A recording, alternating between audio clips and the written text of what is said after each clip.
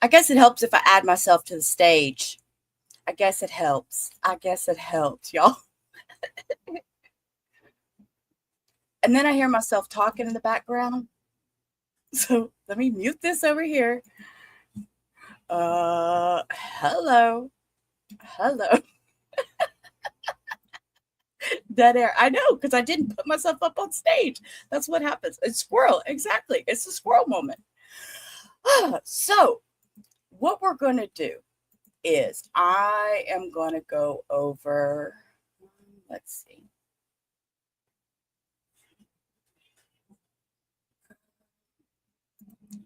Let's see.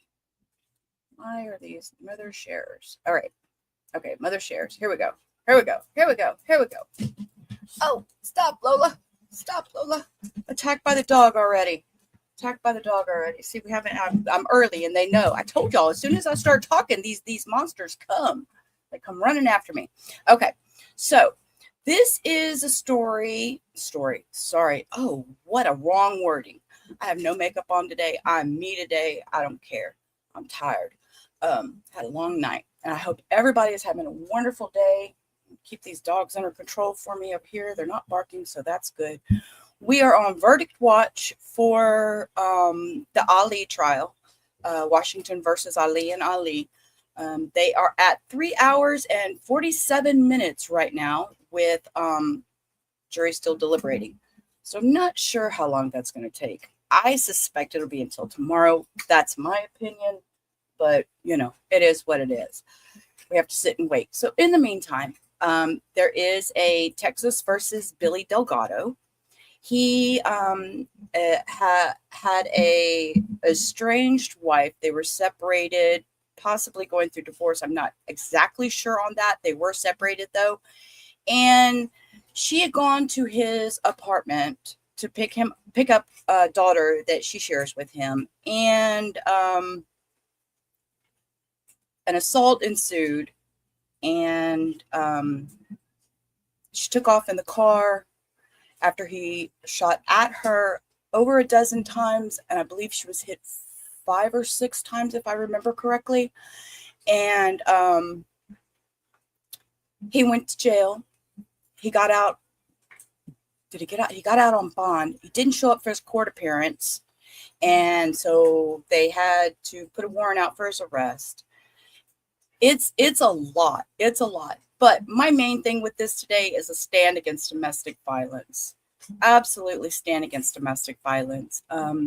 You'll see there's most of my background on my my YouTube thumbnail is purple domestic violence. And I'm all about supporting domestic violence. There is also a GoFundMe. Oh, let me take that banner down. I am so sorry. There's also a GoFundMe for this young lady. She has two or three children. I don't recall right now. There's at least one child. I think there's 2, and she was severely injured, and her mom's rallying for her. And we're gonna watch a couple of news stories real quick, just to get. Yeah, you're right. Sorry about that. I know I'm not sure about the YouTube rules either. But I want to go over a couple of videos that I found that kind of tells a preface to the story, and then we'll go from there. It is 5:31 right now. Today, people around the country are asked to wear the color purple to show support for those who have experienced domestic violence and abuse. Yeah, this morning, we have the story of Erica Torres. She is a local woman who police say was shot by her husband earlier this year. News 4's Tawny Davis spoke with her mom about how Erica has been pushing forward ever since. Tawny, good morning. Good morning. Domestic violence is something no mother wants to see their daughter go through. I sat down with Erica Torres on why it's important to tell her daughter's story. According to her mother, Erica Torres, 31-year-old Erica Torres is a kind and generous woman who loves and is loved by her family. She's very vibrant, very bubbly. She loves to go out, and she has a bunch of friends and very social. very happy person. Torres's life changed once she met Billy Delgado 6 years ago. What began as a loving relationship quickly turned abusive. Although Erica moved to Dallas to be with him and have their first daughter, she was becoming distant with her family, according to her mother. Terrazas wanted to step in, but feared her daughter would push her away. It doesn't sound good, and as a mother, you can only say so much, because then you don't want them. If you go too far, then they're not going to tell you anything anymore. Erica eventually moved back to her home in Laredo, but her husband followed her there to try to work it out. Teresa says it was all fine until the COVID pandemic hit, and Erica mentioned her husband's drinking was getting worse and the abuse was still going on. Eventually, Erica left him, but things took a tragic turn.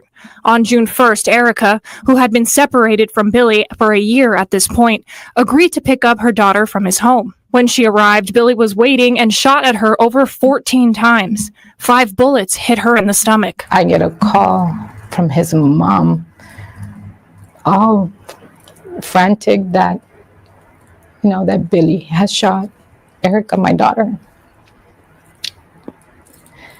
And at the moment, I'm trying to understand it, because it's not a phone call, and it completely throws you off. Erica was immediately taken to the hospital, where doctors worked tirelessly to save her life. Several surgeries later, she made it to the next day. I whispered in her ear and I told her not to forget. Told her, don't forget whose daughter you are, and to fix her crown and to keep on fighting. Erica was eventually transferred to University Hospital in San Antonio for further treatment. She is currently in rehab, still recovering from major injuries. The only way she receives food is through IVs and cannot walk on her own. However, her mother says she does not want this to be the end of her story. Teresa says she wants justice for her daughter and for other women to learn from her situation. We have to show them that they need to be strong. My granddaughters have to see that their mom is strong. They need to see that they need to move forward.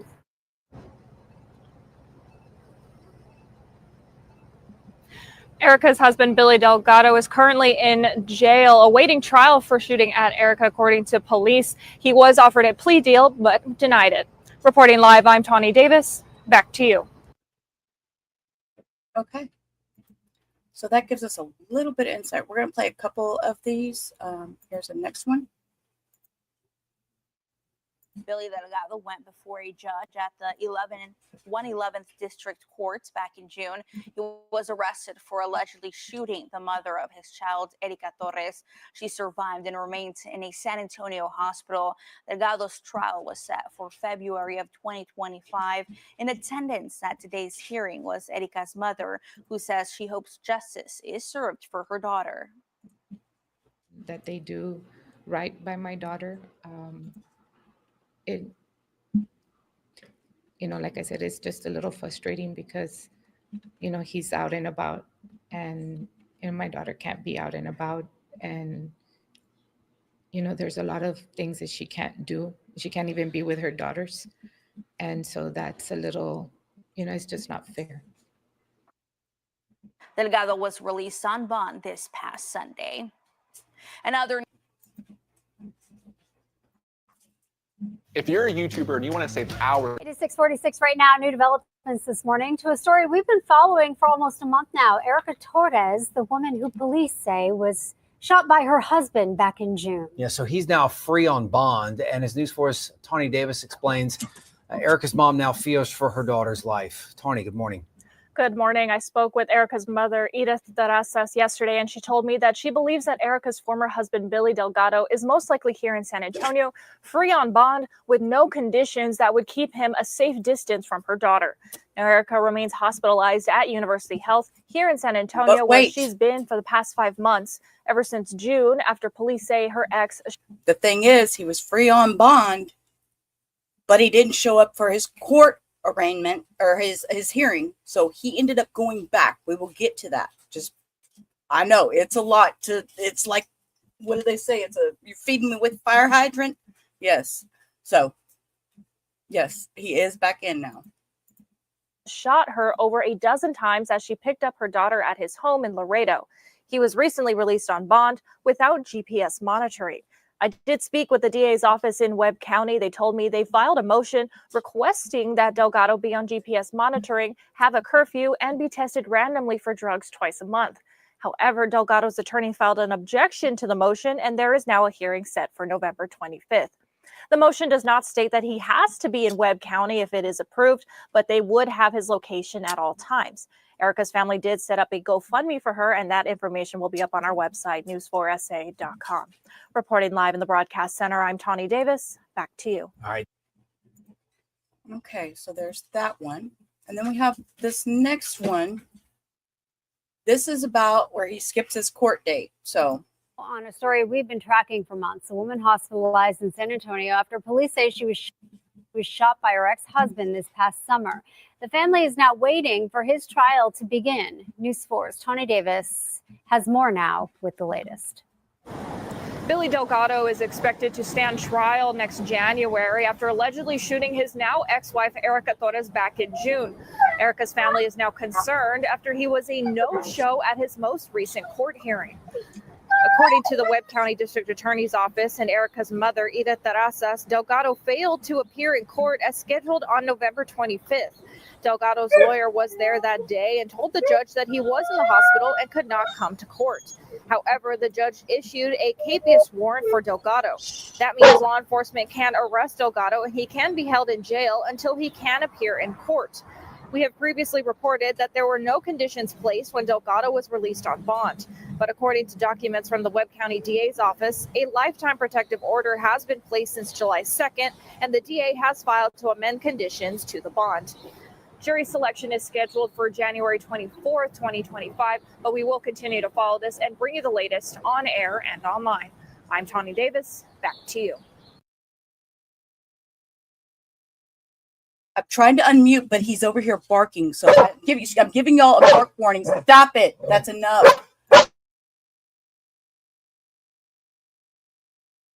The dogs are on my last nerve today.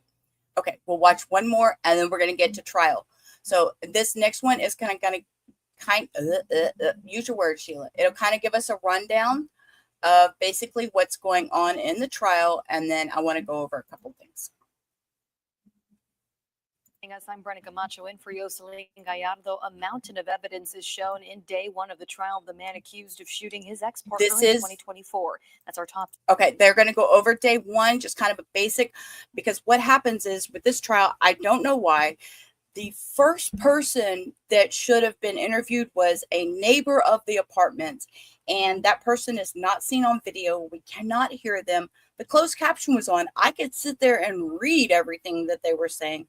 But we're not going to do that. I can't do that. I can't read all that to y'all. I can't sit here and try and read as closed caption to y'all and us get the full effect of trial. So I think this kind of goes down basic information of what happened in trial day one.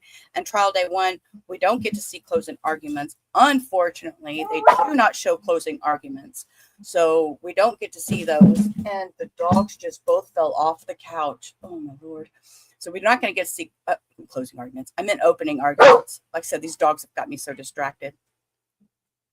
That's great, Iowa. Thank you for being here. And you know, it's if you please, mental health, your own mental health is the best. You know, take care of you first. Take care of you first. So, yeah, this will be hard for a few people. I've watched a little bit of it here and there. So, but they will, they don't show any opening statements. I tried to find more about opening statements, and they don't have it. So, we will start. We're going to watch this and then we'll get into it. Story this evening. It was at that point in time, at that moment, that her life would change forever. From body cam footage to the alleged gun used in the shooting, it was day one in the trial of Billy Delgado. The state telling jurors the victim, Delgado's ex-wife, Erica Torres, is still traumatized by what happened on June 1st, 2024. They were not divorced, they were separated. The first witness to take the stand was a person who lived near where the shots were fired. Later, 2 officers testified on responding to the scene of the crime and detaining Delgado. Body camera footage showed Delgado surrendering to police. where Delgado is heard saying, "I did this for my daughter." The trial continues in the 111th District Court, visiting Judge Sid Harley reciting. Okay. So with that, let's jump over here. We're going to... Okay, the court is a little scratchy at first, but it gets better. So we just have to bear with it and get through the first, like, I think it's about 20-30 minutes. It's a little, you can hear like the air conditioner blowing and stuff, and at least I can. It's a little annoying for me, but I got through it. So we're going to go back, and so we're going to start straight off, and they start with another witness. This is the second witness. So like I said, they don't give us the opening statements. They don't give us the first witness. So here we go. I work at Wendy's. Wendy's? Is that your work? Yes, sir. Okay.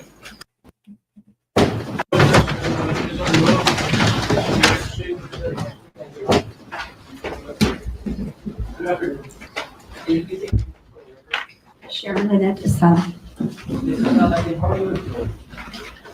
am I employed? I work at Wendy's. I work at Wendy's. Wendy's? Is that your work? Yes, sir. Okay. And do you know that the defendant was case? Yes. Do you know his name? Yes.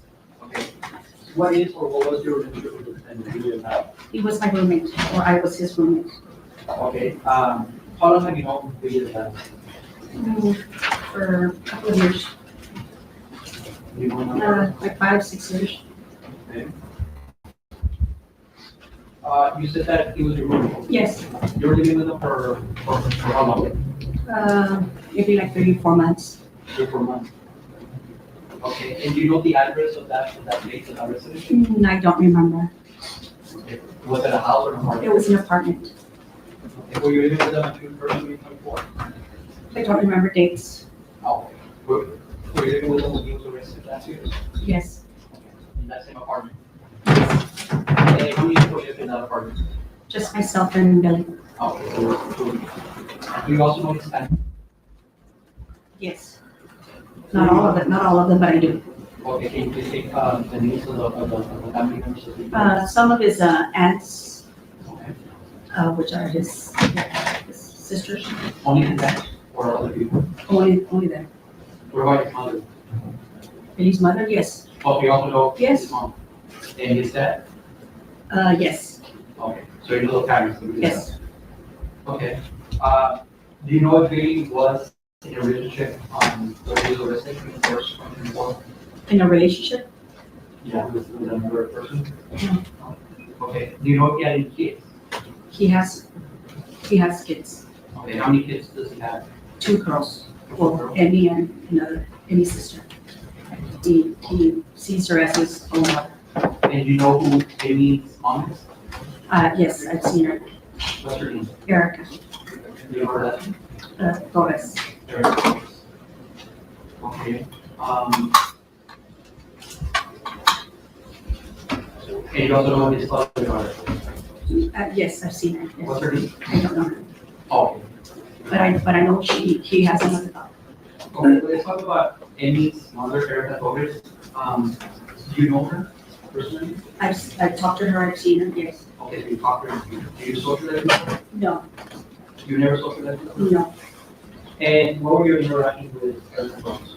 My interactions with Erica Torres, only when she would come to drop off Emmy at times. So Erica was not even with you that when you were apart, she was just trouble. When I was there, no. So do you know what type of relationship they had when you were living with Billy? They were together, they were separated, They were, while I was with Billy, they were separated. and they both share custody of the girl. Can I'm assuming yes. you tell the jury how old Amy was? I think she was 3 or 4. 3 or 4? Okay. So did it take you back to June 1st, 2024, when Billy was arrested? Do you remember that day? Yes. Do you remember the day it was? Was it Monday, Friday, Tuesday? No. Do you remember waking up that day? Okay, did you and Billy share the same bedroom or you had to separate We bedrooms? have 2 separate bedrooms. So it was a 2-bedroom apartment? Yes. Okay. Okay, so on Saturday when you woke up, did you see Billy that day? Yes. Okay, the first time you saw him Saturday, on June 1st, on that morning, what was he doing? He was making pancakes for Emmy.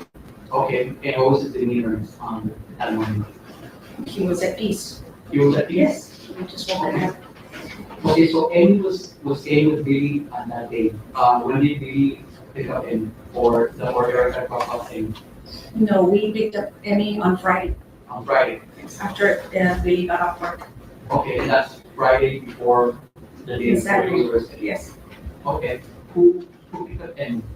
I think we did. I remember, I think we did. We picked her up and then we went to, Target to get her, like, she wanted toys, we got her toys in a board game.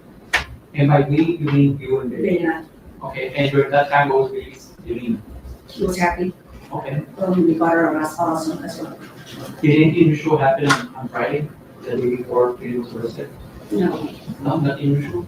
Okay, and then you testified that on Saturday you woke up and he was making pancakes for the meeting, he was at peace. yes. Okay, and what happened next after he was making pancakes? He made pancakes and then, I went and, he was in and out with the meat plane. Yeah, and then And when he was staying with Amy that morning or that day, he was spoken to he was at peace. peace? Okay, and then what happened? And then, I went into my bedroom and I had gone to do the laundry. I came back and we were there in my bedroom. And, we were just playing around with Debbie, just, So what about, just, I was cleaning and everybody was with Debbie, just playing with them. Okay, and what was it, and you testified the meter when you were staying with Amy was at peace? Yeah, Okay, during what time was that for this? maybe already 12-ish, 1-ish. Okay, about noon? Yes, Okay.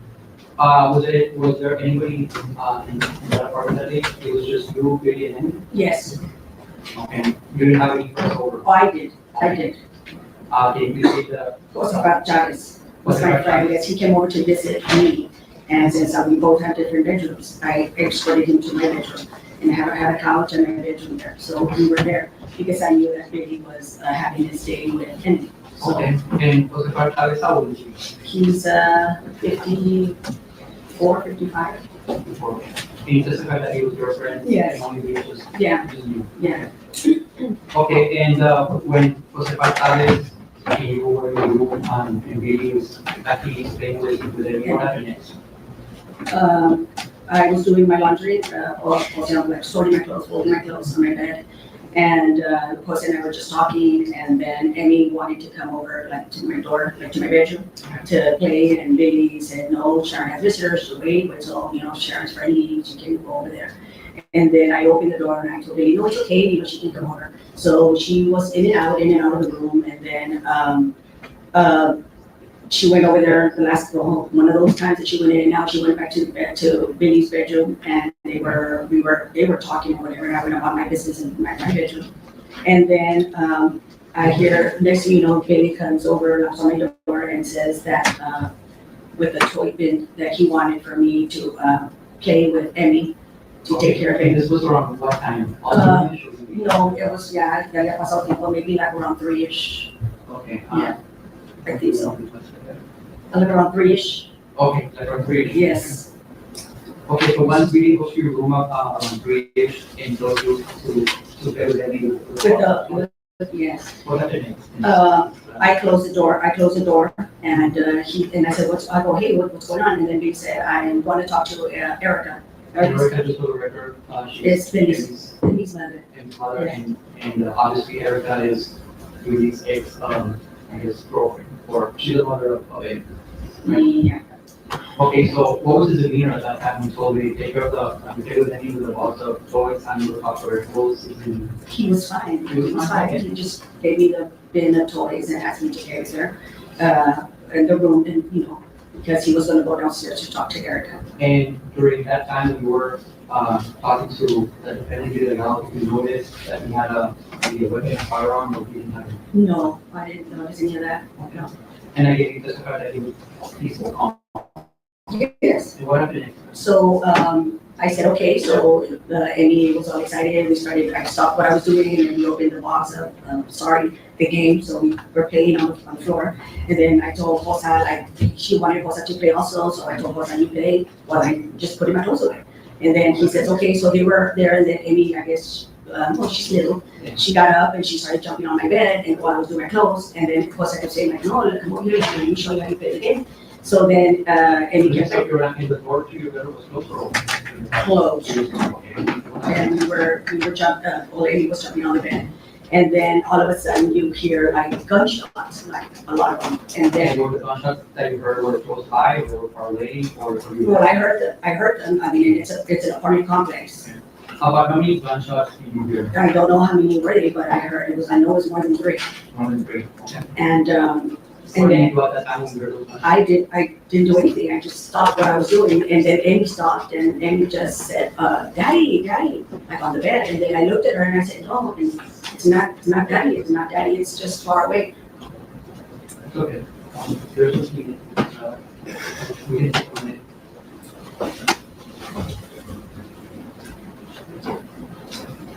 And this is our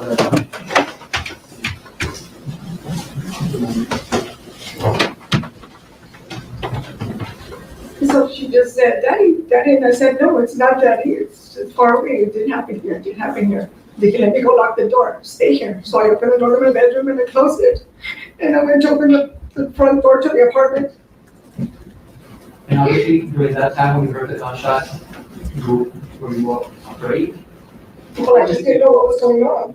But I heard the gunshots and I just wanted to see what happened. Yeah. So I opened the front door to the apartment and I saw that's when I looked down and I saw all these cops. And really, they had Billy in the back of a car. And you also testified that when you heard the gunshots, you wanted to lock the door. What door? Your bedroom door or the apartment door? My bedroom door, because Amy wanted to open my bedroom door. And I said, no, it's not here. They can stay here. And during that time, you didn't know what was going on. You just heard. No. Yeah. Now when I opened the front door to go check, that's when I saw everything, but I caught the cop cars everywhere. When you opened the front door to check the door, house, you know, to the outside, where was Amy and was Oh, the bath in my bedroom. Okay, so I didn't say Yes. in your bed. Yes. Okay, so once you opened the door and you saw a lot of officers there and you leave, what happened next? Or what did you do? I looked out from the apartment complex and I asked Billy, what happened? And then he just said on the bottom.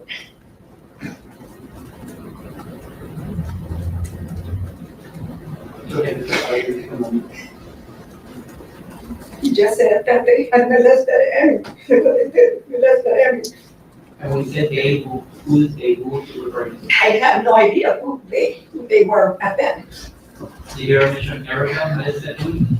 What? Did you ever mention Erica molested him? No, Okay, so he never said Erica. no. Okay. And I just said, what? But then the cop put Billy in the car and closed the door. So the window was like a little low. But Really, and yes, I know this is emotional, you testified that you've been married for 5 to 7 years. yes, What type of relationship do you have with this and using that? he's my friend. He gave me, I was homeless and he gave me a place to live. He fed me when I didn't have anything.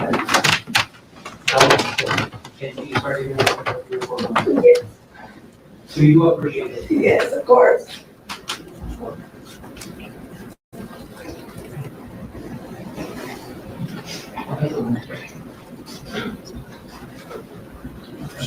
Thank you. Sheriff, my name is Oscar Reagan. I represent Billy Delgado. I believe you and I spoke on the phone before. Okay, you said you've known Billy for 4 or 5 years, is that right? Because you were homeless, Billy took you in, so you got a place to stay. Why is he not standing? You did not witness the shooting, right? No, You were in your apartment along with him. yes, Okay, so there was testimony in court, where they were trying to take away Mr. Delgado's rights to see his child. Somebody said that the child was down there and saw the shooting. That would be false, correct? yes, Okay, so somebody used that information to yes, get a Because lifetime protective order against him and his child. That would be false. yes.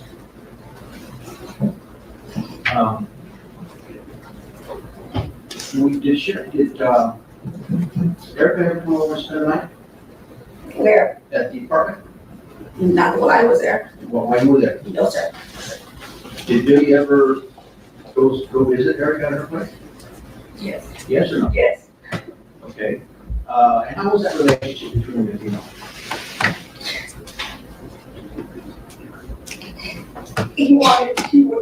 They would ask Billy to go over there, be with them. Erica would call and tell Billy or ask Billy to go visit her and the kids. Did you hear those conversations or you just know? I was there. I would even tell Billy to try to make his marriage work. And I would even lend Billy my car so that he could go to the Mines Road to go visit and stay with his daughter. Sometimes I needed the car to go to work, so I would drop him off for Erica and would come pick him up. Only to find out that they would argue with, I don't know, like what, an hour max, and then she would.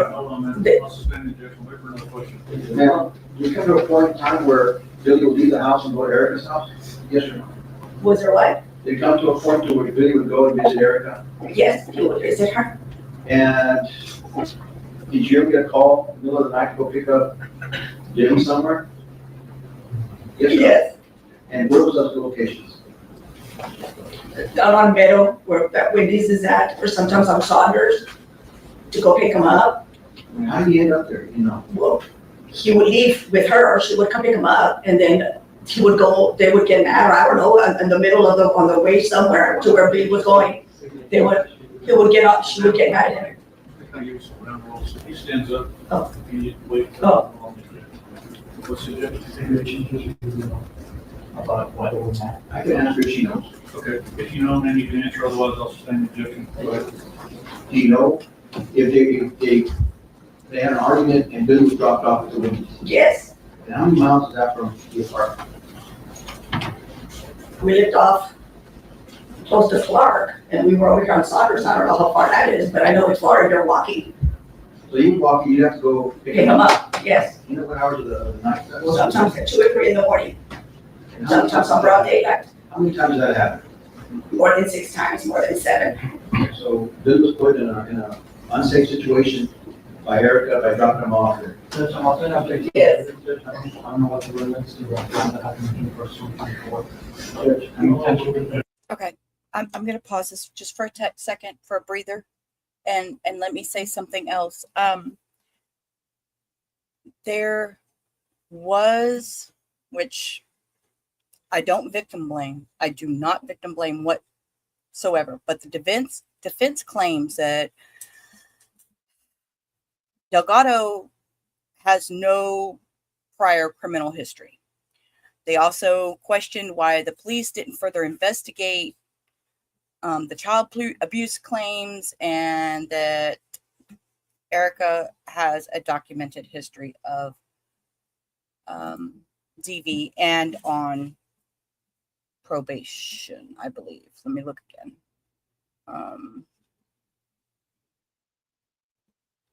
Let me look again. I think she says, and is currently on probation. It doesn't say what she's on probation for. Hey, baby, how are you, Hannah? Okay, share it so we can all look. But so I think this might be hard because there may be quite a bit of victim blaming, and I'm not going to like that. So I may bust in a few extra times, but that's, yeah, where this is going. And it's gross. You can answer. Go ahead, you can answer. Answer what? In court order, the question, Judge. Could you read it back, please? Billy was put in an unsafe situation by Erica by dropping him off. So how to affect residents? I don't know what the residents. Over those men.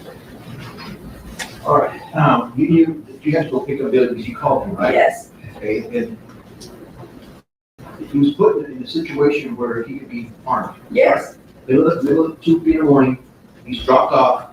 Whatever happened between them, you don't know if you weren't there, right? Exactly. Okay, but still, Erica didn't take the time to go drop him off. Yes. Exactly. And you knowing all this, the toxic relationship that's going on, what's your encouragement to Billy? To separate or to stay together? I still told him to try to work it out, that I would help him. Just try, because he wanted to. Although all this was happening to him, he still wanted to. He wanted to make a family. He tried. If a gentleman takes you out on a date and then you argue with him, and then at 2 in.the morning he drops you off miles away from your house, and he doesn't care what happens to you, I mean, are you gonna go back on a date with him? But the thing is this was on my behalf. You're saying the scenario that I'm not going to go out on a date. Billy wasn't a date. Billy is a family. They have kids. It's a family. So this is why I told him to continue to try to make it work. So you saw him endure several of these moments where you had to go pick him up, right? Yes. And your encouragement was, despite all that treatment, that the way he was treated by her, you say, still stay with it and try to make it. Try, because he wanted to. Because Billy wanted to. Billy wanted to try.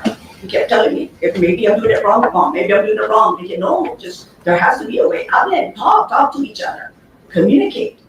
Okay. He tried. He tried because of his daughter, right?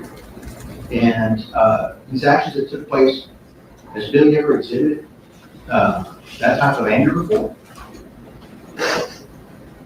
No. That's not a reflection of his character, correct? No, I mean, it would be it's more, not.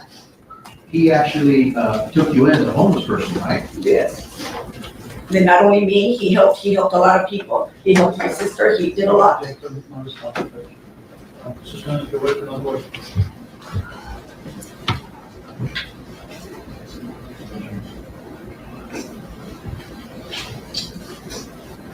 That's all we have. I've got a question, Judge. This is that you testified to the end also with Mr. Red that you were homeless and that you did that. Can you tell the jury why you were homeless? Because I didn't have anywhere to live, because I wasn't working. They had cut my child support because my daughter was already of age, and I had to leave the apartment.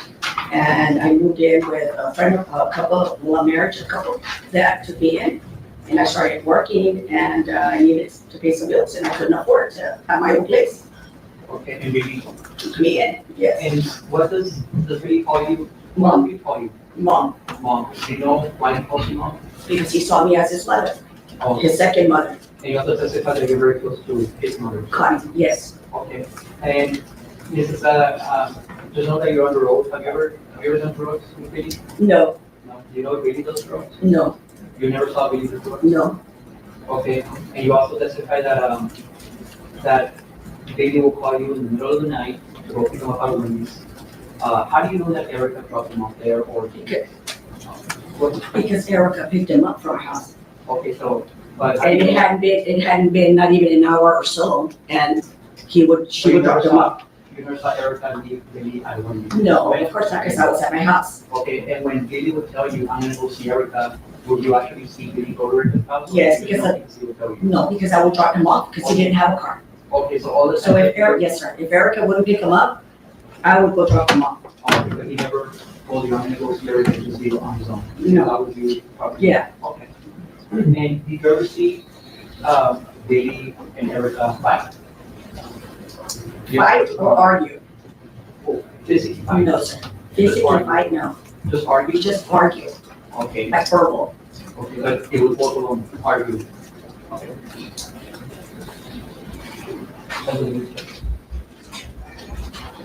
No further questions, Judge. And go. So we call. All right, ma'am, you have that excuse, Councilor recall. Thank you very much. And sit down.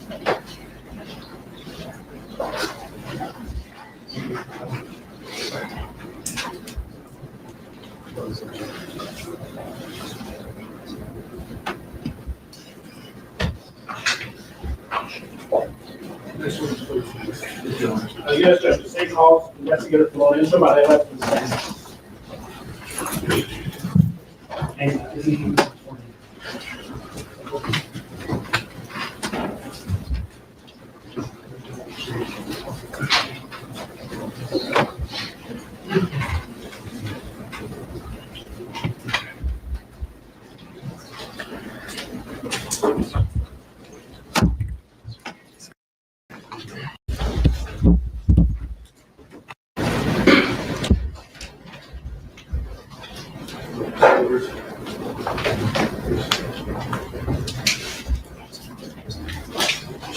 Please, your name for me, please.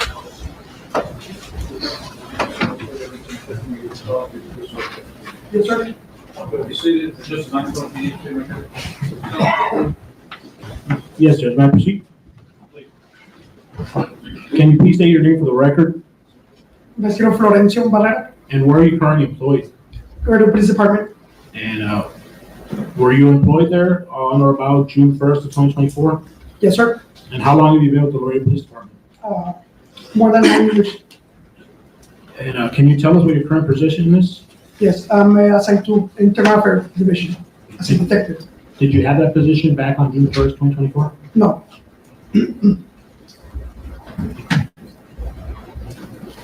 On June 1st, 2024, were you called upon to execute your duties as a law enforcement officer? Yes, sir. Are you familiar with the case at hand? Yes, sir. How are you familiar with it? I assisted on that investigation. How did you assist in the investigation? I responded to the crime scene. Did you collect any evidence? Yes, I collected videos from across the apartment complex. Okay. At this time, Judge, the state would like to play State's Exhibit 4, which has already been pre-admitted into evidence. Permission to file the exhibit. Yes, that's it.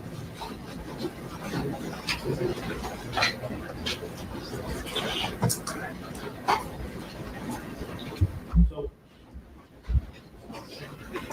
what's on the screen? Is that one of the videos that you said you collected? You testified to? Yes, sir.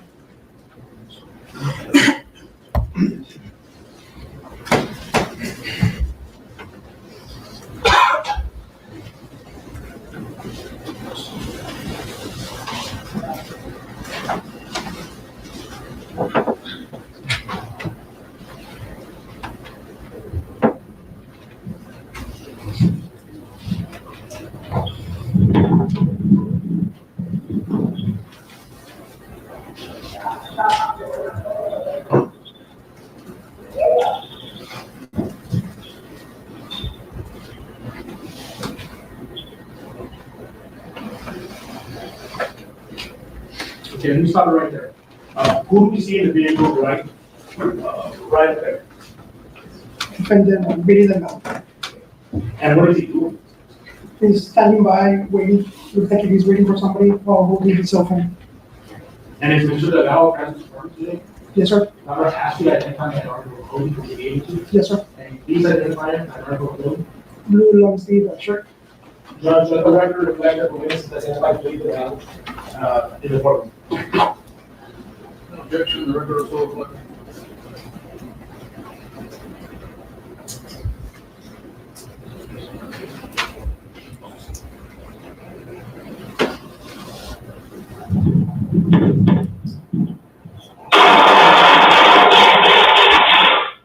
So, at the 442 mark of the video, what vehicle do we see pull up? It's a green Kia Soul. And during the course of the investigation, did you uncover who was the driver of that Kia Soul? The victim, Erica Torres.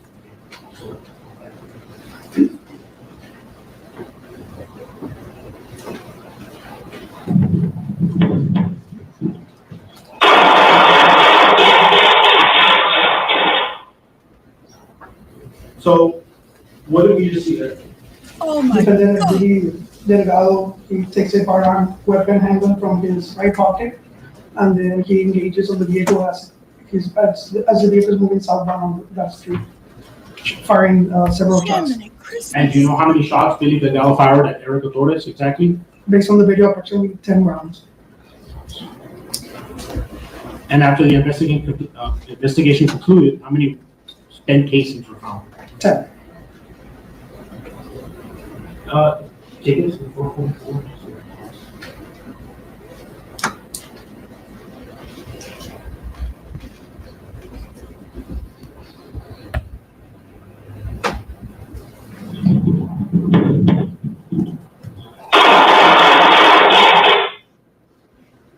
So, at the 440-minute mark, how far would you say Billy Delgado is from Erica Torres?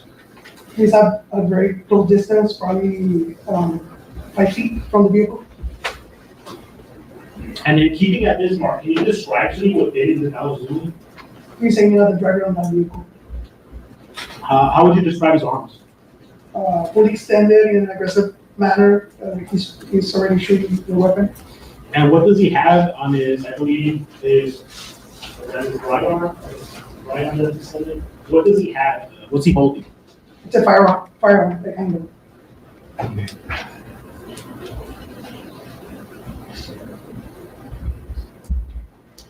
And then, Judge, now I'm going to go ahead and play what's been presented into evidence as Case Exhibit 5.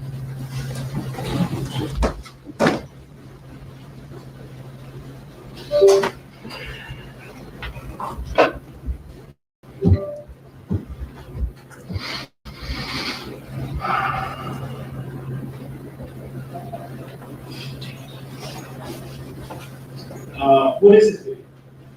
It's a video from the same residence in a different angle. I see southbound. Okay, and did you collect this video? Yes, sir.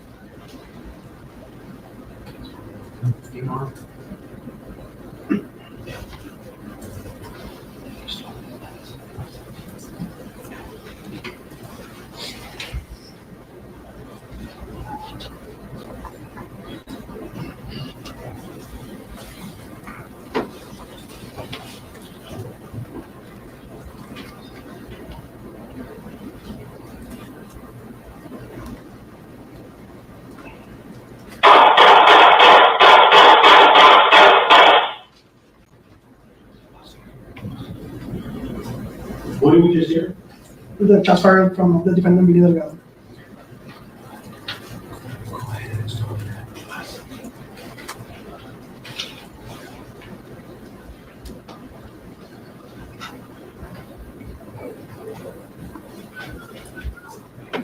So, what do we do? What do we just see Erica Torres driving the UPS do? The vehicle moved to the side, slowing down almost at a complete stop. The shots fired hit the vehicle. And then we see Billy Delgado walking towards the vehicle, putting his hand in his left pocket and holding the firearm on the other hand.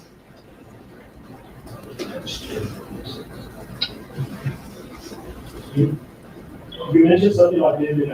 Wait, I don't know what he said he put in his other pocket. I got to rewind that just a sec because he said he put something in his pocket. And the firearm on the other hand.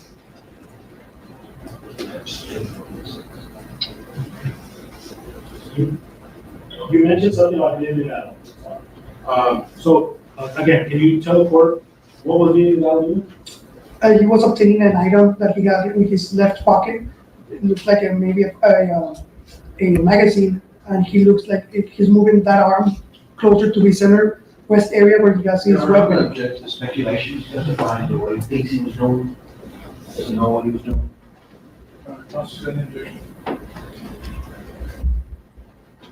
Without going into too much detail, what was he doing? What was Billy Delgado doing? Not going into all that. He got an item from his left pocket and holding it in his left hand. Okay. And afterwards, what did Erica Torres do? She kept driving slowly down the street.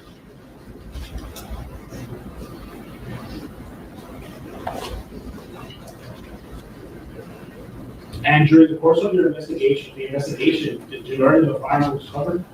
Yes, sir. Was anything else recovered from the firearm? 2 loaded magazines.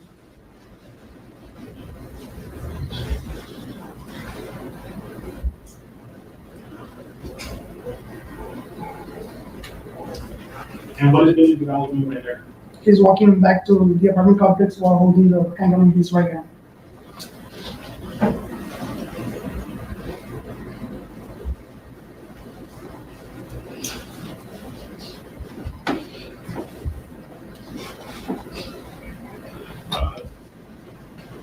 Do you know what happened to Erica after she died? She was involved in an accident with the vehicle. Pass a witness.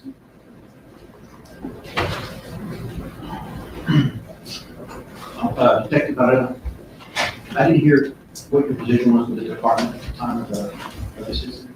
I was assigned to the Crimes Against Persons Division, CAPERS, Homicide and Robbery Division.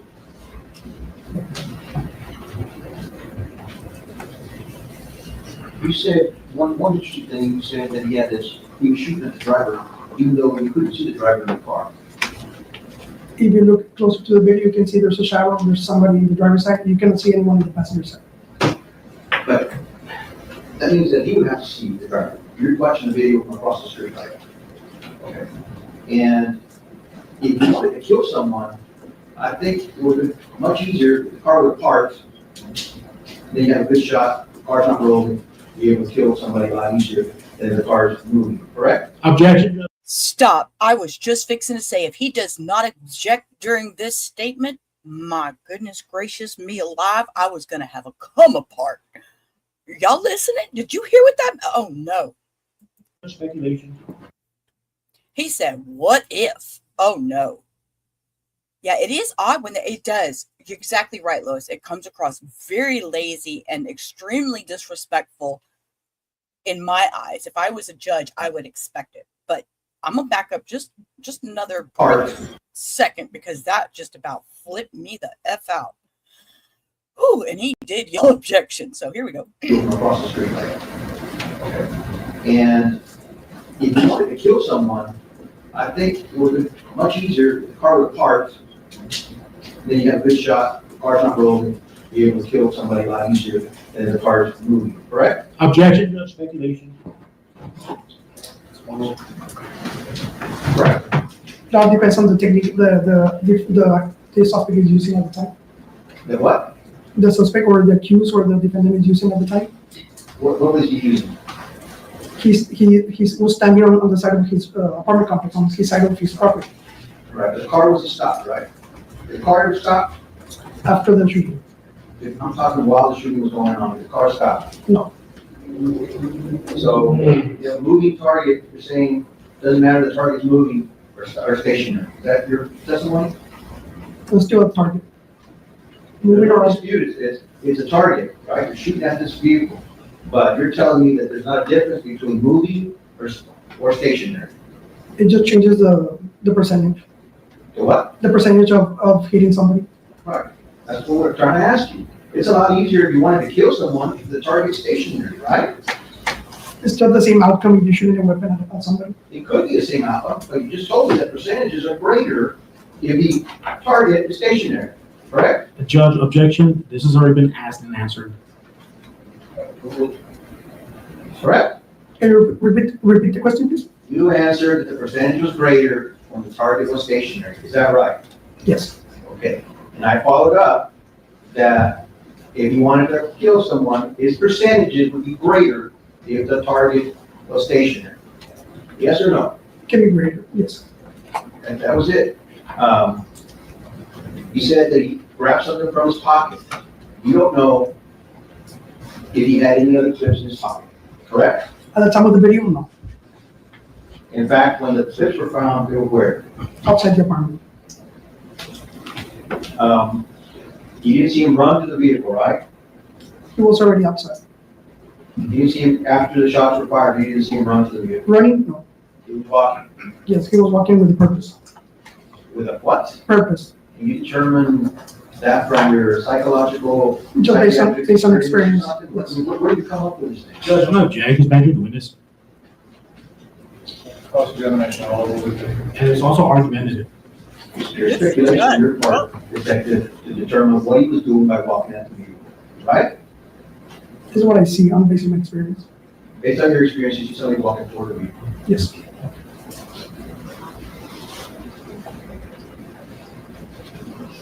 We don't victim blame, and that's going to be my.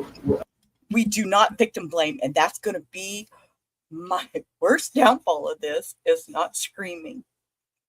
It's going to be my worst downfall, y'all. I'm sorry. There's going to be a lot of interruptions because this is going to be a rough one. Drove off. Did you go to the crash site? No.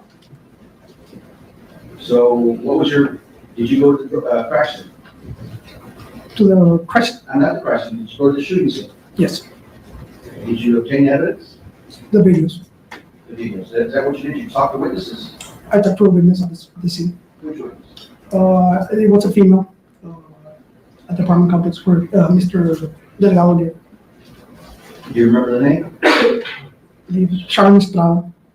Any other witnesses that you spoke with? Just the owner of the residence where the video was obtained. Pass the witness.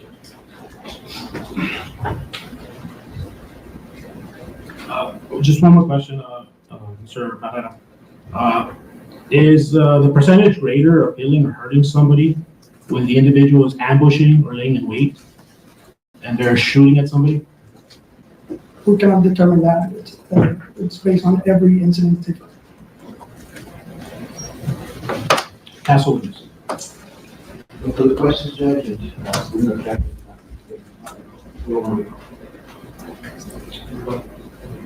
No rebuttal. You're excused on something.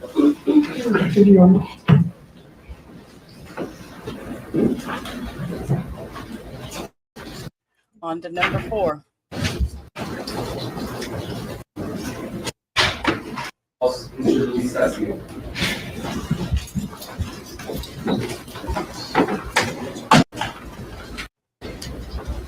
We're jumping because I'm fast forwarding to get to the next witness. Because we're going to jump into day 2. Yes, Your Honor.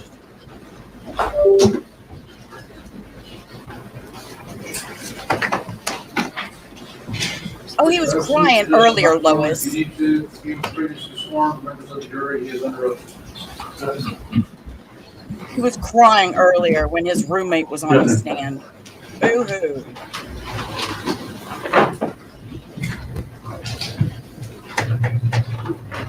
But I will say this is a lot of controversy, Lois, because I don't know if you heard me earlier or not. But yes, but she is on probation for hang on. It doesn't exactly say what she's on. It says has a documented history of violence and currently on probation is what it says. Paula, look at you, a half a year, 6 months. I know, 6 months. Isn't that amazing? That is so amazing. And I appreciate you being here every day when you can. That's awesome. And everything you do. We love you, Paula. But to revert back to this, yeah, with her having previous incidents and on probation, there's going to be a lot of victim blaming. And I don't like it. I mean, we have our past and history, so we'll just have to see. Look, everybody. Yay, Paula. All right. May I proceed, Your Honor? Officer Castillo, please state your full name for the record. Okay, look, y'all. Look, 6 months, 6 months. Y'all, this is awesome. And you know what? I'm gonna tell y'all something. Y'all, next week will be my 1 month anniversary for taking over the channel. Yo, I got triplets in here. Look at this, guys. I got triplets. Oh, wait, you know what? Just for giggles, I think I have a 6 month one too. I'll have to look. We'll get back to trial and I'm going to look up mine. Okay, and where are you currently employed?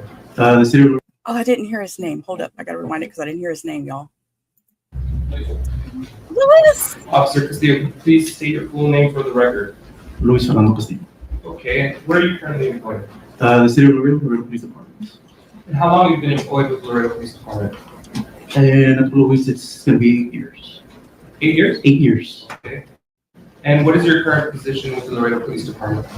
I work, I'm an officer, but I work for the compliance response team and vice. Okay. And are you familiar with the case at hand? Yes, sir. How are you familiar with the case at hand? I wrote up on it that day. Okay, so you wrote up on it that day. So, and that was June 1st, 2024? That's correct. Were you working that day? No, sir, I was not. What were you doing that day? I was actually heading home after running some errands with my family. Okay, and where were you?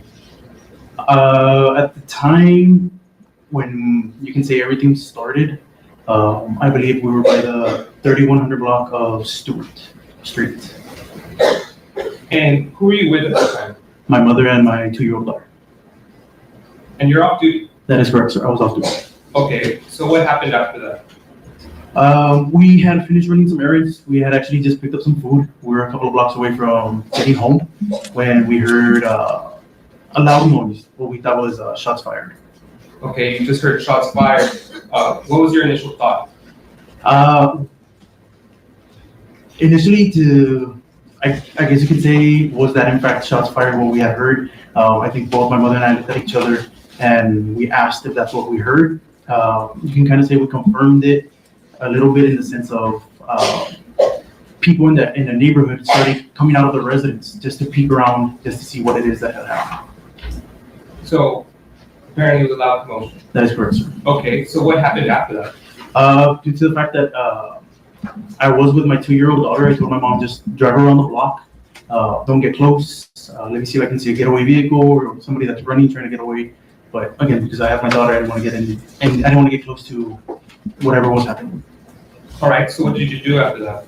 My mother continued driving. Eventually, she hit Clark Boulevard and proceeded to drive westbound. Okay. What did you discover once you drove westbound? Once we got to the intersection of Clark and Arkansas, we saw a 3-vehicle accident.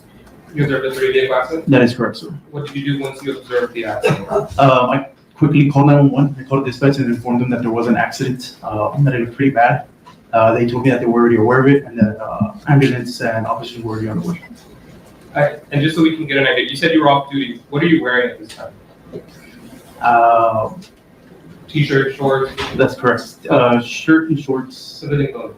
That's correct. Okay. Permission to approach that? Thank you. I'm going to show you what's been marked previously as State Exhibit 24 through 33. Please review these photos.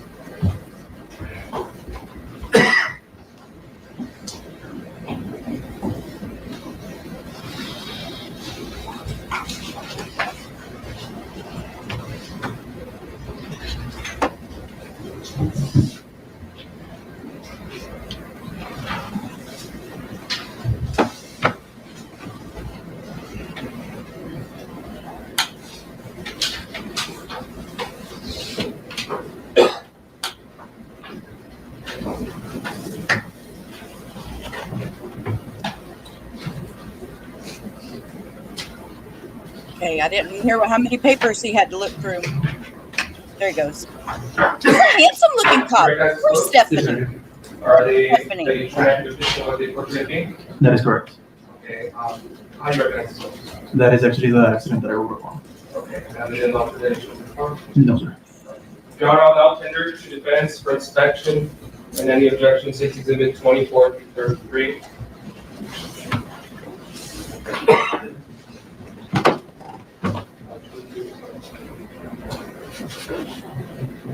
He's got nice eyebrows. Yeah, I was just gonna say, Lois. Yes. His little shaved sides, his little, I mean, just perfect. And he's got little redness in his cheeks, beautiful complexion. He's such a cutie. Perfect little lips. What a cute guy. They are. His eyebrows, they're like. This time, Your Honor, they will move to enter State Exhibit 24 through 33. Permission to publish on the only, Your Honor? Thank you. Now, Officer Castillo, you said you approached and you rode up on an accident? That is correct, sir. Okay. I'm going to show you what's been marked as State's Exhibit 30. Okay. Can you tell us what we're looking at here at State's Exhibit 30? It appears to be a 3-vehicle accident. No. Heavy damage on the vehicles. At that point, you can say the one in the far back facing northbound, while the other 2 are kind of facing westbound. Okay. What did you do once you got to the scene? Once I got to the scene, I got off. I informed the people that were standing around that I was an off-duty officer again. I wasn't wearing a uniform, no badge, no gun. So I informed them that I was an off-duty officer.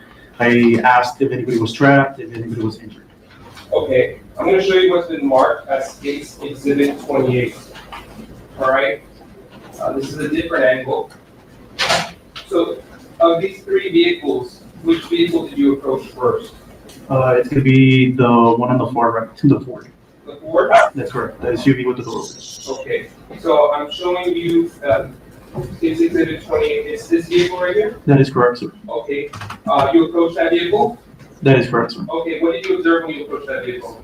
A female. She was inside. She was on the front passenger seat. I was able to open the door, and she was hysterical. She was in a lot of pain.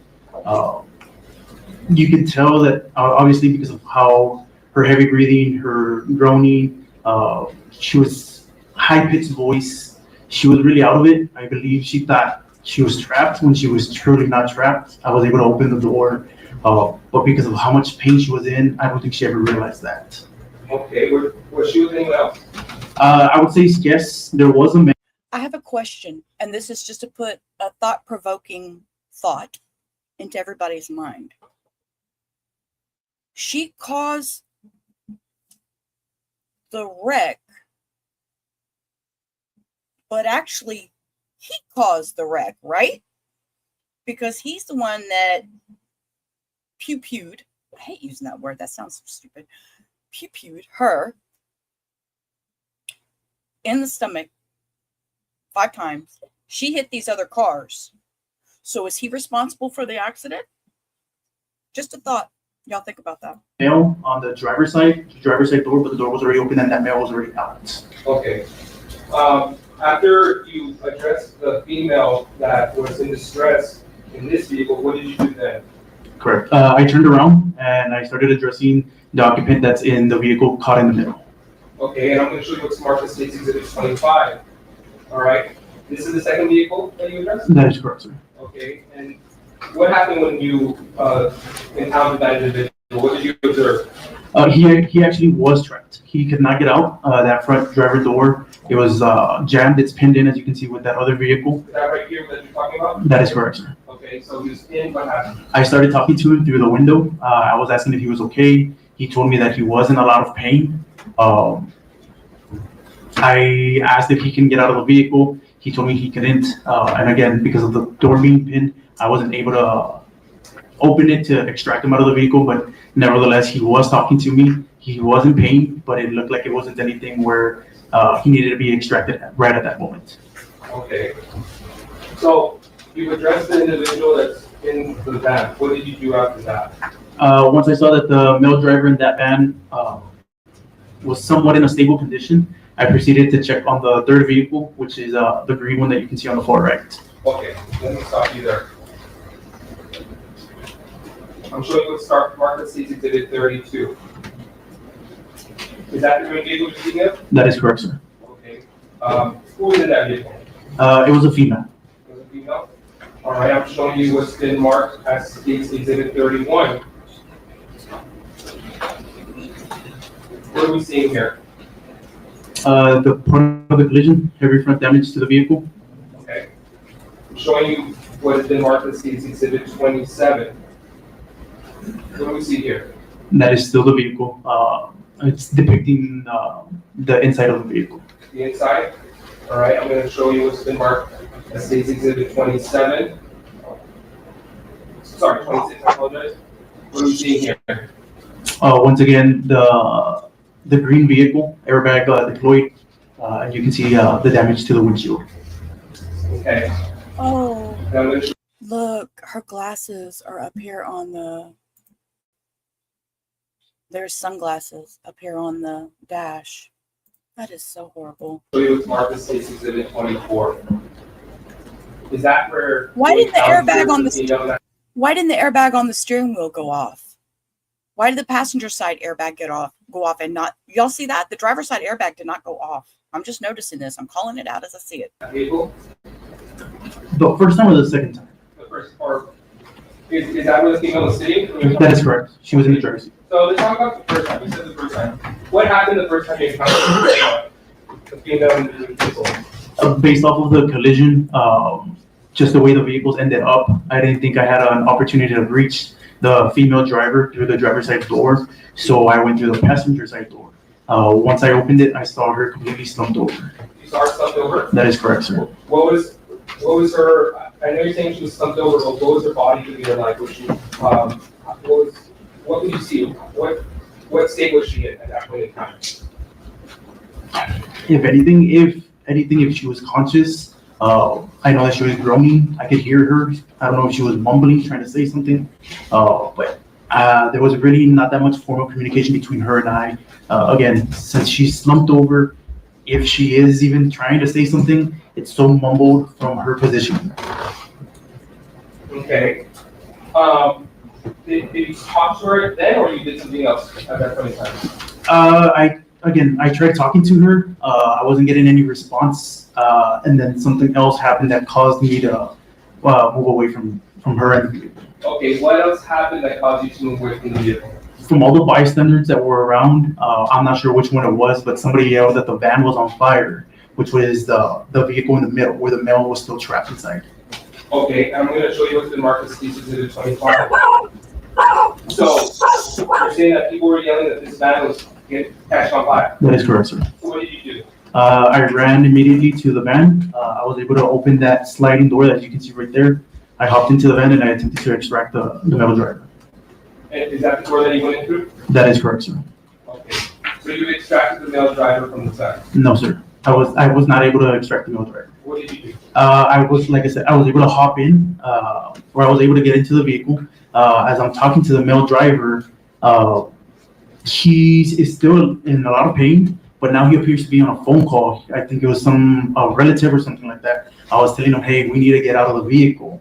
But again, he was telling me, no, my arm hurts. He was just on the phone, divided attention between myself and whoever was on the other side of the line. So I was not able to extract them. The vehicle actually was not on fire. It was just all the smoke that was being produced from all three vehicles that was right there. But I'm assuming that's exactly why people started getting the vehicles on fire, because there was a good amount of smoke. Okay. What did you do after that? Once I basically got a rejection from the male that he didn't want to get extracted, I decided to go back to the female in the green Kia. Green Kia? That is correct, sir. Okay, so, Marcus Case Exhibit 24. So, you're talking to the female and so you went back to the green Kia. That is correct, sir. You said previously she was slugged over. That is correct, sir. Okay, now you're coming back the second time. That is correct, sir. Okay, what happened when you went back the second time? The second time I attempted to force open that driver's side door, as you can see there. I was successful. I was able to open it up. She was still slumped over. I couldn't see her face. All her hair was basically covering it from how she was slumped over. I'm assuming from the velocity of the impact, everything just basically came forward, and I couldn't get a clear description or a clear view of her face. Okay, and what happened after that? Did you try talking to her? How did you interact with her? That's correct. I did try talking to her. I was trying to get the hair out of her face, try to see if she was conscious, if she was awake, or anything like that. I still had to be dealing with the bystanders that were there. They were all yelling at me, leave her alone, don't do anything, she's hurt. I had to inform them again that I was an off-duty officer, and I was trying my best to assist. At that point, I was telling her to try to control her breathing if she was able to hear me. And that's another thing. I was asking if she can actually hear me, just to see if she was conscious or not. Okay. And how did she look physically? At the time being, again, she was slumped over. She was bleeding a little bit from the arms. It looked like probably from the cuts from the collision. It wasn't major, nothing like blood running down, but you can see several cuts on her arms, possibly from the glass once the collision happened. Okay. Did you, at any point in time, did you see any other injuries or discover any injuries on her? Yes, I did. When was that? She appeared to get some type of adrenaline rush because she actually was able to sit up. She was yelling. She was very frantic. She was in pain. And as she sat up, and I'm sorry, I'm gonna demonstrate. Yes. But she was slumped over, and as she sits back, she's wearing a green dress. I'm sorry, and I can see all the stains from like blood clots, large blood stains on her dress. And when you saw these large stains of blood on her, where were those stains of blood located? Kind of like in her lower abdomen basically her lower abdomen. I couldn't tell how far it was running because of the dress that she was wearing. Okay, and what were you thinking at that point in time when you saw this blood? I was actually scared. It was so much blood, and because of the collision and where the blood was coming from, I thought she was pregnant and that she might have been losing the baby at the time because of the collision. Just the amount of blood that was coming out and the area that it was coming out, I really thought that she could have been possibly losing a baby. Okay. So now, you mentioned that she got some This is form of hard. adrenaline, and then she started speaking with you. That is correct, sir. What did she tell you? At first, when she got that adrenaline rush, when she was kind of able to get regain her consciousness, she told me that she was in a lot of pain. She was yelling that everything hurt. She was yelling that everything hurt? That everything hurt. That is correct, sir. Okay, what else did she tell you? We had, I guess, very small conversation because unfortunately she kept passing out. She was going in and out of consciousness. So after she had told me that everything hurt, I was asking her, where does it hurt? And she said, everywhere. He shot me everywhere. Please don't let him take my kids. He shot me everywhere. She said, he shot me everywhere. Please don't let me take my kids. That is correct. I'm sorry. Did she tell you who shot her? She passed out again. Okay. And did you ever talk to her after that? She regained consciousness again. When she was able to regain that consciousness, I had to confirm that I did in fact hear that she was shot. When she told me, yes, I was shot. Did you ever ask her her name? I did not ask her for her name. Okay. But you're certain that there was a female sitting in the screen case? That is correct. Okay. Now,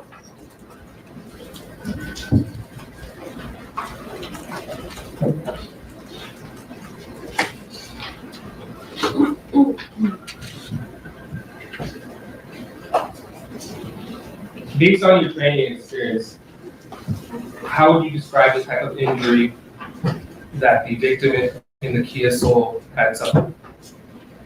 Throughout my years of service,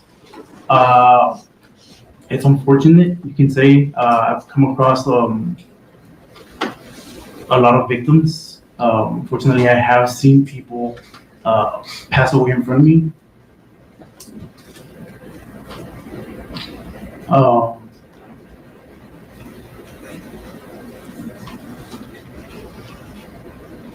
In regards to this victim, I really thought that she was gonna die on me. I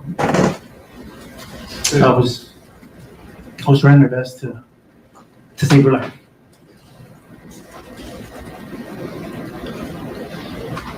Pass away, Mr. Allen. Officer Castillo. Yes, sir. You've been in more car accidents than I have, but just, maybe it's not important. But why did the passenger airbag deploy not the driver's side? It could be multiple things, sir, such as if it's a sold used vehicle. Sometimes they're already in accidents that the airbag is possibly removed, not reinstalled. Like a salvage time, there's no airbag usually, right? It could be that. That could be the situation. As you see, we're talking about that green car, right? That is correct, sir. The driver's side airbag didn't deploy, right? That is correct, sir. And that's a pretty serious collision between the two vehicles. That is correct, sir. Okay, so unfortunately, the driver of the new vehicle didn't have the protection of the airbag, right? That's what it appears to have. So, but I can see the steering wheel right from the front. The steering wheel was not damaged, but I can see that there was no airbag, right? Correct. Okay, so when you try and could have been impacted, as if they went forward, you said the body was slumped over, and everything went forward. So I assume that the body went forward during the collision. Is that what you're saying? It could have, yes, it could have gone forward during the collision. That's all we have to. Brief redirect, Your Honor.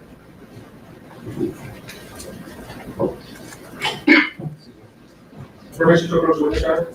Yes, sir. Officer Castillo, I'm showing you a layout of the area. Okay. Now, you're saying that you respond, and I'm using this for demonstrative purposes. Is this a correct reflection of the area that the crash was facing? That is correct, sir. Okay. Now, I'm going to ask you if you could please circle on this map where the crash, where you found the crash.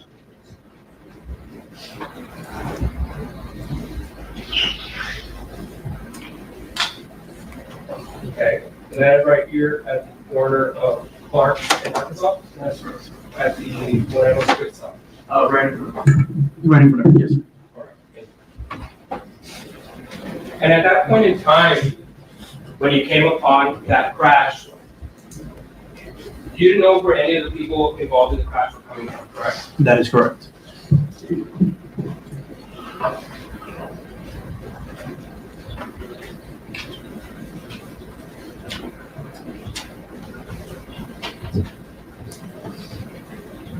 Do you know where the victim went after the crash, the victim of the Green Key assault?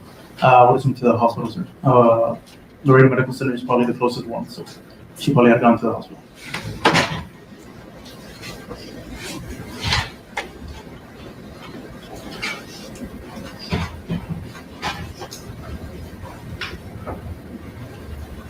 Nothing, pass this, sir. Officer, did you do anything else in regards to this case? On scene, I did my best to render aid. Okay, but you didn't process any evidence or anything like that? No, nothing having to do with You it. didn't participate in the crime scene investigation, anything like that? If anything, as far as crime scene, maybe just crowd control. Once again, I wasn't in uniform. So as soon as additional officers started showing up on scene, I let them take over. Were you required to produce a report from this incident? I completed a supplement based off of the facts of what she had told me. Yeah, that was the most important thing, I guess, in this case, was what she told me. Her life, depending on how you're asking that question, I think her life was the most important part. After the fact, it's my duty, which is to provide a supplement.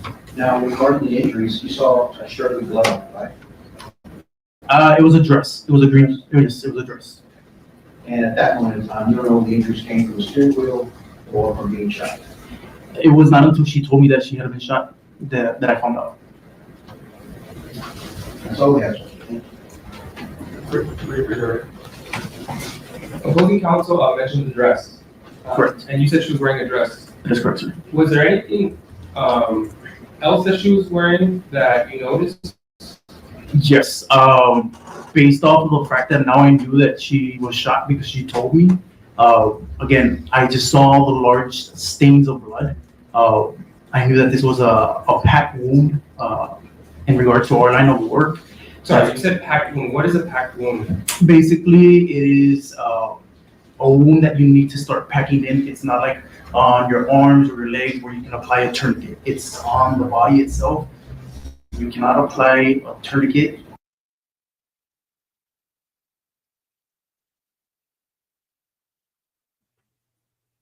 Hello? Hey, Court TV, what just happened?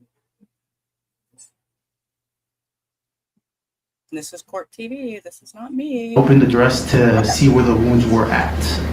What did you find when you opened up the dress? Again, I wasn't on duty. I had to ask a bystander if anybody had a knife. There was somebody there that said, I have a knife. They gave me the knife. The dress was so tight. I had to be very careful when I was cutting it down the middle because I didn't want to cut her. I didn't want to poke her. Eventually, I was successful. I was able to rip the dress right down the middle, and towards her stomach, the abdomen area, she was wearing what appeared to be like a waist trainer or a faja. Faja. A girdle. Thank you. Sorry, we have. And I'm sorry, yeah. No, that's fine. So she was wearing a type of girdle. Oh, girdle, yes, correct. Okay. And do you think that girdle was significant? Absolutely. I think that girdle assisted in saving her life from how tight it was. The girdle, I didn't attempt to cut it just because of the fact that, the dress was already so tight. I had to be so careful in ripping it down, that the girdle was going to be so much harder because it's basically elastic. I have to pull. Stop and think about that, y'all. That is amazing. Exactly, Cindy. A girdle. A girdle. She had on a girdle and it kept the pressure on her stomach. That possibly saved this woman's life. Oh my goodness. I'm amazed. Put it and then start, kind of dissecting, slicing it right down the middle. But again, the girdle appeared to be applying so much pressure that it was possibly saving her life, and I decided not to cut it open. Okay. How did the girdle look? Black in color. Black in color? That's correct. How did it appear because of the injuries? Due to the fact that it's black, when it's based off of like liquid or the blood, the color kind of gets shiny compared to everything else. So you can kind of say the top of the girdle was just black, but everything else that was soaked in blood was kind of like shiny. You can see that this area is actually soaked in some type of liquid, which in this case would have been the blood.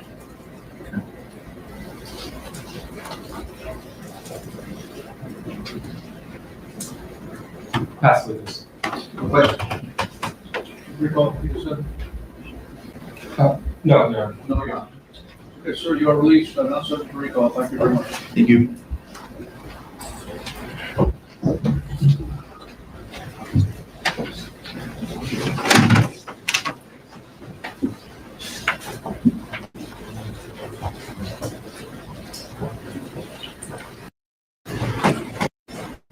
Yes, sir. This kind of same call, Adrian Rodriguez.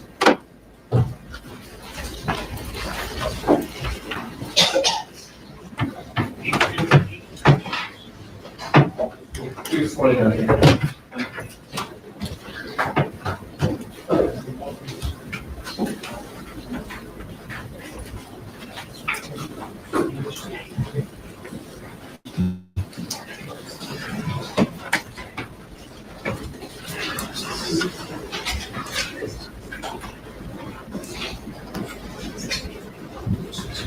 You should have seen the witness stand out here, please. Just the microphone, and something before you. He has been sworn, ladies and gentlemen, so here's the road.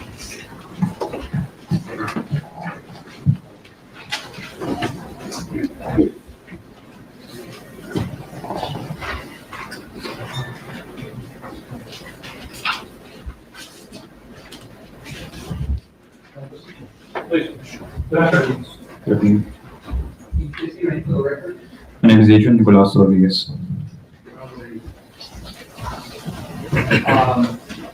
How old are you, sir? 26. Where are you employed? Starbucks. How long have you been employed at Starbucks? For about 3 years now, almost. Do you know that the client is deceased? I don't personally know. You've never seen him? No. Okay, did he take you back to June 1st, 2024? Do you remember that day? Yes, sir. Okay, can you tell the jury what happened on that day? More or less, I had picked up some groceries for my son and my wife and was on my way home southbound on Clark when I noticed a car rapidly approaching me on the opposite side of the road. It was getting, Did it stop you? What kind of car was it? I believe it was a Kia. Do you remember the color? I believe it was, no. Okay, so you saw green Kia, and then what happened next? I noticed it was going pretty fast and driving a little erratically. I kind of didn't pay attention to it. That's kind of just the way it is around town for the most part. But as it got closer, it went over the median and nearly hit me. I kind of just took a very slight move out of the way to avoid it. I thought, wow, that was crazy. You know, what a crazy situation. And then Did you see anybody driving that Kia? I didn't get a good look in. No, Do you know how many people were in that car? no, not at that moment. Can you approach? I'm gonna show you an aerial of Clark Right. in Arkansas. Okay, so you were saying you were driving Clark, right? Yep. I was going down right around this part. I had reached a little farther ways down when the car was approaching me from this way. It had gone over the median, and I kept driving. As I looked back in the rearview mirror to see where the car had jumped the median, I had saw that it had started approaching what I know is quick stop. Yes, sir. Correct. And then what happened next? I had looked in the rearview mirror and I just kept watching it. I slowed down a little bit as well as some other cars nearby, and I just thought, like, wow, they're going to hit the gas pumps. Was my first initial reaction. I thought, yes, sir. As it went into the gas station, I suppose the car, due to all the bumps, managed to get between the pumps, and it looked like it had slammed against the street on this side. and had run into a couple of cars there, and that's when I made the decision to turn around and go back. Okay, why did you decide to go back? I figured someone might be hurt, someone might be in danger. I could do very little, but I have some basic first aid training when I worked at a lake. So I decided to go back, and if anything, I could at least bring a little bit of direction or order to keep people away from the area. Okay, you testified that you did see a crash. You saw the whole thing. Yes, sir. Okay, you decided you were the girl with your wife and kid. Oh, I wasn't with my wife and kid at the time. I was just picking up groceries for them. So you were alone. Yes, sir. You decided at that time, you know what, let me go and help out, see what I can do. Correct. Okay, so once you reached the pit stop, where the crash scene was, what happened next? As I arrived there, I parked my car and I got out. I know some people in the vehicles were still in their cars. Some of them were kind of yelling for help or just kind of for what was happening. I approached two different cars. One of them had an older gentleman, probably in his 40s, a little bit heavy set. I told him to stay in his car because he might be hurt, as well as an injured elderly couple. I didn't know if they were injured. I just told them to stay in their car because they were also at risk since they were a little older. Let me ask you, and once you reached the pit stop, how many crash cars did you see? There was the cars it had run directly into, and the one it had bounced off of, and then the one it had finally, I guess, laid up against and kind of just started rolling away from it. I want to say it was like five different cars. And the Kia was one of those cars? Correct. Okay, I'm going to show you what's being marked as exhibit.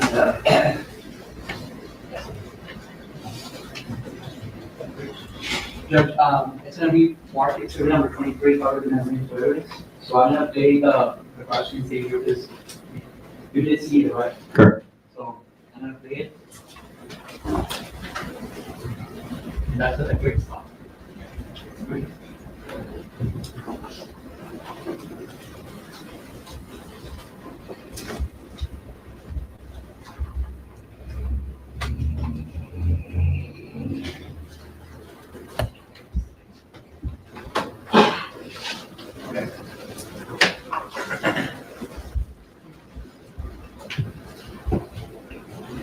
Okay, they could have taken the sticker off the corner of the TV already. I know you can't see it, but here, let's pop this down. Look, there's a sticker in the corner of the TV up here. They could have took that off already. Okay, but all that traffic is this street, you say that's a car, right? In Arkansas? Yeah, that's what you saw. Okay, so this is car? No. Yeah.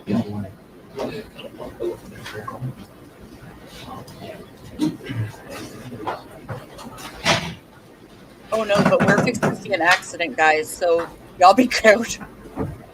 Yeah, it's like sticker on the dude's glasses. I'm a sticker person. I don't like stickers.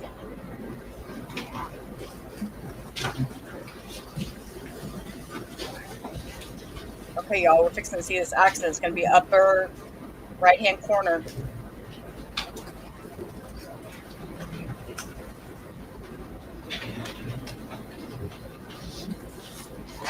Oh!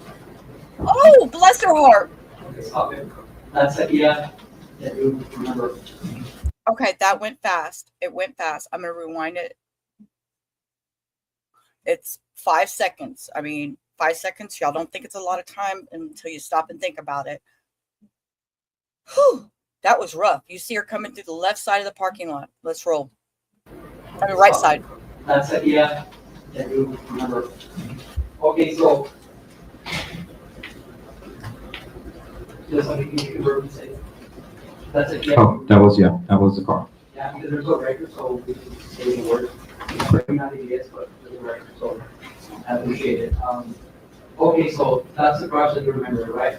Right. That's the car that you went back to try to help. You said that you had some training at working at the lake. Yeah. Yeah, it was very, very basic. What did you do that? Like Casablanca. And what training did you have? I just had basic CPR training, basic first aid. But still, you're a citizen, you want to go back and see online, right? That's best I could. Once you arrive at the quick stop and you start the car, you go down and I remember arriving there, and I remember kind of just checking on people, making sure they stayed in their car. I asked if anybody had called the police yet. I didn't get a lot of answers, but it was a lot of no. So I decided to call emergency services. Which is 911? Yeah. Okay, and then what happened? I kind of looked into the car to see if the driver was okay, and the Kia. And from the window, I could just see there was just a lady kind of slumped over the steering wheel. She was kind of pushed against with her head and her chest against the corner of the wheel. Okay, and once you saw that lady, what else did you see? I thought her clothes were wet, but it might have been blood. As I kind of got closer, I kind of noticed there was a bit of bleeding, and I couldn't tell if it was from her head or from somewhere else. I kind of stepped away. I couldn't see if she was. Was she speaking to you, or she was? No, she was just still slumped over. I decided not to try and move the vehicle or open the door or anything. I stepped back for a bit. There was another gentleman who went to go and check on her. The other crash car? Yeah. Okay, come on. At that point, he said he was going to check on her. So he kind of had a flashlight and he kind of looked at her for a bit, and I stepped away and I tried to flag down the emergency service vehicles that I saw approaching. Okay, and once the emergency vehicles approached, what happened? I saw them take over the situation, start assessing. I kind of just got back. I didn't want to be in their way. Did you talk to them? I talked to a paramedic for a sec. He asked if I had seen anything, and only just that the car jumped the median and seemed out of control. I then made contact with an officer. Okay. And the officer of the police department, or? Yes, sir. Okay. And what did you tell the officer? I told him what I'd seen about the Kia jumping the median, how it had gone into the gas station and kind of crashed into a couple of different cars, and that was all I could have seen. I said that there were some other cars that drove by that looked like they'd been damaged, but I wouldn't have known if she had hit them or not. Okay, so the lady that in the Kia never told you anything? Not to my knowledge, no.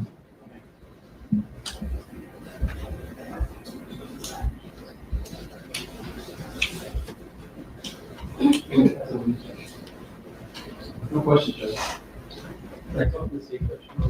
No recall. Okay, sir, you have the excuse, no recall. Thank you very much. Thank you.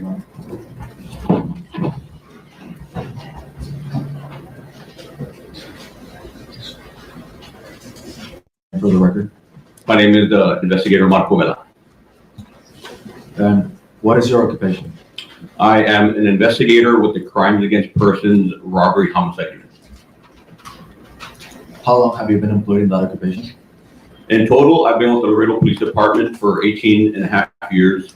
With Capers, Crimes Against Persons, I just completed my third year as an investigator. Are you a licensed peace officer in this state? Yes.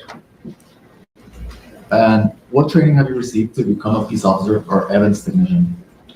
In my 18-year total, I've attended numerous trainings that we have to ensure on top. Excuse me? What We is don't your need to current know his assignment? CV. Oh, I'm with Capers, Crimes Against Persons Unit. Crimes against And persons. what are your duties? Our duties, we have multiple duties in the Capers Department. There with the PD, we take anything and everything, mainly crimes against persons. We take robberies, homicides, we investigate deaths, terroristic threats, we do harassments.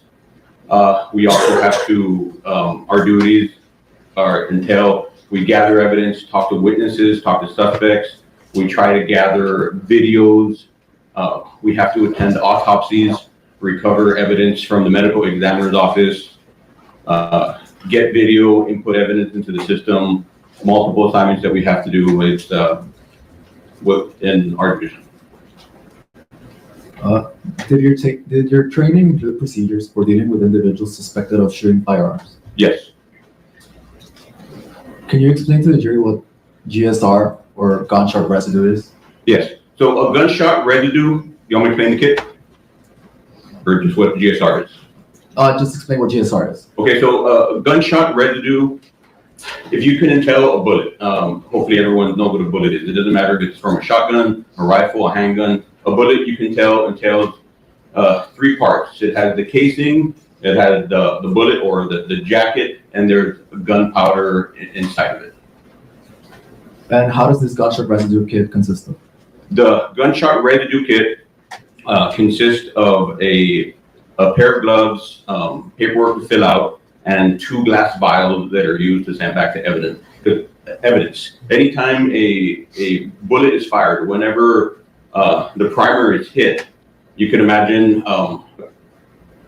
microscopic particle of the gunshot powder that goes into the air.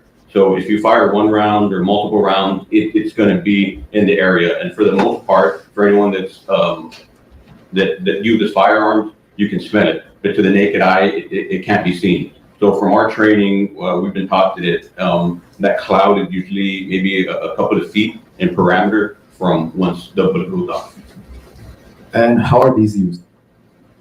So the gunshot residue kits are used. First off, we have to make sure to use gloves. Once we have gloves, we get the little vials. They're maybe about an inch big.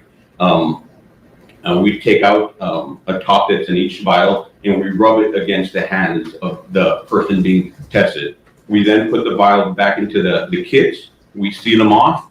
We put them in our evidence locker, and eventually our evidence technician will send them out to DPS for testing. Were you on duty on June 1st, 2024? Yes, I was. Did you have any contact with a person by the name of Billy Delgado? Yes, I did. How did you make contact with Billy Delgado? Mr. Delgado was brought up upstairs by two officers.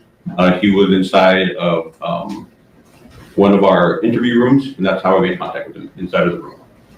Do you see that person in the courtroom here today? Yes. Would you point out Billy Delgado and identify him by describing what he's wearing? That's the gentleman over here with the blue shirt sitting down with the slick back hair. Let the record reflect that the witness has identified Billy Delgado. On June 1st, 2024, when did you first see him? He was sitting down inside of the interview room.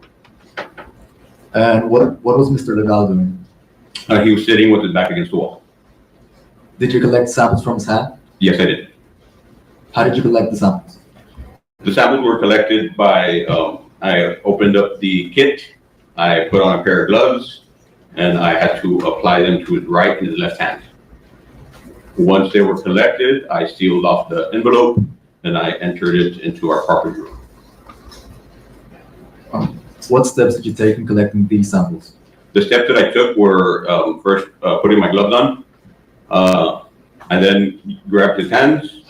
I applied the pressure points of the vials onto his right hand and his left hand, and then they were sealed. Did you wear gloves and take all necessary precautions as outlined in the instructions in the GSR kit? Yes. After collecting the samples from the subject's hands, what did you do with the sampling devices next? The sampling devices, I went into my computer. I had to type out a form with all of Mr. Delgado's information. I put it inside of the envelope so when you get to DPS, they know who it belongs to. I then walked downstairs into our property room and I logged it into evidence. Did you mark the sampling devices and GSR kit in any unique manner? Yes, I did. I want to show you what's been marked as status report.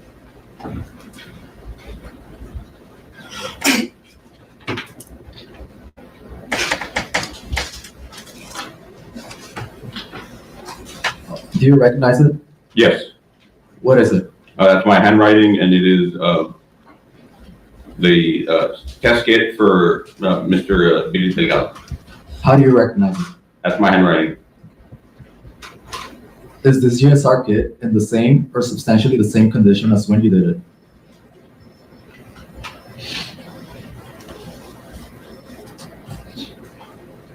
Yes.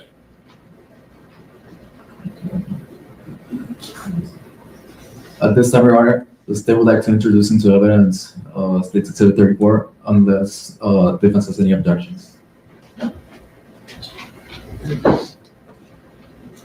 Can I see this kit inside your book? Yes. See what's inside your book before I sign up. Earlier today, we outside of the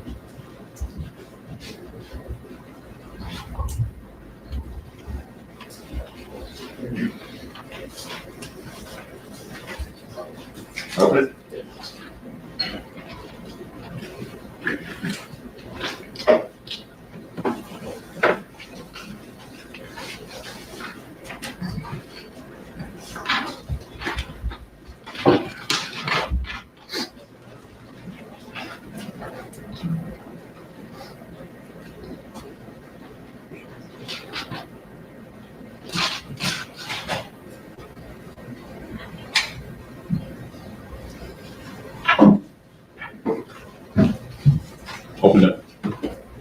Investigator Bella, are those the samples that you took that day?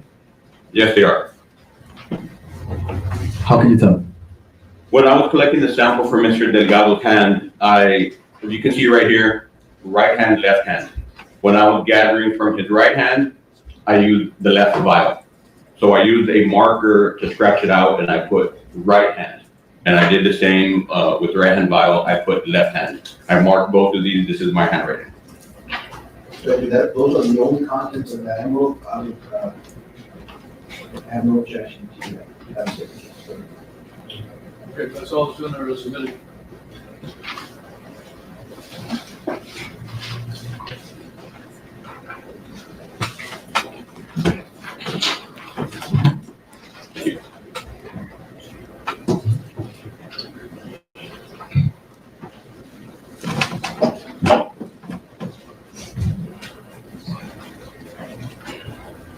After taking these samples from the hands of Billy Delgado, what did you do with them?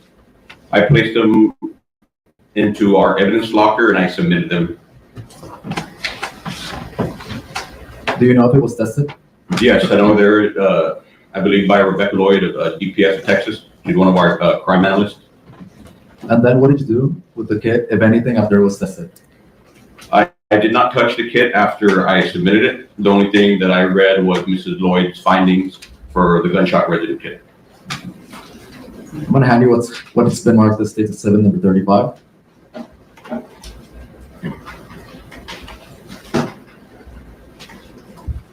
Do you recognize it? Yes. What is it? It's a USB of the interview room with my interactions with Mr. Delgado. How do you recognize it? My initials are on the USB.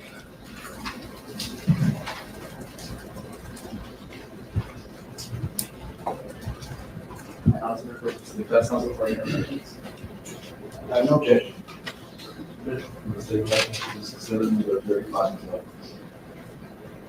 Yes.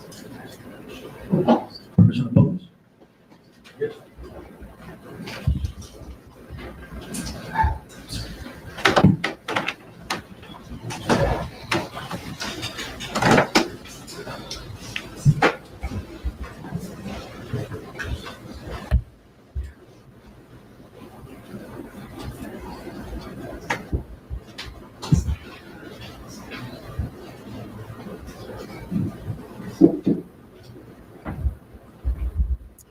They could show us the whole video of him. They don't have to pick and choose. Back it up. Oh, they're trying to get to the point of bringing him in. Okay, sorry. I'm rushing. I'm rushing them.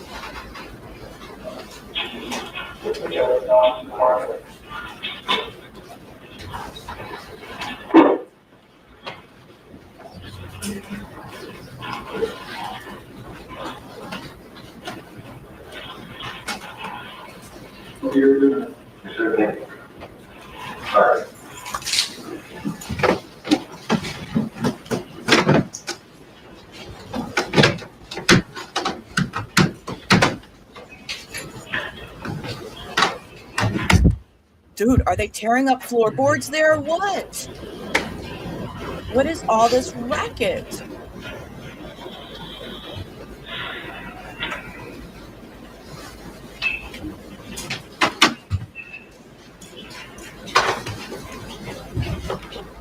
He's just sitting there quiet. Except for the floorboards they're ripping up.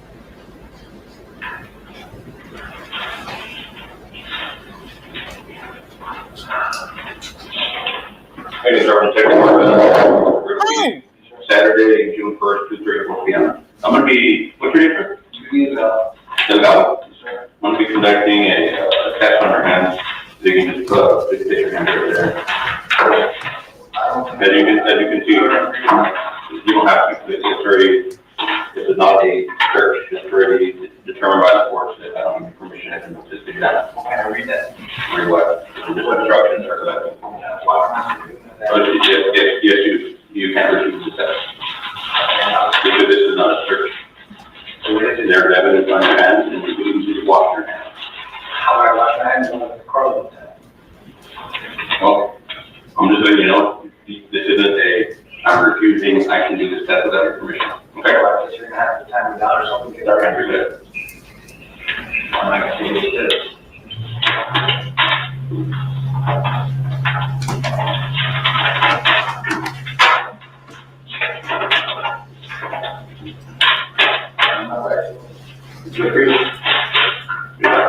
We'll get it like this.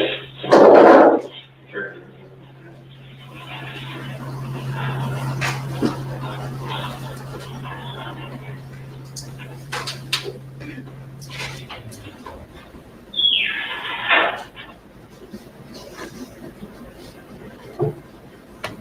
I don't even have a record for that. That was also good out for I'm not gonna do it, but I'm not gonna do it. I'm not ready. Like you say, one way or another, that we plan, so it's gonna go hard, so we can So we never go to the hard one. I'm gonna make it harder. So I'm gonna. Otherwise, And then you work that out. I'm not having any questions, you could have done all as part of the communication. so I do my lawyer present for some of that. Oh.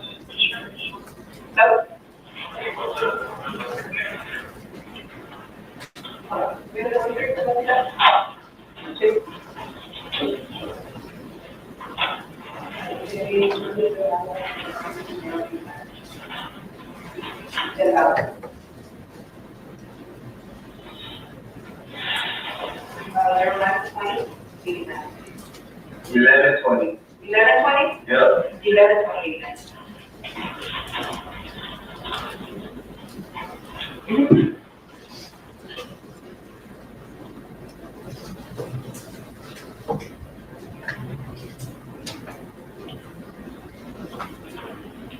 Just correct one.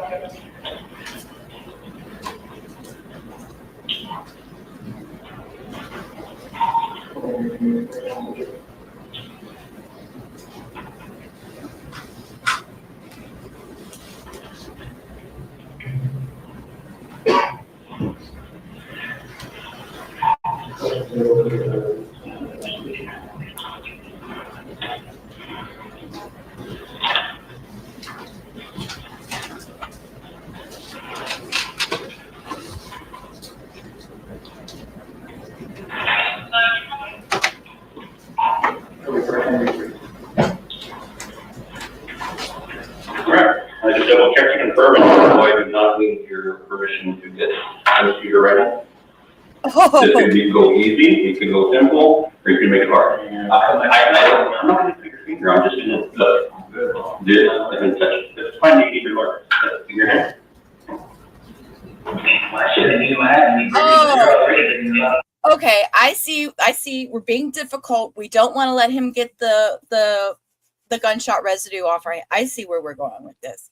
That's why he left. I was like, why didn't he just do it? The guy's being difficult. He's like, no, you can't get the gunshot residue off my hand. You can't rub that thing on my hand. And the cop was like, we're gonna do it whether you want to or not.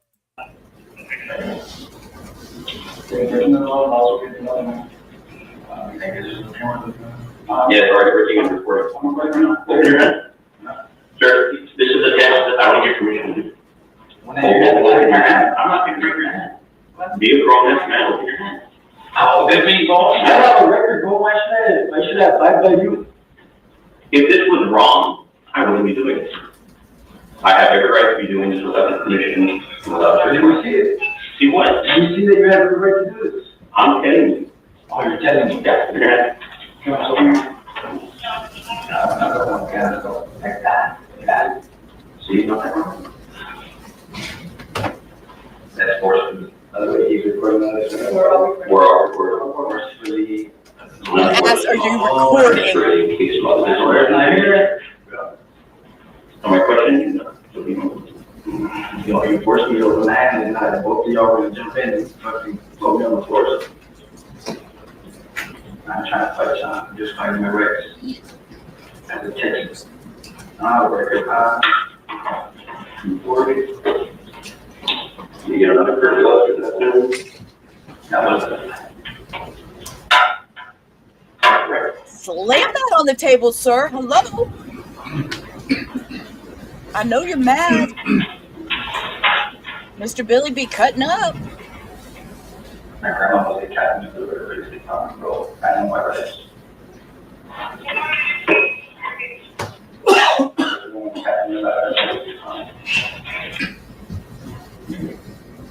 Right? We're swabbing them whether you Mr. want to or Delgado, not. what did Billy Delgado tell you about his grandmother? I believe he told the officers his grandmother might have been one of our captains, maybe before I came into P in 2007, her tenure. Oh my. Why would somebody say something like that? Objection, Your Honor, speculation. Substains, yeah, that's speculation. Based on your training and experience, why would somebody use influence like that? Objection, Your Honor, speculation. The video was clear. It's based on his training, Your Honor.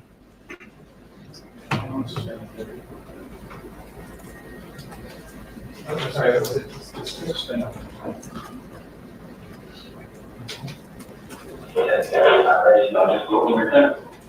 Right, you just the right hand up, or the left hand. Probably use the left hand. Okay, I'm just gonna go this is recorded. I'm not going to do my job.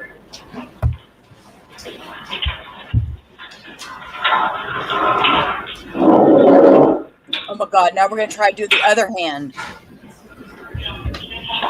Oh, he stuck his hand out this time. With a smile on his face. What a punk.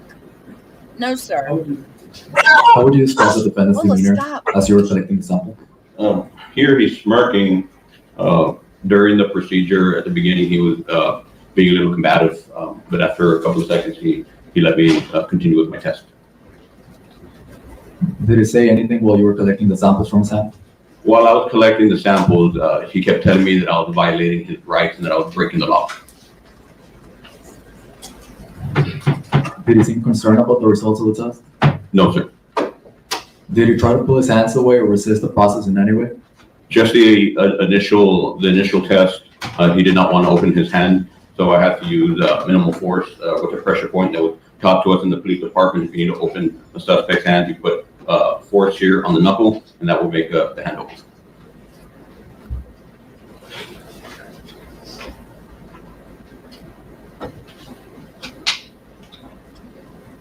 When you conducted this interview, how much time had passed since the incident?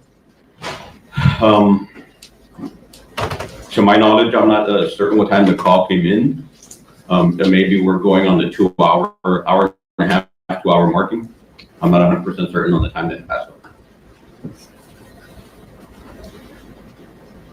And why is it so important to collect these GSR samples immediately? The GSR samples are important to get within, from what we've been told and trained, I believe after maybe 2 to 3 or 4 hours, depends what Mrs. Lloyd from DPS would say. The gunshot residue comes off your hands. It does not stay on you. It can be washed off, taken off with spit, with, I guess the pores, if your pores get sweaty, rubbing it off, it will not stay on you permanently. It has a time frame, and if you do not get it in that time frame, it is lost. So would you say that there is an exigency to collect this evidence? Yes, there is.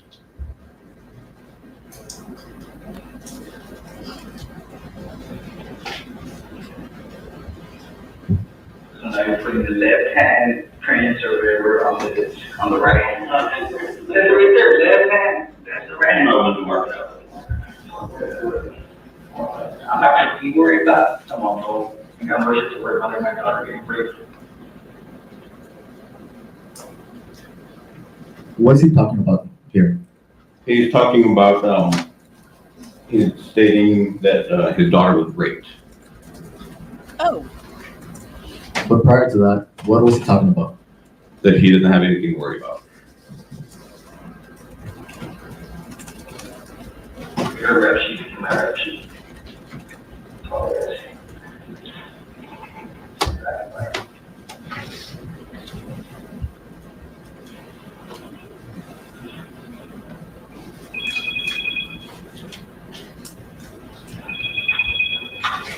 You do the right hand, put it in the left. So I can get that on video.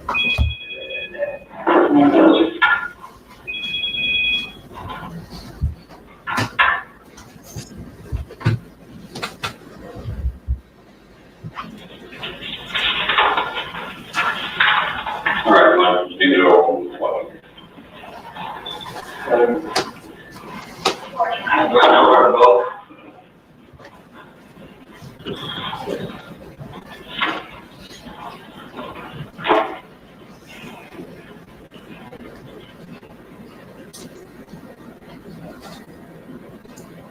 I have respect for class, bro. I respect it. What? I'm not going to touch this.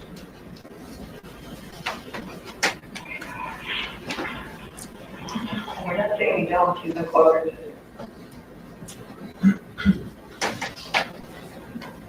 In your experience, is that how a potential suspect usually behaves? Yes, Your Honor, speculation. Unusual suspect.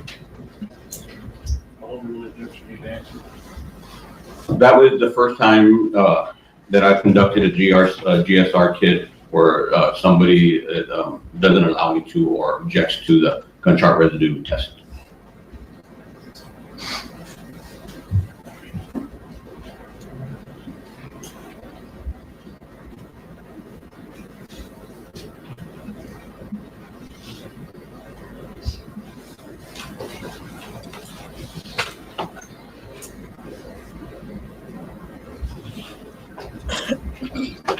How would you classify his overall demeanor while you conducted the exam? He was very cold, unremorseful.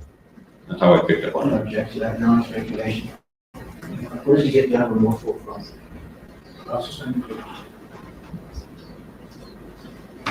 Who passed away?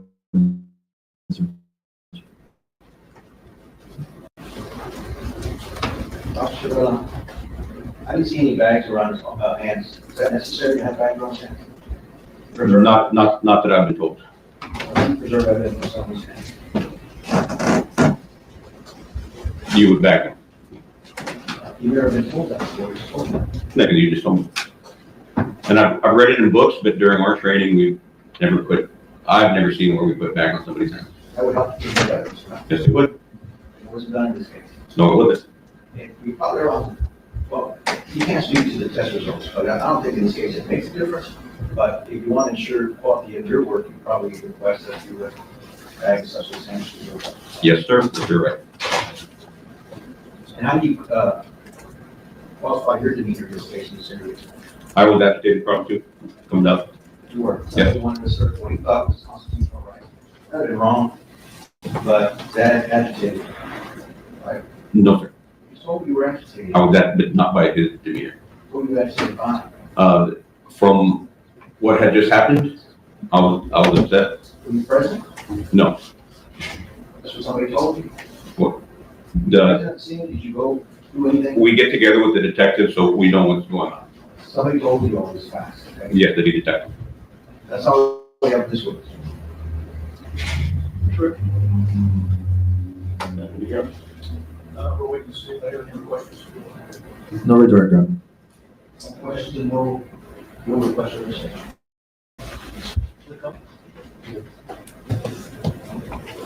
No, we're done. Your Honor. Excuse myself, recall. Thank you. Thank you, Your Honor. All right, I'll tell you what, ladies and gentlemen, you've been there since early this morning. I guess we'll go ahead and break. There may be a chance. Okay, so that ended day one. So day two's already started. They started this morning. What we will do, as I always do, and I think this will be a continual thing with my trials, is we start late in the afternoon. That way we can zip through breaks. We're here during the evening. This is my time for myself, and I enjoy being here. So this is what I want to do. So let me bring up day two. Let's pop this down for a minute and let's look at the water. Day two. What TV?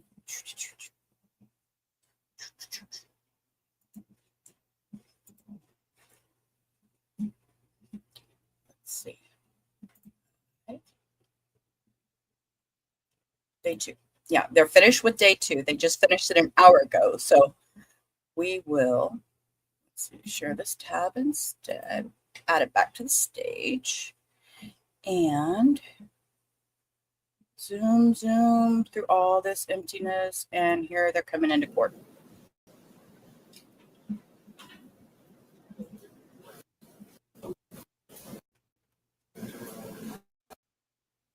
County a couple of weeks ago, and the DA's office was in an entirely separate building. Okay, they're just chitty chatting. Creating problems, so I made a move to make it jury. You think so, K Swan? Yeah, because I don't like all the victim blaming stuff. I don't like that. That really bothers Chris, me. help you out. Yes. Okay. Have a seat over here, please.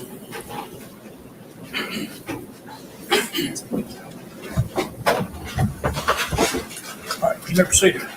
Thank you, Your Honor. Good morning. Can you please state your name for the record? Good morning. My name is Kayla de la Cruz. Ms. De La Cruz, are you employed? Yes, What do you do for a living? I am a nurse practitioner How long have you been a nurse practitioner for? since December of 2022. Oh, okay. Ms. De La Cruz, do you know the defendant in this case? Yes, he's my cousin's ex-husband, Okay. Do you know his name? Billy Delgado. Can you please point at him and describe what piece of clothing? He's the gentleman on the left-hand table. He is wearing the long-sleeve blue shirt, black pants, black shoes. Your Honor, at the time that the record reflects that the witness has ID the defendant. No objection, record so reflect. And you testified earlier that Billy Delgado, the defendant, is married to your cousin. What's your cousin's name? Erica Torres. Okay. How long have you known Billy Delgado? Approximately 6 years now. 6 years. Okay. And you also testified that he was the ex-husband. Correct.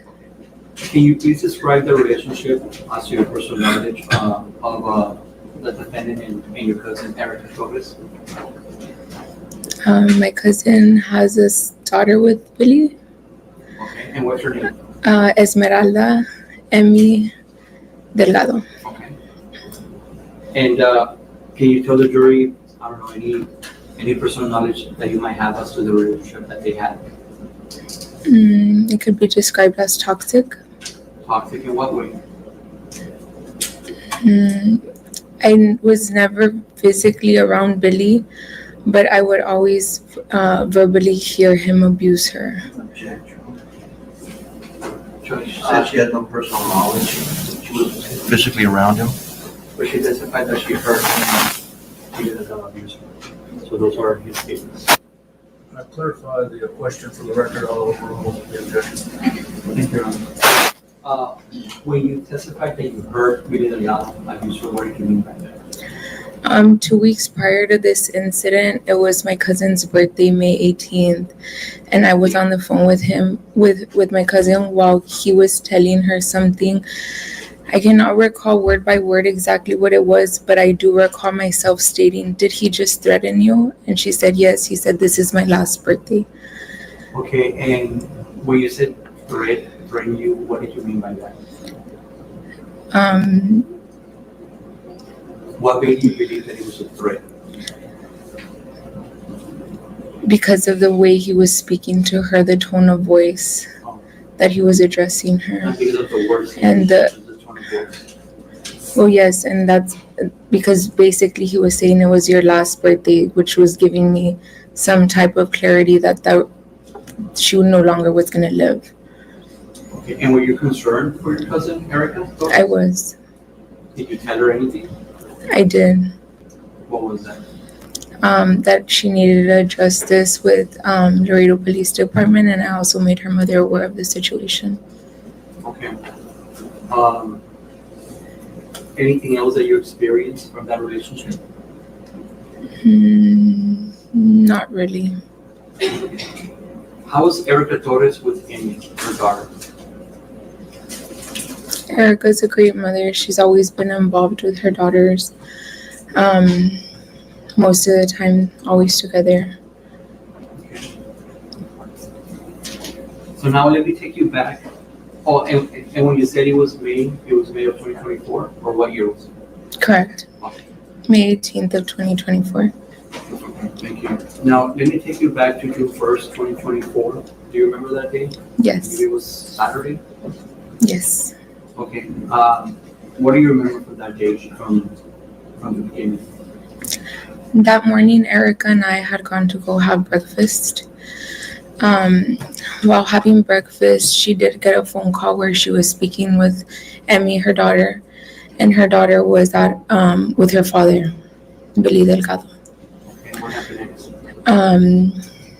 Emmy and Erica were just talking over the phone, and that she wasn't gonna get to see Emmy until tomorrow, which would be Sunday. Her friends of a conversation she's not a part of, it's over the phone.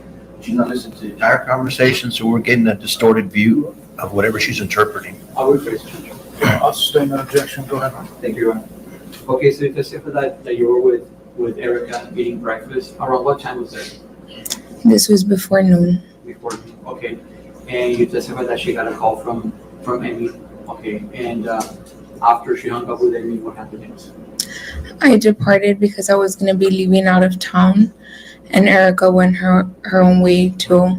Okay. Then I leave the restaurant, I get home, I'm preparing my bags to leave out of town. I get inside the vehicle. As we're leaving my home, I see on my phone that I had a missed call from Erica. This missed call was at approximately 1:16 when I received a phone call from her, and around, correct. Okay. And then I also received a text message from her at approximately 1:17, 1:19, and by 1:20 I called her back. In that text message, in my statement, it's word per word as to what I received message from her, but basically stating that she was lost, she was confused as to why she had to pick up her daughter today when they had already agreed that she was picking up her daughter until the next day. Which is Sunday, June 2nd, 2024, is that correct? Correct. Okay, and what happened next after you saw that you had a missed call and a missed text from Erica Torres? So at this point, I'm already on the line with her. She's stating that she's confused, that she's lost, that she's on her way to pick up her daughter, and that she's almost there. Did she tell you where she was going to pick up her daughter, Emmy? She stated at Emmy's biological father's residence. Which is? I've never been to Mr. Delgado's home. Yeah, okay, so it was Billy Delgado's residence? Correct. Okay. And then what happened is, after you called her back? She didn't want to hang up, so she told me to wait, that she was already approaching, and as she's approaching, I hear multiple gunshots. Approximately 6 gunshots. I hear her scream, frantically crying. When you heard the gunshots, how did that make you feel? I was shocked. Were you expecting to hear any gunshots? No, I was not. Okay, so you're on the phone with Erica Torres. You hear multiple gunshots. What happens next? I hear her scream. Do you know what she was saying? She was in pain, screaming in pain, and she just says, ah, ah. And as she screams, the call drops. I immediately call her back and I say, are you okay? She says, no, call 911. Billy shot me. He shot me. He shot me. As she's telling me this. At that time when she's telling you that, what was going through your head? She's injured. She's injured. We need to get an ambulance. We need to get paramedics on scene. She needs assistance. She told you that? Yes, because of the way you're in distress. When somebody gets a gunshot wound, you're not going to be calm, collective. You could hear that she was in distress. She was in pain. She was frantic. Okay, so once she told you, call 911, Billy shot me, Billy shot I me. put the phone on speaker and I'm starting to dial 911 without knowing that the other call would drop with her. I thought I would be able to merge the calls. So her call drops and I begin to speak with the operator. As I speak with the operator, I give my cousin's full name, exactly what I heard, her location, the vehicle she was driving, and I have her on Find My iPhone where I was able to give the location based off Find My iPhone. Do you remember that location? It was in Smith Street. Exact numbers, no. Yes, sir. I'm gonna show you like an aerial map of the city. This is North Smith. So it's like more or less around this area where the apartment was. It's Reynolds, Smith, and here's Clark. And here's Arkansas. And this is where he lives. Do you remember that? Yes, that was North Smith Avenue, with the address I believe I gave to the 911 operator.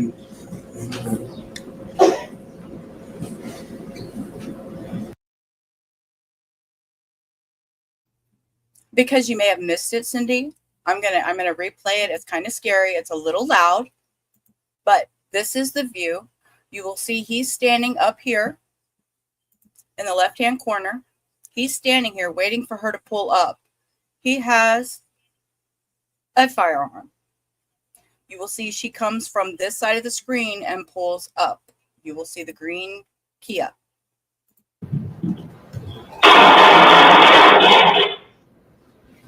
She continues to drive off. 40-minute mark.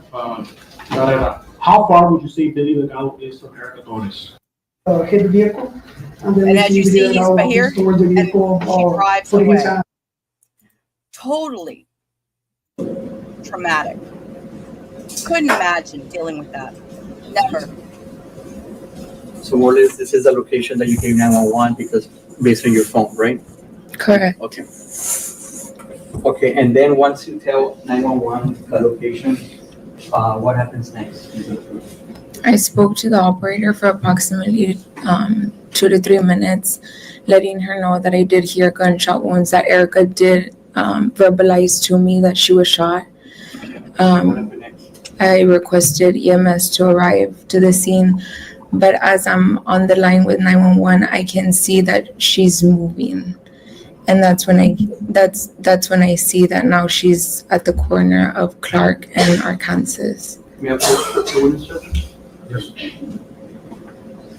This is another Okay, so very. now you're seeing in your phone that she's in this location? Yeah, she was on Clark. And On I'm Clark. going to- So you start moving pretty much on Clark. This is another PSA is why you share your location with your friends and family.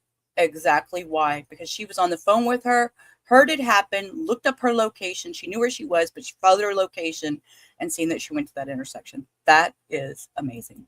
And did your phone give you this location at the corner of Yes. Arkansas and Clark? Yes. Okay. So she drove based on your phone all that distance? Correct. Okay, Ms. De La Cruz, okay, once you find a new location, you testify that you knew that she was moving and she ended at the border of Arkansas and Clark. What happens next? I arrived to the scene. Okay, and what happens next? Upon arrival to the scene, I see her green Kia Soul. She's in the driver's seat. She's restrained, wearing her seatbelt. You see airbags deployed from the passenger side, because that's where the side I was in. You see her slump forward. I scream her name. She doesn't respond, so I already know that now we're in trouble. Let me ask you, you testified that you saw a green Kia Soul. Do you know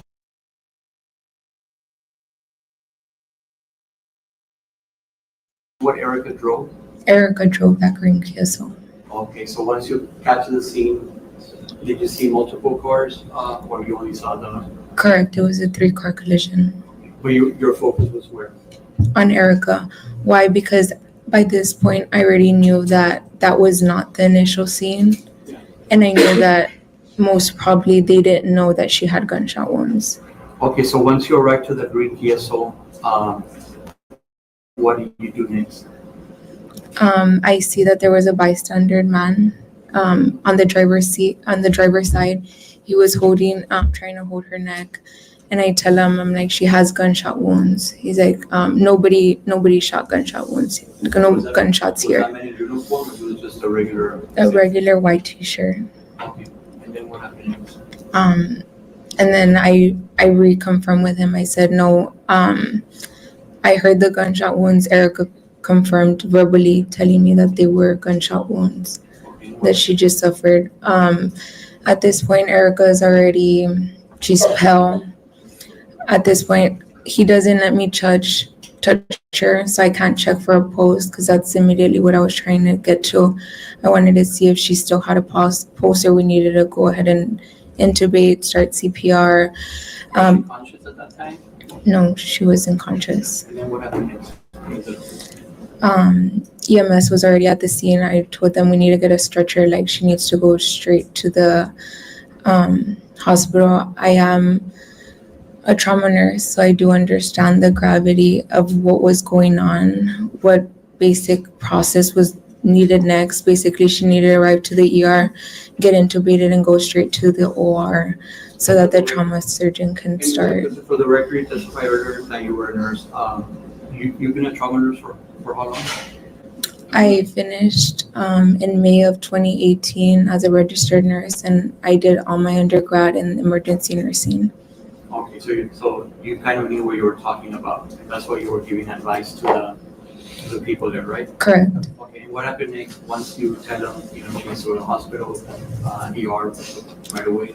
I told them to go to the nearest ER, which was LMC, and that I would meet them there. And before they left, I told them that she was a full quote, that we did agree for her to get intubated, and that we did agree for her to get any blood necessary, because at this point I knew she had lost a lot of blood. Okay, so once you arrived to the crash scene and you saw the PSO and you saw your cousin, what was going through your head? Based off what I heard, based off my clinical and medical experience as well, I knew that only God was able to do a miracle on her. Oh. And once you saw her leave in the ambulance, what happened next? I prayed and I followed the ambulance. You went to the hospital too? Correct.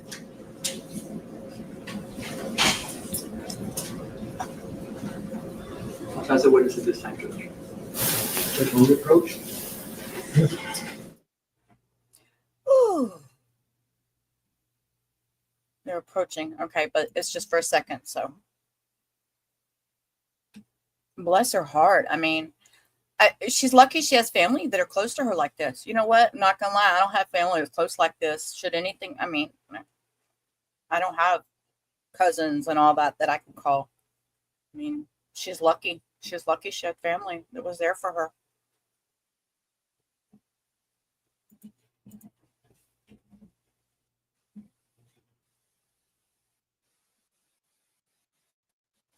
Okay, they're still at sidebar. Y'all, come on. That's a long sidebar. I thought they were just, the way she was looking, they just talked. Oh, here they go.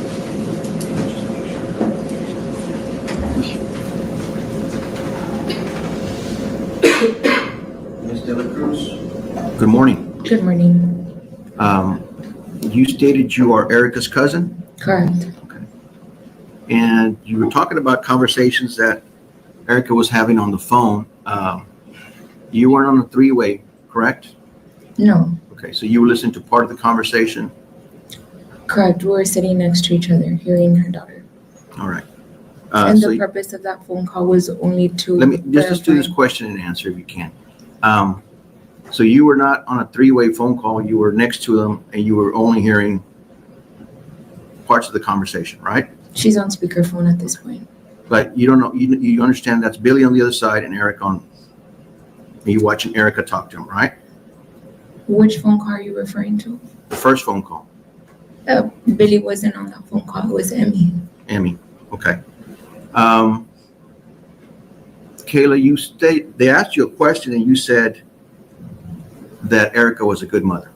Correct. Based off my experience, what I've seen, she is a good mother. Did you know that she was driving intoxicated? Do you have any knowledge of that? She was driving Objection, Your Honor. Have you approached? Oh, no. Oh, no.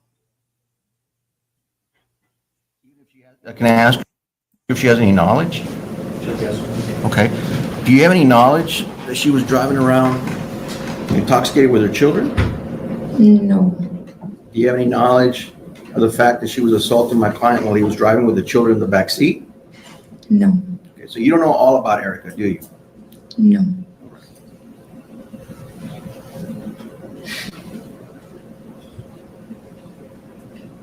All right. Do you have any knowledge of her being abusive to Billy? No. No physical violence. You have no knowledge of that. No. Do you have any knowledge of her dropping him off in the middle of the night so he had to walk home miles? No. So you don't know the complete story of their relationship, right? Correct. And you do know that Erica has another child, right? Yes, I do. And were Billy and Erica married? Yes, they were. Did they become separated? Yes, they were. Okay, do you know where Erica was working at during their separation? Yes, Where was she working at? at her father's home health and with another agency. Did she have any other types of jobs besides those two? Did you know? No.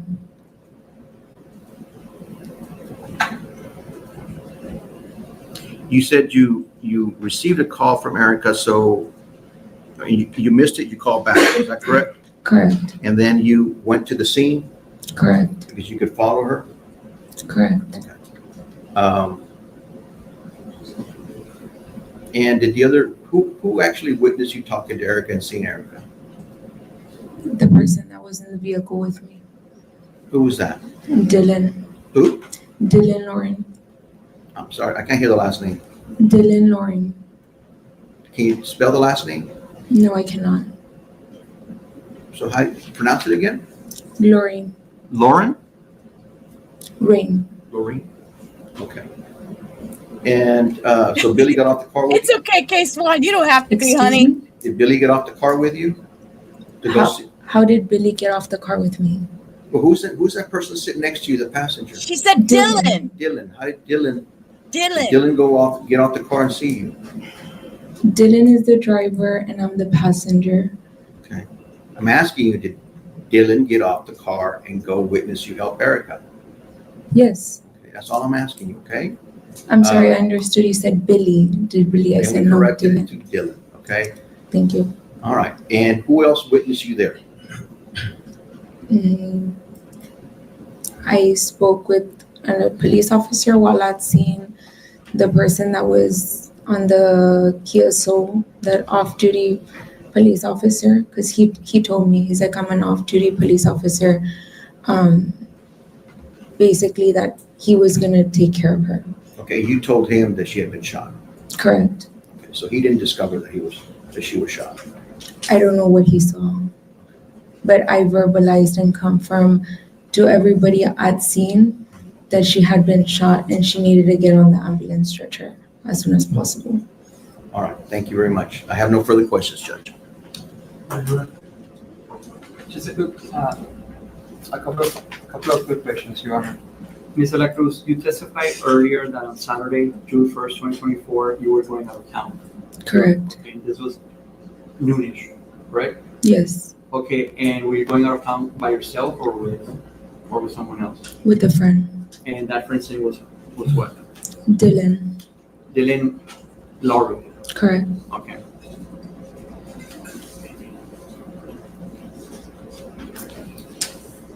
No further questions, Judge? No questions. No recall. Recall, Mr. Vega? No, Your Honor.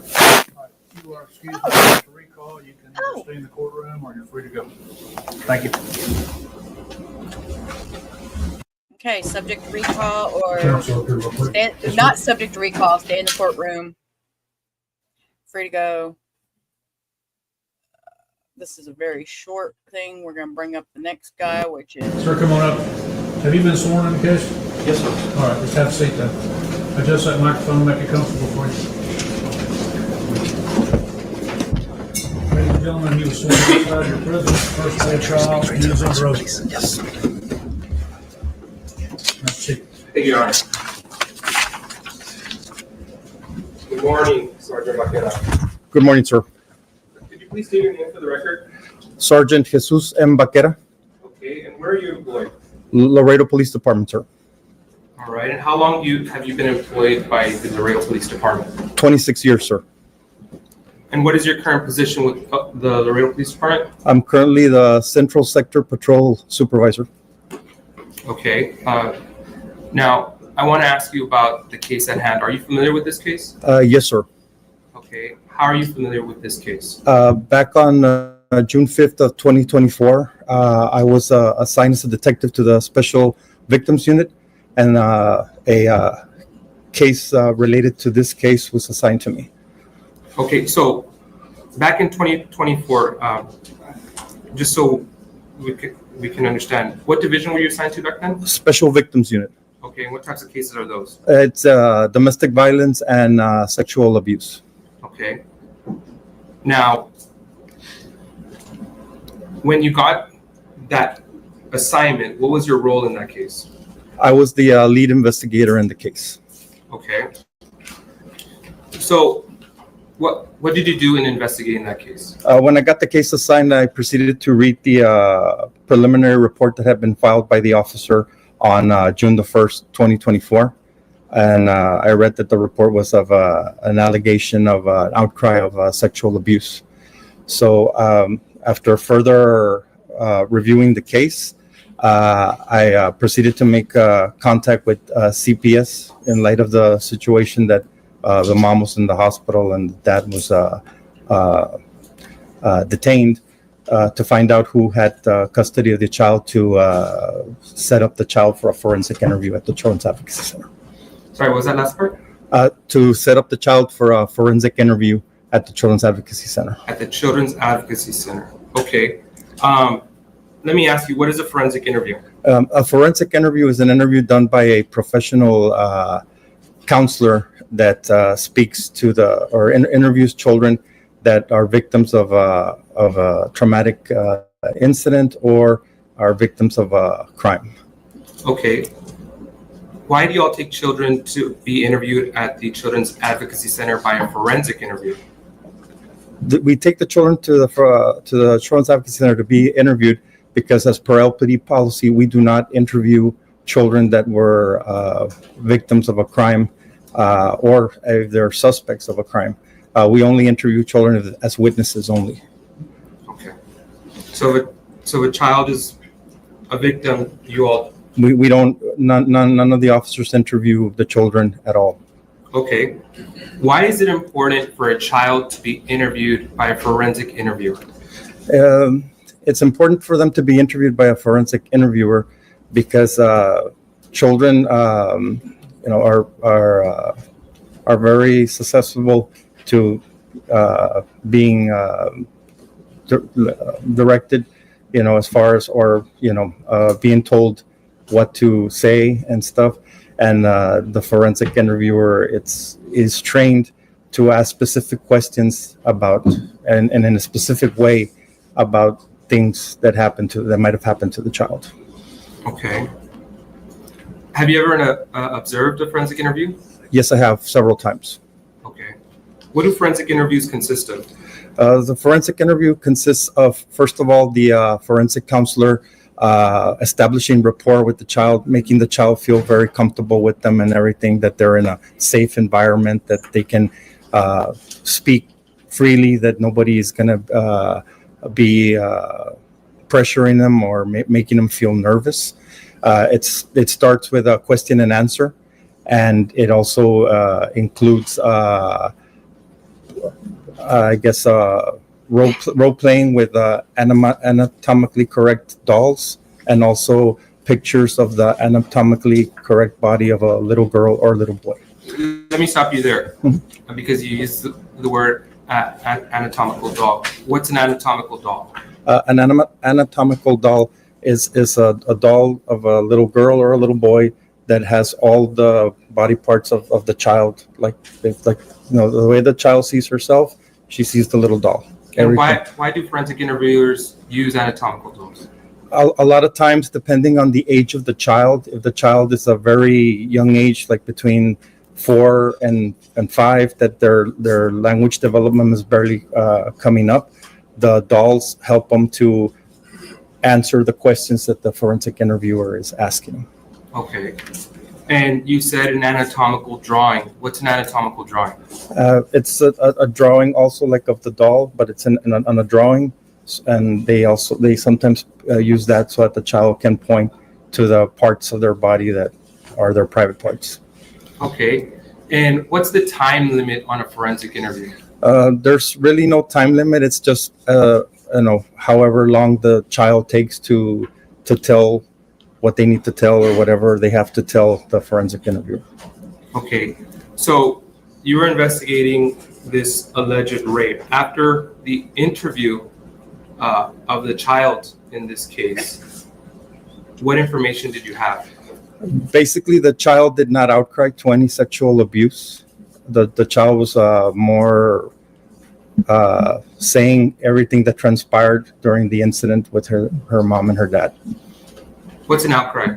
And now an outcry is when the child says that something has happened to him, like in sex abuse or and stuff. In this case, after the child's forensic interview, what evidence did you have to go forward?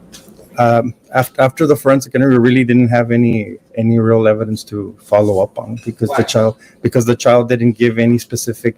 First of all, she didn't outcry to being sexually abused, and she didn't give any details that I could follow up as to the allegation. Okay. And based on your training experience, what did you do after that? After I finished my investigation and everything, I proceeded to staff the case with the MDT. Okay. The MDT, what is the MDT? The MDT is the multidisciplinary team, which is a community team made up of the district attorney's office, the county attorney's office, the Laredo Police Department, CPS, the forensic interviewers, and the forensic counselors from the Children's Advocacy Center. And when you present a case at the multidisciplinary team with these different agencies of the community, how are they staffed? We present the case to the district attorney's office. I present whatever evidence I have on the case, what was found out from the case. They also hear from the forensic interviewer as far as the interview of the child, and they also hear from CPS on their investigation, what they learned from their investigation. Okay. What was the decision on this case? After everything was presented, the multidisciplinary team came back with insufficient evidence, and they went ahead and closed the case. Okay. And based on your training experience, why do you believe the multidisciplinary team closed the case for that reason? The reason that they closed it was because the child didn't outcry to any sex abuse. And when you mean the child didn't outcry to any abuse, what do you mean by that? That during the forensic interview, the child never stated that she had been inappropriately touched or that anything had happened to her in a sexual manner.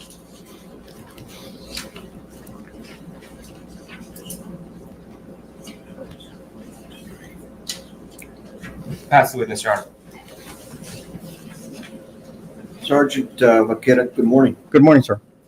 Sir, can you give me the definition of an outcry? I'm sorry? Can you give me the definition of an outcry? I would say just saying something had happened or something has occurred. It would be the first person that the child makes a outcry to, right? Yes, sir. Okay, who was that first person? I believe it was Mr. Delgado. Okay, so there was an outcry made, correct? Yes, sir. Okay, because I think you told the jury there was no outcry. There was an outcry made, correct? Yes, sir. All right. Did anybody go and attempt to interview Billy Delgado concerning the outcry? No, sir. Okay, do you know who the alleged perpetrator is? Yes, sir. Who is it? I believe it was an uncle. An uncle? Whose uncle? On the paternal side or on the maternal side? On the maternal side. Okay. And did you go interview that uncle? I attempted to interview him, but I was unable to interview him. Okay, so you never even made an attempt to interview the alleged perpetrator. You don't even know what he's going to tell you. He may confess to you, right? But I didn't have anything to really question him on, sir. You had an outcry. We had an outcry, but the child had to be interviewed first to corroborate that outcry. And can you tell us how old the child was? I believe she was like 4 or 5. She's 4 years old, and she's scared. She's alone. Was her mom with her? Was her dad with her? Was her paternal grandmother or maternal grandmother with her during the interview? No parents are allowed on the interview. You talk about 4-year-old who doesn't make a statement to CPS, and therefore there's nothing to go on, right? Yes, sir. Okay, and which of can you give us, did you even do a criminal history on this alleged perpetrator? No, sir. Are you aware that Erica's brothers Objection, Your Honor. May we approach? Approach. Approach. Approach.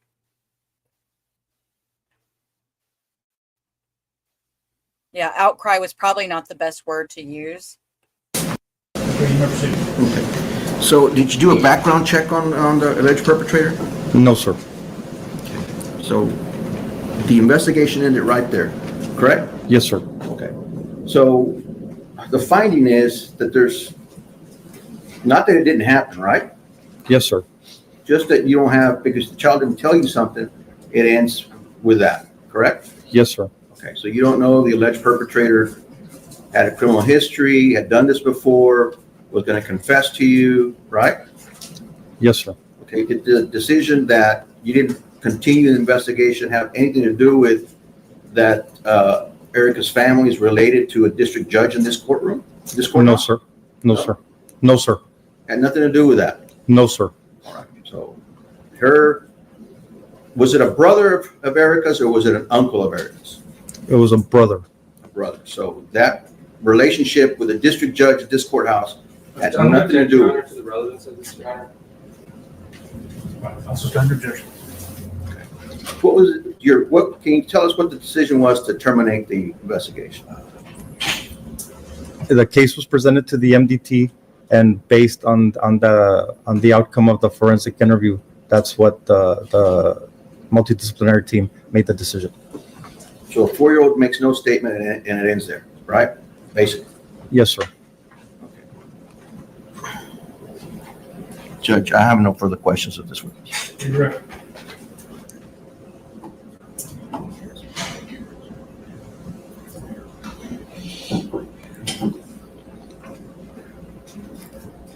And Sergeant Vaquera, I'm going to ask you, is there a difference between an outcry and an outcry witness? Yes, there is. What's the difference between an outcry and an outcry witness? An outcry witness has already been interviewed, and there has been established that something did occur, that something did happen to that person. On an outcry, it's like a third party, a hearsay that we're getting from somebody saying that the victim told them that this had occurred. Okay. Now, I'm going to ask you, it was asked about it was mentioned how the child was alone during the interview. She was by herself when she was getting interviewed by this trained professional. Why are parents not allowed to be with the child while they're getting interviewed by a forensic interviewer? It's so that the child will feel more comfortable, so the child won't feel pressured, because we all know that small children, when asked questions by a stranger or somebody they don't know, they automatically turn and look at the parents to see, whether they're answering like they're supposed to, whether or not they ask for approval from the parents. So to avoid the child having that pressure or stress on them, it's the reason that no parents or grandparents are allowed in the interview room.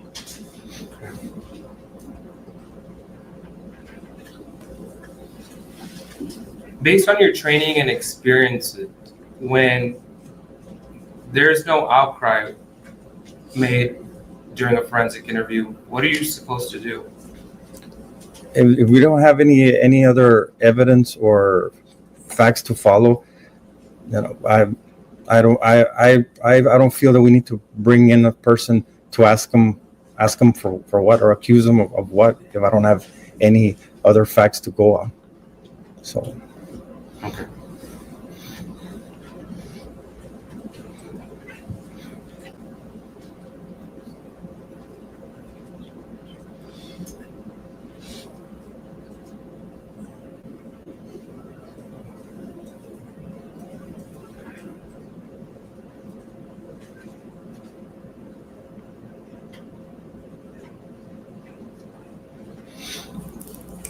Now, after you did the forensic interview and you discovered that there was no outcry. What, if anything, would you have to talk with about to this potential suspect in your investigation? If anything, is just bring him in and just tell him that an allegation was being made, and if he had anything to say in regards to it. But if so who made that allegation? The allegation was done by the defendant. And what do you have to corroborate that? Nothing, because I don't have any follow up from the child to what she told him. Ask the witness.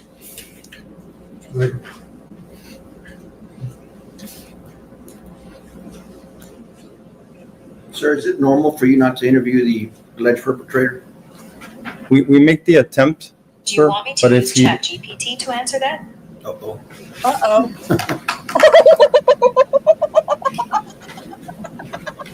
Okay.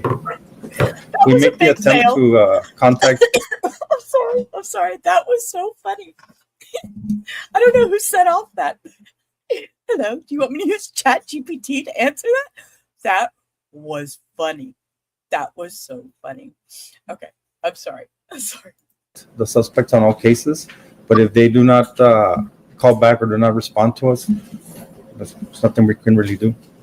So you don't go knock on their door? We attempt to, and we attempt to call him and everything, but if he doesn't respond back, I mean, there's nothing more we can really do. We can't force him to come in. That's all I have this witness, Judge. Nothing further, Your Honor. Okay, recall either side. No recall, Your Honor. No recall. All right, sir, you're excused, not subject to recall. Thank you. All right, you're excused. On to the next guy. Oh, okay.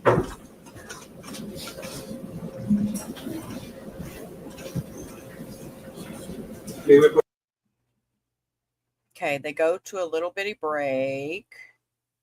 All right. Oh, Judge, adjusting his glasses. Let's go, Judge. The state calls Dr. Medeiros to the stand, Your Honor. I apologize. All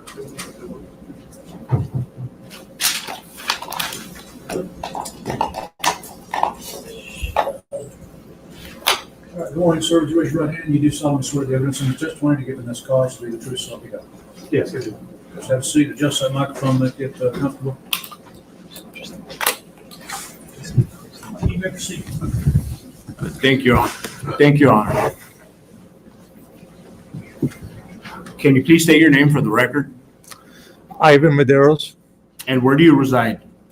In Laredo. How are you employed? By the Laredo Medical Center. Okay. And what position do you hold there? I'm a staff general surgeon at the hospital. And could you briefly tell us a little bit about your educational background and your professional training that qualifies you as a medical doctor? Yes, I earned a bachelor's degree from the University of Miami in 1983. I earned a medical doctor's degree from Wake Forest in 1988. I then went on to New York, where I trained with the Catholic Medical Center at Jamaica Queens, Crown Heights, Brooklyn, and New York Hospital for 5 years doing my surgical residency. After that, I became board certified in 1994. I've been in Texas since 1993, 4 years at Corpus Christi Naval Hospital, and I've been in Laredo since 1997. And I'm sorry, you may have said it, but you're licensed to practice medicine? I am licensed to practice medicine in Texas since 1994. 1994, okay. And generally, what does your practice consist of? It consists of general surgical practice to include gastrointestinal diseases, breast cancer, and I take trauma call 1 week out of the month for the Laredo Medical Center. And do you belong to any professional organizations? I belong to the American College of Surgeons. Have you testified before as an expert? I have not. Oh. During the course of your the duties defense as is a gonna medical eat him up doctor, with that. have you examined and treated individual with injuries? Yes, I have. How about gunshot wounds? Yes. How about gunshot wounds to the abdomen? Yes. Has this been on a few or many occasions? I don't have this exact number, but I would say many occasions. And generally, what type of injuries do you see in your field? The most common is really blunt injury, motor vehicle accident, but we do see a fair share of gunshot wounds and stab wounds. And then on June 1st, 2024, did you examine Erica Torres? I did. When and where did this occur? This occurred at the emergency room at the Laredo Medical Center. And how did Erica Torres come to you at the emergency room at Laredo Medical Center? She arrived by ambulance as a trauma code. Can you explain to us what trauma code means? A trauma code is activated when somebody is severely injured and has a life-threatening injury. I'm sorry, can you say that again? It has a life-threatening injury. Life-threatening injuries. Yes, And did you observe any injuries on Erica? absolutely. What injuries did you observe on Erica Torres? She had 3 gunshot wounds to the abdomen. She had a gunshot wound to the right thigh, and she had a gunshot wound to the left hand. Can you describe these injuries a little bit for us in detail? Yes, they're holes that are made by bullets that are very typical. She also had a fracture of the, I believe it was the right ankle with deformity. In addition to that, she was extremely hypotensive. That means low blood pressure. She lost consciousness within a short period of time of arriving to the emergency room. Now, I'm going to ask the court permission for something in a bit, but if I were to ask you to step down and be able to, we actually have a diagram here for demonstrative purposes for the jury. If I were to ask you to step down and mark the injuries where you observed them on the diagram, would you be able to do that for us? I can.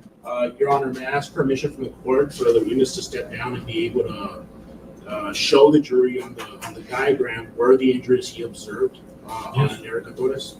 Please do, Doctor. Okay.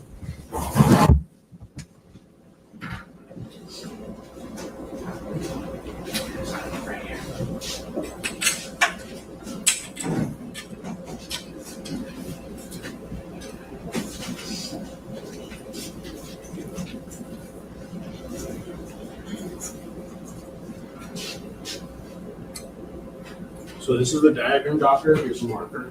Can you please mark the injuries that you observed on Erica Torres that day where you were treating her?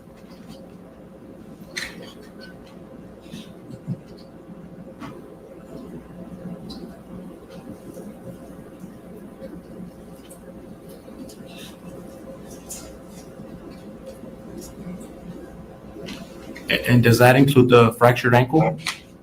It does not. These are the actual gunshot wounds that I observed. She has 2 here, 1 here. This was a pull-through on the thigh, and she had a pull-through on the hand. That's why I marked on the other side.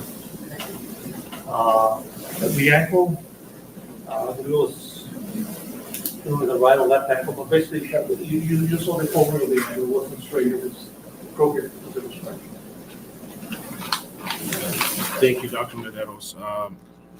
You can take a seat. Thank you. And at this time, Judge, I would like to admit this as State's Exhibit 1 for demonstrative purposes for the jury. Objection. No objection. Demonstrative. Okay, it's admitted.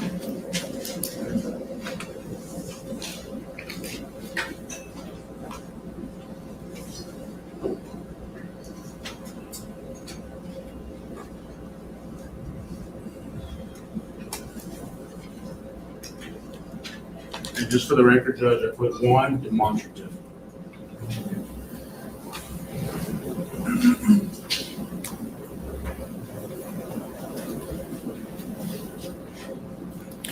Did Erica Torres describe how and when these injuries were inflicted? She could not. Why not? She came in screaming in pain, and like I said, shortly after arriving, she lost consciousness due to the low blood pressure.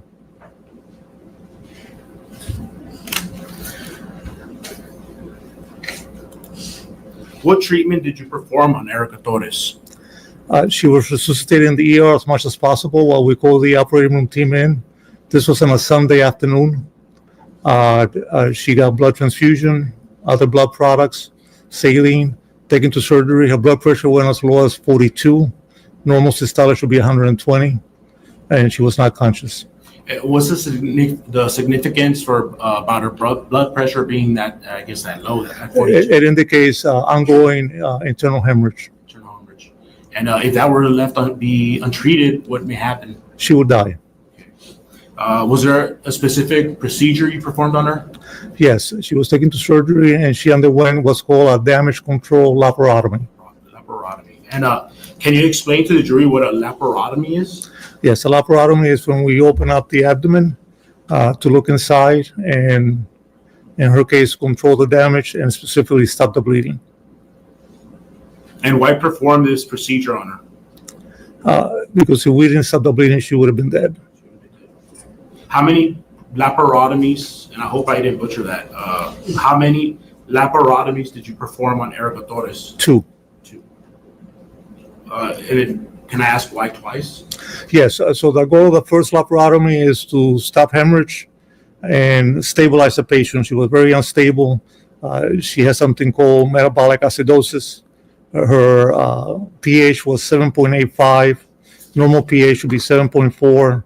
Below 7.2, you start having problems with myocardial contraction, and she was at risk of dying. So you need to stop the bleeding, continue resuscitation in the intensive care unit, normalize her body temperature, and then we can come back and treat additional injuries. And at what pH level did you just say that? 6.85. And what was hers? No, sorry, that was her pH. The normal should be 7.4. Okay. And anything below that is? Anything below 7.2 is critical. And then after you performed the laparotomy on Erica Torres, what did you do with Erica Torres? We sent it to ICU to continue resuscitation. Okay. And up to this point, since you received her and you've done all this up to this point, what were her chances of survival? I would say less than 50%.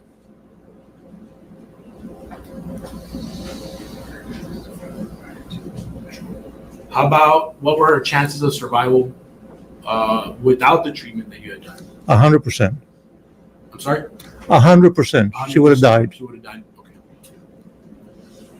Now, Dr. Mederos, are you generally familiar with the legal definition of serious bodily injury? Yes. Okay. And so, is it your understanding then that serious bodily injury means bodily injury that creates a substantial risk of death or that causes death, serious permanent disfigurement, or protracted loss or impairment of the function of any bodily member or organ? Yes. That's your understanding? Yes. Okay. Now, keeping that definition in mind, do you have an opinion as to whether or not the injuries inflicted on Erica Torres constituted serious bodily injury? Yes, the only thing she didn't do was die. She had everything else that you mentioned. All three? All three. Thank you, doctor. Now, on her medical report, and just for the record, Judge, it states Exhibit 2. It has been pre-admitted into evidence already. I might need the ED or elbow. I'm not sure what it's called for this. And, just real quick, may I approach the witness? Yes. Thank you, Judge. Are you familiar with State's Exhibit 2? Yes. And what is that? This is the medical record that you have obtained. Okay. Pertaining to? The treatment of Erica Torres. Thank you. And you're familiar with these records? Yes.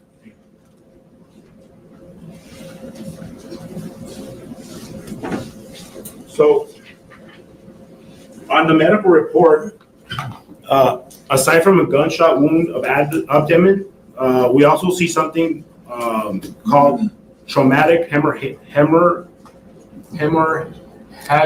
shock.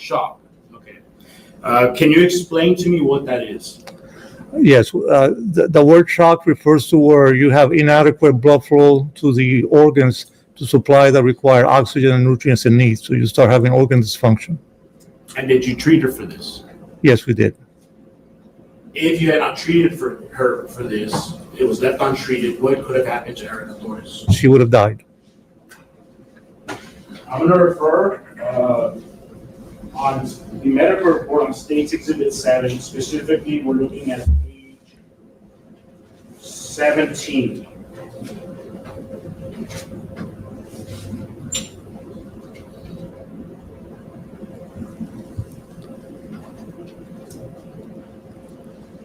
So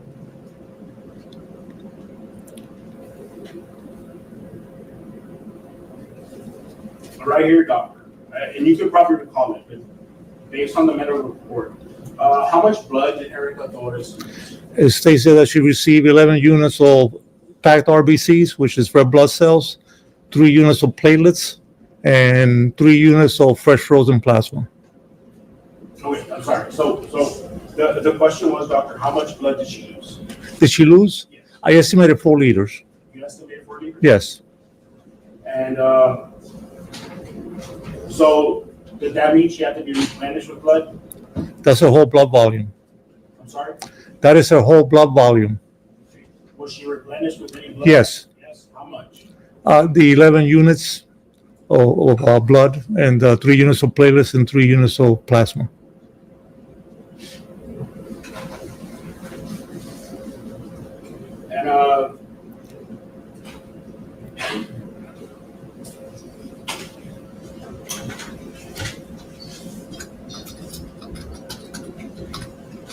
And you mentioned that she lost 4 liters of blood. Yes. How serious is that? To qualify as class 4 shock, which is the worst, all you need to lose is 40% of your blood volume. In total, she lost her whole blood volume, which is 4 liters.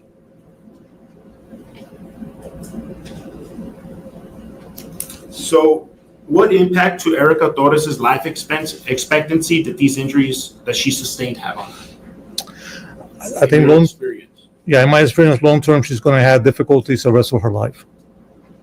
Okay, like what exactly? She has severe damage to her intestines. She had damage to the pancreas. The pancreas is the main gland in the abdomen that makes the enzymes to digest. She lost a large amount of small intestine, which is where you need to absorb nutrients. She lost at least, while she was here, half of her colon, which has to do with fluids reabsorption.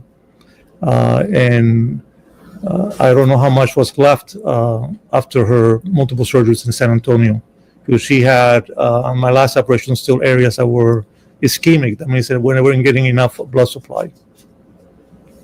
You mentioned that she lost a good portion of her intestines. Yes. Is there a specific medical term for that?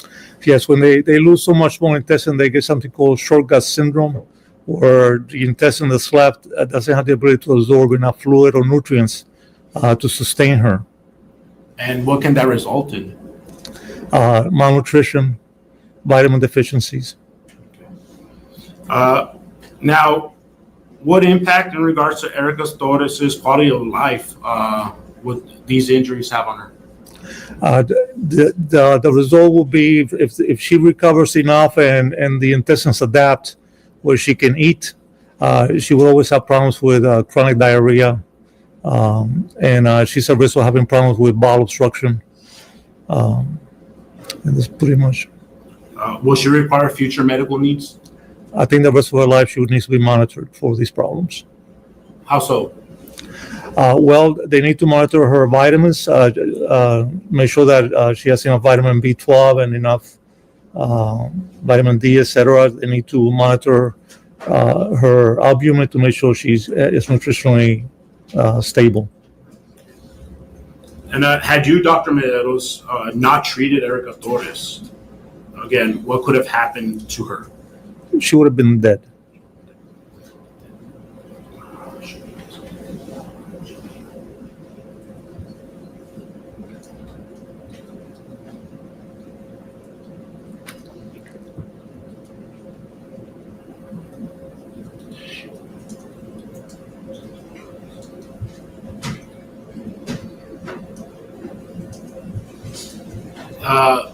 With these type of injuries that you saw, that you treated, would this affect the ability for Erica Torres to have a family in the future? I do not know that, but I would think so, yes. Now, in your medical opinion, Dr. Mederos, do you feel that Erica Torres will fully recover? No.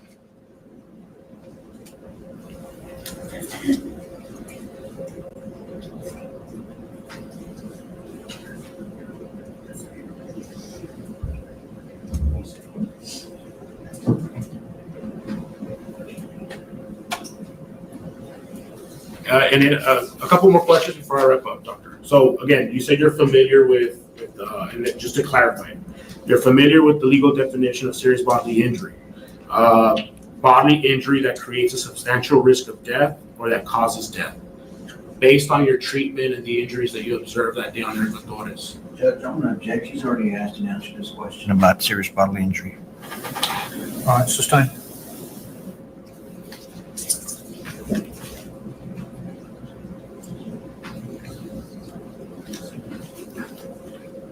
As a witness. Good morning, doctor. Morning. How long have you worked here in Laredo? I've been here 27 years. 27 years. So you established a relationship with law enforcement? I don't have any relationship with law enforcement. Did you testify for them I have never testified for them. in court? Have you ever testified for the prosecution? Never. First time. This is your first time? Yes. So you don't receive any money as a I don't stipend? receive any money whatsoever. Are you a forensic, do you hold a degree in forensics? I do not. Could you tell, since you don't have certification in forensics, I mean, are those entry? I mean, you can't determine whether those are entry or exit wounds? The bullet wounds. I don't know if they're entry or entrances. Exit or entries, right? That's correct. Okay. So depends on may I approach you on it? Sure. So it just depends on the shape of her position, how the body was situated. So we could have whether the bullets were coming from an angle, going straight, going up. We can't tell exactly how many gunshot wounds that is. And that doesn't concern me. I'm only concerned about what I can fix and what I need to fix to save her life. So you have no testimony to how many how many actual shots were entered and exited the body, but you can say that those are either a combination of entry or exit wounds, right? Objection, Judge. He's already asked and answered this. Yes. You want me to answer? And as we see the fracture on the ankle, that's correct. Okay. That tends to show that would be some type of injury from maybe an automobile accident, right? She was in an automobile accident. And you know that how? I know that from the EMS report. Now, did the EMS reports tell you that her airbag didn't deploy? I do not know that. So, I mean, there could have been some injuries caused by the steering wheel, correct? Not the bullet wounds, no. Not the bullet wounds, but there could be other injuries that caused. The only one she had was the ankle. But you couldn't tell from the abdomen because of the bullet wounds, right? No, there was no evidence of blunt trauma to the abdomen or chest. What is this guy doing? Did you examine I examined her, of course I did. Yes. Okay. So going over 30 miles an hour, hitting your steering wheel we don't know if she's wearing a seatbelt or not. She did not have any ecchymosis in the chest. Her chest actually did not show any rib fractures. There was no blunt injury to the solid organs, which is the liver, the spleen. Those are the organs that will be affected. Did you see her seatbelt was on? I did not see any of that. No. Like what do you call it? I did not see a mark. A mark. Okay. What is this guy doing?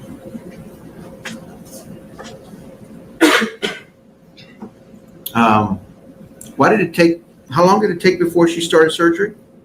I don't know the exact time. I think it's according to my summary of the reports. It's like 2 hours. Would that be right? I don't know the exact time. Do you know why it would take so long? It's Sunday afternoon. We have an on-call crew. That means that they have to be activated. They have to physically come into the hospital and set up the OR. Okay. That could be one of the reasons. Yes. Okay. You made a comment about lasting injuries, but this was your limited time with Ms. Erica here was the surgery that you performed, right? Yes. Okay, and then I believe, if my summary is correct, she exited the hospital like the next day or the day after? She left. She was transferred to the University Hospital after the second operation. And after that, you never saw her again? Not until a few minutes ago. And you have no, you didn't perform any more surgeries in San Antonio or anything like that? No, I did not. So you don't know the extent of her rehabilitation by those surgeries that were done in San Antonio? That's correct. Thank you. That's all I have, Judge. What an ass. Oh, I'm talking about this lawyer guy, this defense attorney is like a total ass. No, not the witness. Not the witness. It's the defense attorney. He's just being a total jerk. Asking like weird questions. I'm like, what is he? I didn't even realize my mic was on. I'm just over here talking to No for the myself. witness for Dr. Medeiros, Judge. It's okay. I'm just talking. Recall either side. Oh, it gets worse. Thanks, K-Swan. K-Swan keeps Not from giving the us state, heat. All right, doctor, thank you for coming over. You are excused, not subject to recall. K-Swan keeps giving us a tea. It gets worse. Thanks, K-Swan. Rebecca Lloyd Sanders. Okay, come on, Miss Lloyd. Let's see who Miss Lloyd is. She's She's all, yeah, right. K-Swan's all back, giving us little tidbits of what we're looking forward to. Let's get this lady's name. Rebecca Lloyd. She's a forensic scientist. You have seen.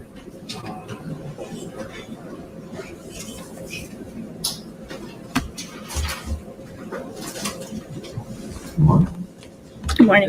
Can you please state your name for the record? My name is Rebecca Lloyd, REBEKAHLLOYD. Well, she spelled her name and I And misspelled where do you it, reside? so I'm sorry, Rebecca. I work for Texas DPS Crime Lab in Austin, Texas, in the trace evidence section.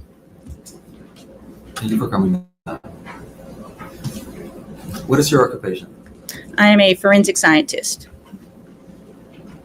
How long have you been employed in that occupation? 9 years.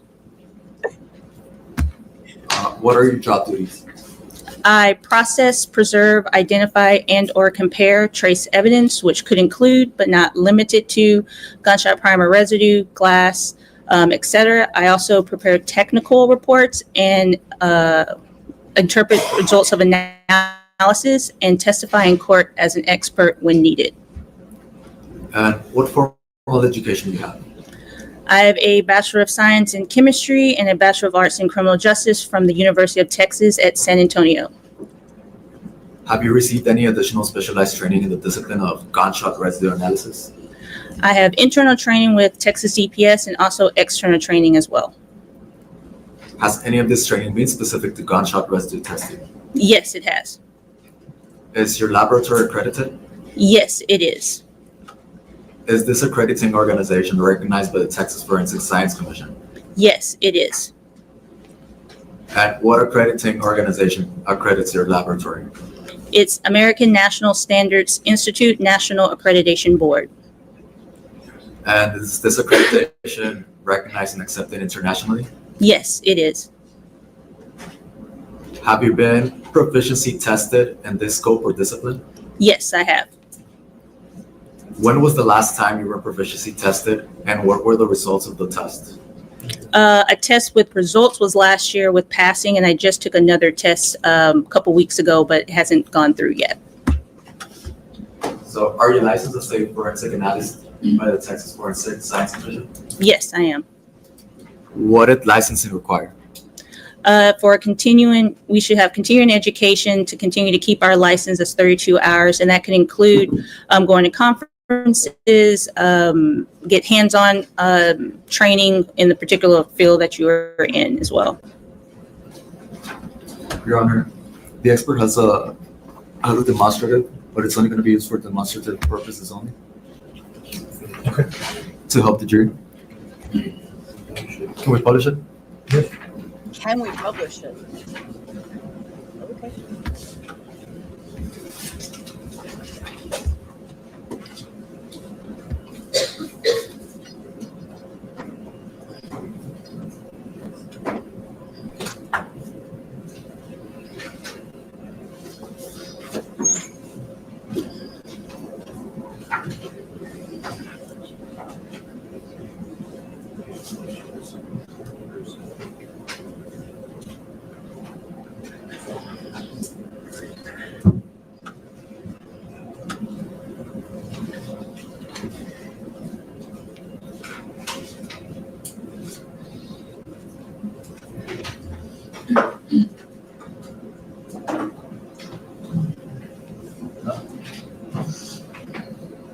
Thomas Lawyer, what is primary DSR?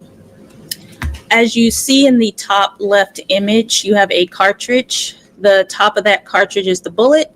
Inside of the cartridge is gunpowder, and the back of that cartridge is the primer cup. Housed in that primer cup is a mixture. And that mixture is, as you see in the middle top image, has lead stiffnate, which is the initiator, barium nitrate, which is the oxidizer, it releases the oxygen, and then antimony sulfide, which is the fuel. So when a firing pin of a gun strikes the back of that cartridge, it activates that shock-sensitive primer, which ignites the gunpowder, which propels that bullet down the barrel of a gun. The heat and pressure within that cartridge vaporizes all those metals, as you see in the top right two images.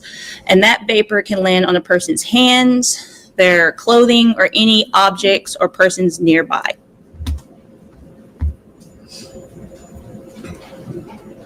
And what is it designed to collect? It will collect, if you see at the bottom left image, there's a fill kit. Housed in that fill kit are usually two plastic containers, one usually labeled right hand, the other usually labeled left hand. Inside one plastic container, as you can see, is a metal disc, and on top of that metal disc is a black adhesive, so it's sticky. So say you take the left one that says left hand, you open the plastic container, you stub the person's outside as you see, you flip their hand over, you stub their palms and fingertips, and sometimes the webs as well. You will cap it back and then do the same with the right hand. And then that kit will get mailed to the lab. And have you testified before as an expert witness in the scope of discipline of gunshot residue? Yes, I have. How many occasions? Many times. Does this include such expert testimony in the courts of this county? I have not had the opportunity in this county.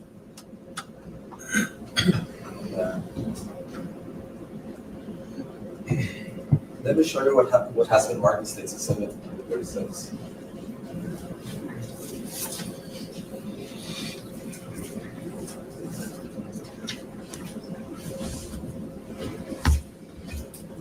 Do you recognize it? Yes, I do. What is it? It is the laboratory gunshot residue analysis laboratory report. How do you recognize it? It has my name on the second page.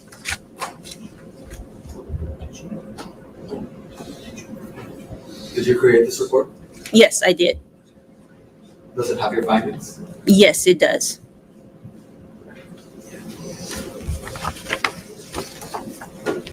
I will now take you to the defense for any objections.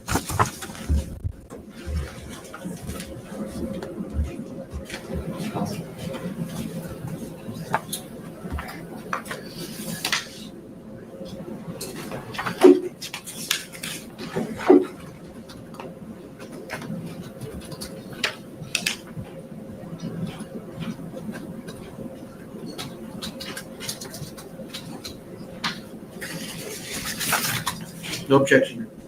Submitted. At this time, Your Honor, the state would like to introduce State's Exhibit number 36 into evidence. And may we publish it? Please.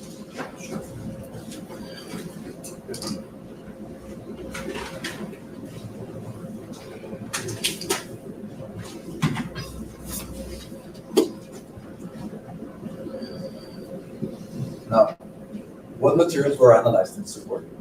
There was a GSR kit analyzed.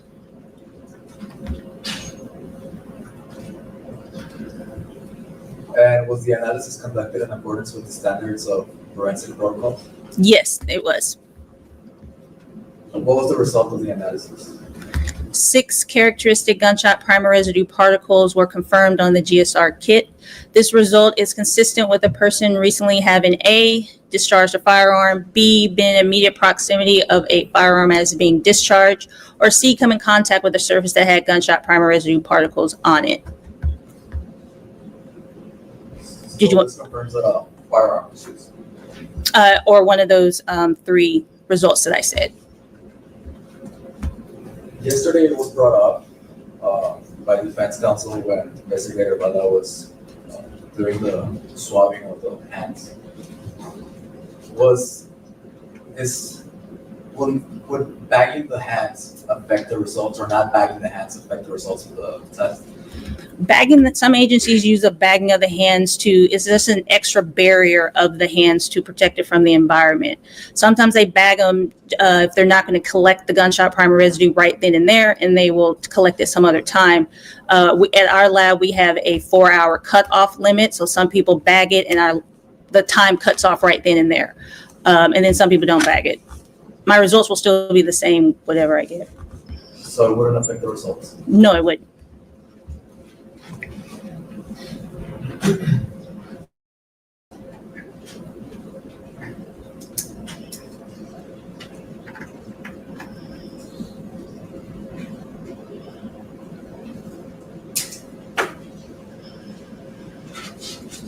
Would you happen to know who the DSR grants were from? The kit was from a Billy Delgado. That's the one, sir. Ma'am, can I have your name again, please? It's Rebecca Lloyd. Ms. Lloyd, pleasure to meet you. I'm just gonna ask these questions just because the state, I think we all know who was shooting the weapon, but just to confirm your analysis, so the jury can understand. Your report states that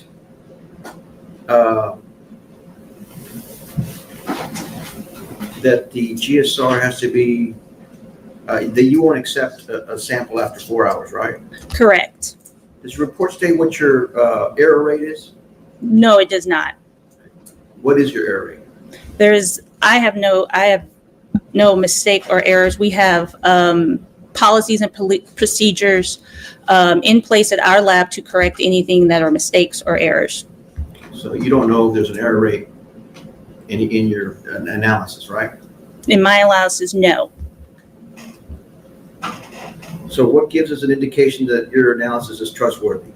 Because we follow policies and procedures. We have standards, ASTM standards, which are American material standards that we follow that are followed by international as well. So if an error is made because of those policies and procedures, there's not a plus or minus error rate that is attributable to most chemical analysis done by chemists or forensic doctors, right? We don't have that for your test. It is not in my report. Is it somewhere else in your notes? No, it is not. Is it in your policy manual? No, there is no plus or minor error rates in our policy or manual. Okay, the offense date was June 1st. Do you have it on your notes when the kit was submitted? It is on the report. It was submitted to our Laredo Crime Lab, if I'm not mistaken, on January 7th. Okay. The long storage, does it raise contamination risk? No, it does not. So the long storage doesn't dissipate any of the minerals? No, as I showed, or as you see in that picture, is on an adhesive and it is covered with a plastic container. So it is pretty preserved. And what was the storage condition that it was in here in Laredo, if you know? I do not know. I work in the Austin lab. Okay. So you don't know how it's stored here, right? No, they have a crime lab Israel and they store it in their vault. At least that's what they're supposed to do, right? Yes, and it's tracked because we have our own specific case lab number that is tracked through our system. That's at your lab? No, it's the whole DPS as a system. So where did this kit come from? In our lab? From Laredo or from your DPS office here in Laredo, Texas? It came in via in-person. I don't remember the person's name from the agency to the Laredo Crime Lab. I understand. When they collected the forensic swabs here, right? And then it gets to your place in January, right? In the Laredo Crime Lab. What do you mean in the Laredo Crime Lab? So Texas DPS has 16 locations. One of them is Laredo Crime Lab, and I work in the Austin Crime Lab. So it was in the Laredo Crime Lab. Okay. So it it went from the Laredo Police Station to the Laredo Crime Lab. Correct. The DPS, okay, that's what I didn't understand. Okay, but it took 6 months to do that? It came in at January 7th to the Laredo Crime Lab. We received it in Austin, January 14th, if I'm not mistaken, the same year. And then I started my analysis on January 24th. Okay, for 6 months, it was stored here at the Laredo Police Department? I do not know where it was before the crime lab. Okay, so before January 7th, 2004, before it arrived at the Laredo Crime Lab, you don't know where it was? No, I do not, until it got to the crime lab. You don't know how it was stored? No, I do not.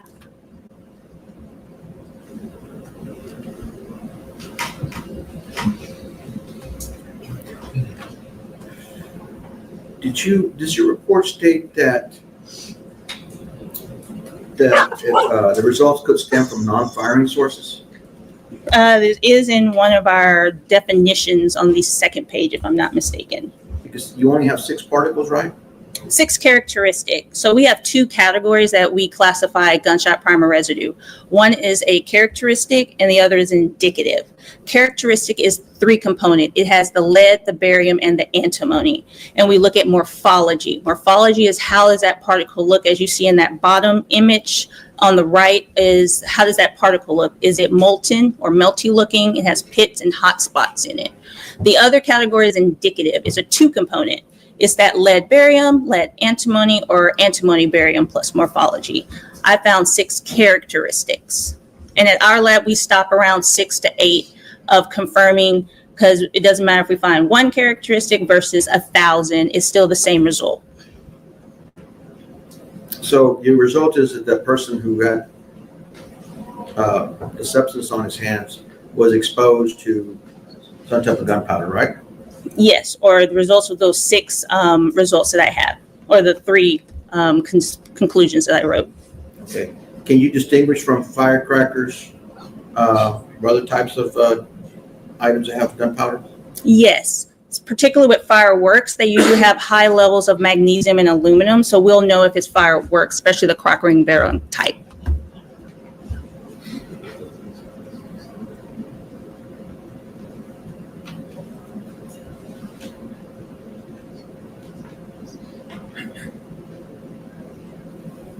Okay, your report does state that this could also be by a discharge, by being close to, being near someone to discharge a firearm, right? Correct. Just so the jury understands, I think they saw who discharged the firearm, but anyway, I appreciate all your answers to my questions. Ms. Lloyd? Oh, yes, you're That's all welcome. I have, Judge.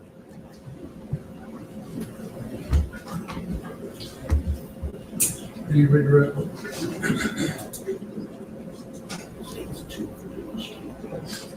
Judge, we have no further questions, but we would like to admit the demonstrative states exhibit number 2 as demonstrative only. Any objection? What was that? What's on the screen, the demonstrative, I'd object, Judge. It doesn't have any relevancy. She testified to certain things, but I can't tell from that. okay, I'll overrule the objection, it's admitted. Subject to recall or not, anybody? Hearing none, with your excuse, I'm subject to recall.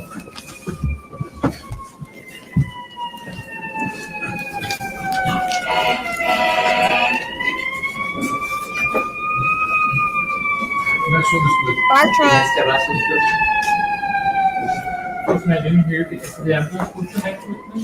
Hi, fire truck.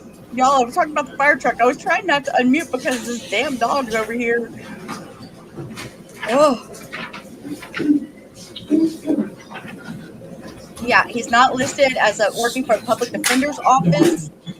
And he's not listed as working for a public defender's office. His name is Oscar Vega. He's a private attorney with a solo practice focused on criminal defense.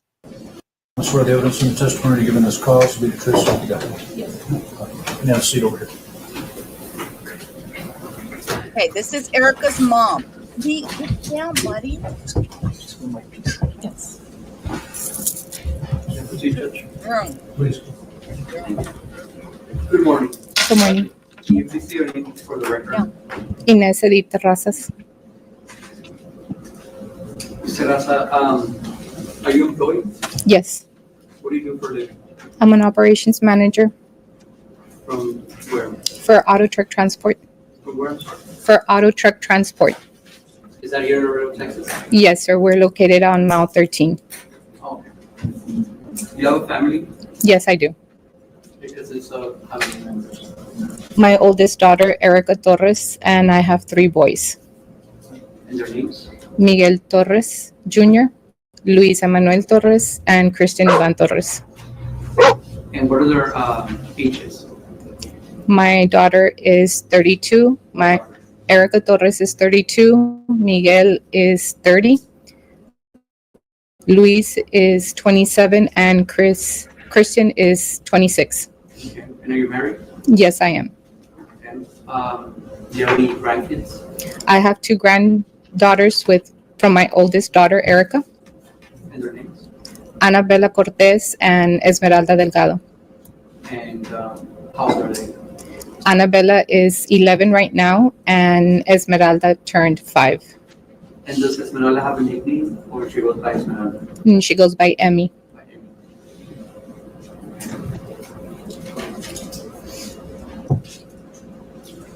Ms. Razas, do you know the defendant in this case?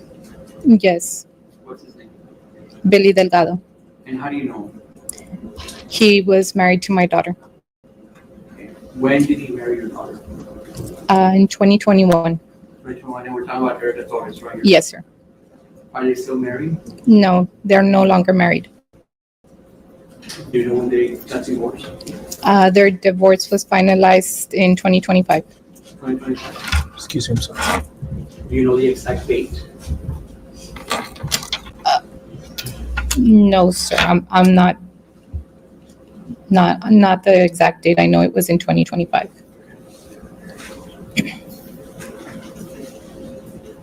How long have you known the defendant, Billy Delgado? Since 2018. Since 2018. And you said they got married when did they?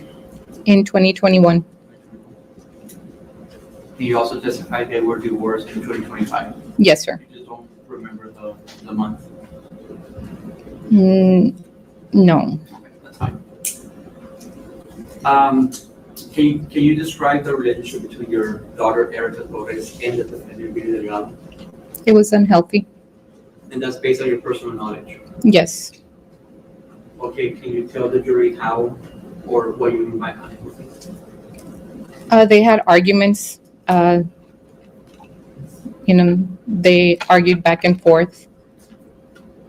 Did you ever notice them fight physically? No, sir. I never saw them fight physically. Either Erica or Billy Delgado? Neither of them. Let me refer your attention to June 1st, 2024, Saturday. Do you remember that date? Yes, sir. Okay, can you tell the jury what happened on that day? On June 1st, I was at work.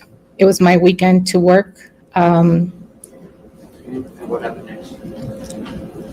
I had spoken to my daughter earlier, like around at 11 o'clock. Is that a... Yes, 11 a.m. And we had made arrangements to meet later on during the day after I had gotten out of work. I wanted... When were you supposed to get out of work? It depends on when we finish, it varies depending on the time of when we finish dispatching. Okay. I want to say that maybe around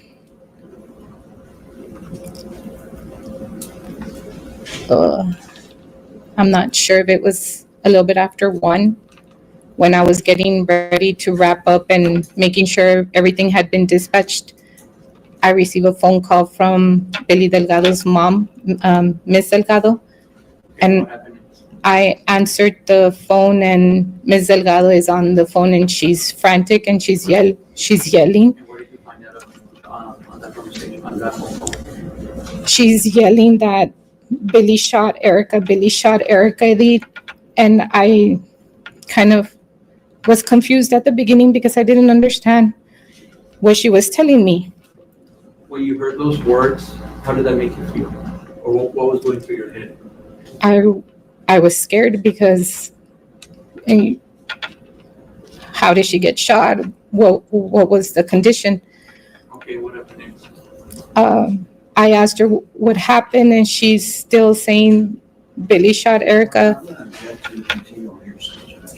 I know it's already been, a lot of it's in evidence, but Okay, so after you got that call from Billy's mom, he hung up, what happened next? I received a call from my niece Kayla, and Find out on that phone call. Kayla confirmed. She tells me, "Tia, Billy shot Erica." Just what you found out on that phone call. Yes. Same objection. Thank you. Okay, so you got a phone call from the defendant's mom and Kayla letting you know what had happened to your daughter. After that, what happened next? I'm trying to leave work so that I can find out what's going on. At the time, neither of them were able to give me any explanation as far as where the incident happened, what had happened, and the condition of my daughter, and where my granddaughter was, because she was in Billy Delgado's possession. And by granddaughter, you mean who? Esmeralda. And at that time, on Saturday, June 1st, 2024, where do you think Amy was? Where Esmeralda was? I knew that she was with her father, with Billy Delgado. Okay, and what happened next month? I'm driving, I'm headed to what I thought, since I did not have all of the information, I thought, where do I go? So as I'm leaving, I'm headed, I'm trying to get a hold of her father to tell her what they're telling me. Whose father? Erica Torres. I'm calling her And what's father, his name for the record? Miguel Torres. I'm trying to get a hold of him so I can let him know what's going on. He doesn't answer the phone. I'm trying to get a hold of my sister Mayela to let her know that I need her, to come, not let my mom find out what's going on because she's elderly. Okay, what happened next? I receive another phone call from Mr. Delgado's mother. Again, Okay, and without stating what she told you, what did you find out after that phone call? she just repeats, the same thing. And then she tells me that her sister, Vanessa Flores, is going to be taking Emmy. And I tell her that that's fine. Then I know that Esmeralda is okay. And I receive a phone call from Kayla, and she tells me that they're taking Erica to LMC, to head to LMC. So once you find out about LMC, what did you do next? I try again to get a hold of Erica's father, Miguel Torres. I finally am able to get a hold of him, and I let him know that they just tell me that Erica has been shot. I don't know her condition. I don't know where she was shot, but that they're taking her to LMC and he needs to get to LMC. And after you talk to him and you let him know about LMC, what happens next? I get to LMC. As I'm pulling up to LMC, I see the ambulance through the emergency room entrance. And That time you told us I was going through your head. I don't know what condition my daughter is in, and I don't know if she's alive. And what happens next? Once you arrive to LMC, or And going through the emergency room, and they don't let me into the back, and they can't give me information, and I have to wait. And then after a few minutes, they finally let me into the back. And when I go into the back, into the waiting area that they have, my oldest son is already there because he got there first. And he tells me that he saw them wheel her in the bed, and that she was bleeding, that she looked very pale. Mr. Aston, at that time, did you have any answers or not yet? No, they couldn't tell us anything. The doctor had not come out to talk to us or anything. We were waiting in the waiting area. Okay, and what happened next? After a few minutes waiting there in the waiting area, we go ahead and let the officers know that my granddaughter at the time was there at Mr. Delgado's apartment and that we needed somebody to go and pick her up, that she was with her aunt, Vanessa Flores. And do you remember the time, more or less, when this was happening? No, Was it in the afternoon, evening? it was already in the afternoon. It was after 1 o'clock. Okay. And so once you told the officers about Amy's whereabouts, what happened next? We're sitting in the waiting area, and I remember a doctor coming out to tell us that she's bleeding out, that they are trying to control the bleeding, and that is a major problem right now. And he does tell us that he doesn't think that she'll make it through the surgery. And once you heard those news, Mr. Raza, what was going through your head? What were you feeling? You don't know what to think because you don't have any control over that. What can you do? So we were praying, that God does something, a miracle. Mr. Raza, you specify that you only have one daughter? I only have one daughter, yes. What is your relationship with, before this incident, what was your relationship with Erica? I have a very close relationship with my daughter. Okay, so once you heard those news that maybe she was gonna make it, you already testified that you were, thoughts that were going through your head. What happened next?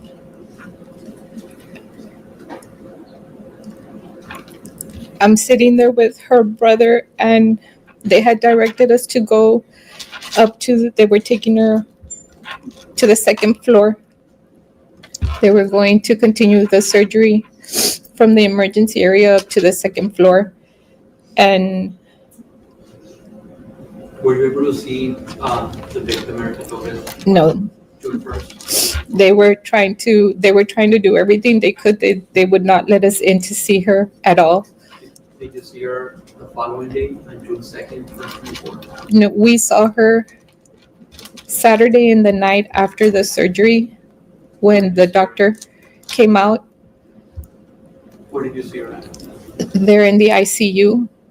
So when you saw her for the first time after the incident, after the crime, what was going to be? Well, praying. She's just lying there with all these tubes coming out of her. Mr. Raza, on June 2nd, when you saw her for the first time, was she awake? Was she conscious? No. Okay, and what happened next? The doctor tells us that they're going to go back in. They're taking her back into surgery because she's bleeding. Do you remember the doctor's name? No. Okay. So then they take her back, I guess, for another surgery. And what happened next after that? And we're still left with the same, the doctor. Every time someone goes into a surgery, you always run that risk. Of course, she has a higher risk that, she might not. They had already, the night before, they didn't think she was even going to make it the night before through the night. So the fact that she had made it through the night was, a big blessing. And when the victim was taken to the hospital, who else was there in the waiting area, waiting to hear you? Who else was there besides you? If you can remember. all her brothers were there, her father, all my 3 sons were there. My mother, my sister, her father, her sisters on her father's side, all of her aunts and my nieces. We were all there praying for her. Okay, so on Saturday, June 2nd, on Sunday, June 2nd, 2024, after she goes back for surgery, she comes out. What happened? What happened next? They were able to, the doctor says that he was able to stabilize her, and they make the decision to have her airlifted to San Antonio. Do you know more or less at what time was that on June 2nd? It was around 6 o'clock AM or PM? PM. PM. Okay, so were they able to fly her to San Antonio? Yes, she was airlifted to University Hospital in San Antonio. Okay. What did you do next after she was airlifted? That was Sunday night. Her father drove straight to San Antonio so that he could be there when she landed at University Hospital. I had to stay back and make arrangements for her older daughter Annabella and for her younger sister Esmeralda. I needed to get paperwork in order and everything with Child Protective Services so that I would be able to take her with me to San Antonio. So when did you arrive to San Antonio? I arrived to San Antonio on Monday around 11 in the morning. And that will be June 3rd, 2024? Yes. Okay, so once you were in San Antonio, what was Erica's status, health status? She was still unconscious. When she arrived on Sunday, they had to immediately take her in again to surgery for the same. She was bleeding a lot. They had to give her a lot of transfusion. The first time I saw her in San Antonio on Monday, it was when they had brought her out from surgery because she had a surgery on Sunday night and then she went in again on Monday for a surgery. So the first time you saw in San Antonio was on June 3rd? Yes. 2024. What did you do when you were there? Did you do anything? The first couple of days when we were there, since she was in and out of surgery, we were there. We were praying for her. There was just so many complications that were uprising from the injuries that she had sustained. That every day was just something. It was up in the air. If she was going to be okay or not. Okay, I'm going to show you some pictures that were taken on June, starting on June 3rd. May I approach you, Judge? Yes. I'm going to show you the exhibits 37 to 43. To 43.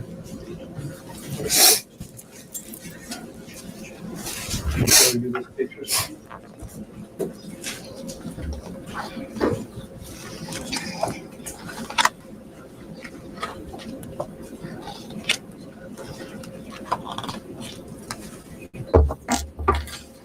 Do you know who took those pictures? I took those pictures. Okay, and they're, again, just for the record, they're exhibits 37 to 43. Yes. Please review them and tell me if you recognize the location, the items on those pictures. Yes, I recognize it's my daughter, Erica Torres. Just yes or no, if you recognize them. Yes. And are those pictures a fair and accurate depiction of the location and the items, the objects as you observe them? Yes. Judge, I'm going to tender those exhibits 37 to 43 to the defense for any objections.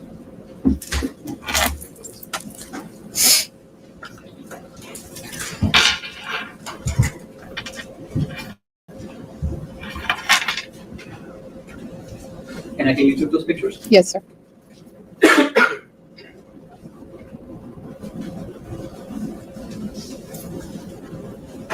Sure, I just have an objection. Can I approach?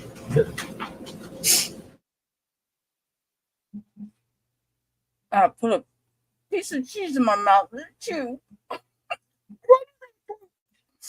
Don't stop.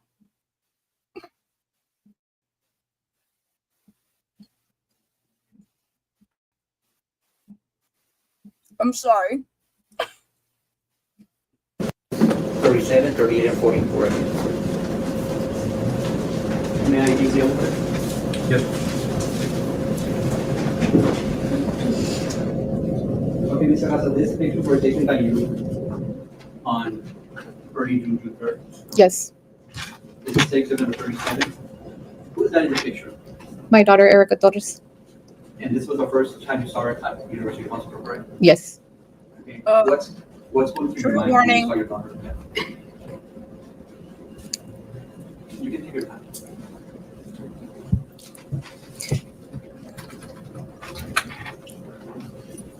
if she's gonna pull through this and what kind of life she's gonna have for her girls. I'm gonna show you the picture you also took in early June, which is exhibit number 40. Was that the picture again? My daughter, Erica Torres. What is this thing under there? Do you know? It's a temporary cast for a double. I'm gonna show you what's been marked as exhibit number 38. Can you tell the jury what you see in this picture? That is my daughter's abdomen after one of the surgeries when the nurses were going in for wound care. Do you know what this is or what you see? Yeah, I'm glad they pulled away. That is, If you don't know, that's fine. it's where they had connected her small intestine. Do you know what this bag is? That is for the secretion from the discharge from her insides. And again, for the record, you took these pictures June 3rd, early June, right? Yes, sir. Now I'm going to show you other pictures that were taken on day 2. For the record, I'm going to show you what's being marked as exhibit number 47. 44 to 47. If you review the pictures.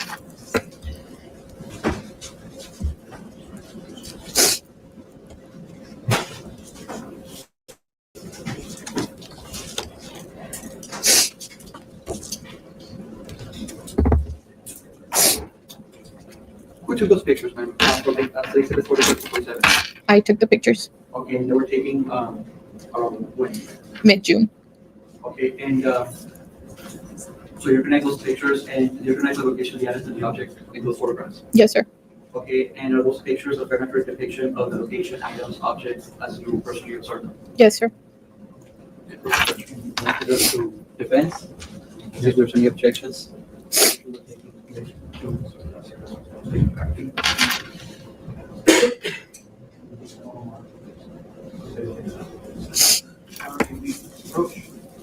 Okay.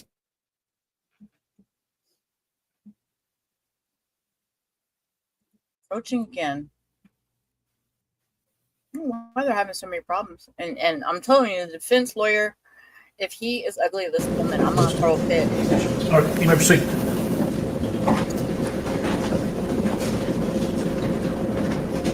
Okay, so for the record, it's going to be exhibit number 45 and 47. Now let me show you on YouTube to June of 2024. I'm going to show you what's remarked as exhibit number 45. In this amount.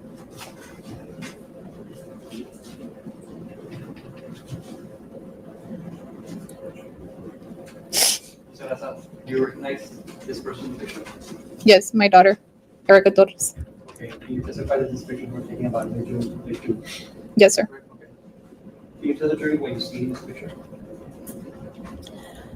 My daughter, wound care nurses had come into the room to do wound care to all of the injuries that she had sustained. Ms. At this time, is your daughter still conscious or she's not conscious? She's in and out of conscious due to the heavy medication she's on. Were you able to, at this time, communicate with your daughter? Very little. She has a trach in her neck, so she can't speak. So if you communicate with your daughter, how would you do that? She would try to write. We had an eraser board, and she would try to write. She would try? What do you mean by try? She sustained a gunshot to her left hand, and she's a left-handed, so it was really difficult for her to write. Okay. Now I'm going to show you what's been marked as exhibit number 47. Man. That's for your daughter. Yes, that is my daughter. What do you see here on your abdomen? That is the opening of the surgery that she had sustained from when she went in the first time to the hospital. Do you know what this thing is? It's a mesh holding her intestines. And do you know what this thing is? It's an IV they have on her artery from her leg. Okay. And you testified that she was also, her hand was her right? That's a shot that she received to her left hand. Is that her left hand? Yes.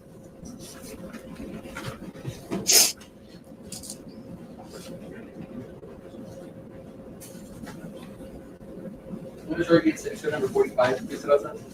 What do you see here? It doesn't agree what you see here. It is her lower pubic. She has a hole. It seemed like there was an exit from one of the bullets. Oh my daughters.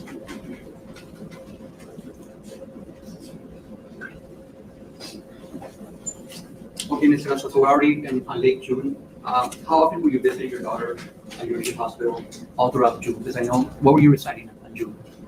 In June, the majority of the month of June, we were at University Hospital.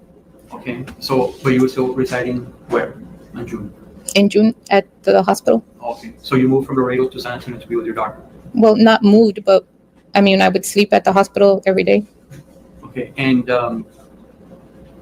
throughout the whole month of June, what burdens did you take? I had to take a leave of absence from my job. I had to make arrangements so that I could take care of her daughters. And I had to be there to be there with her. Okay. And her other two daughters, where were they residing on June 2024? During the time that I was at the hospital, and Annabella and Esmeralda were residing with Annabella's father and his wife. They had helped us so that the girls could stay together. At any time, did Amy and the other daughter on June 2024 go and visit their mother, Erica? They were not allowed to see her mom under the conditions that she was in. Okay. Would they ask about their mother? All the time. What would you tell the daughters, your granddaughters? I would tell them that their mom was doing good. Unfortunately, at the time when things happened, Emmy is very verbal, and when she saw her sister that she was picked up, she automatically told her sister that. All right, Mr. Rocha. So now we're pretty much in July 2025. I believe you also took some pictures.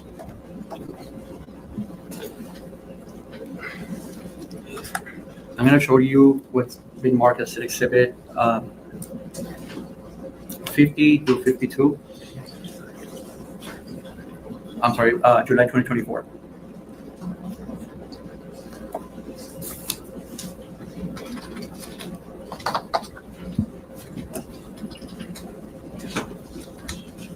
You recognize?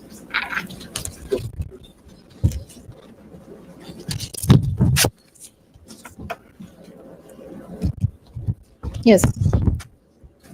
Okay, so from set exhibits 50 to 52, you recognize the location, the items, the objects on those pictures? Yes. Okay, and are those pictures a fair and accurate depiction of the location, items, objects as you personally observe them? Yes, sir. And again, those pictures were taken when? Late July. Late July? Or Mid-July, early July.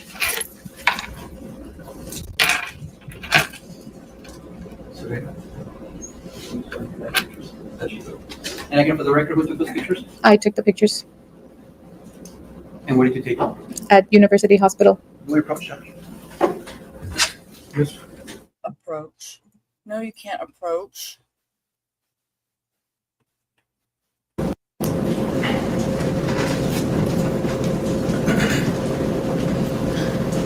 Okay, Mr. Reza, so on July of 2024, your daughter was still at the hospital? Yes, sir.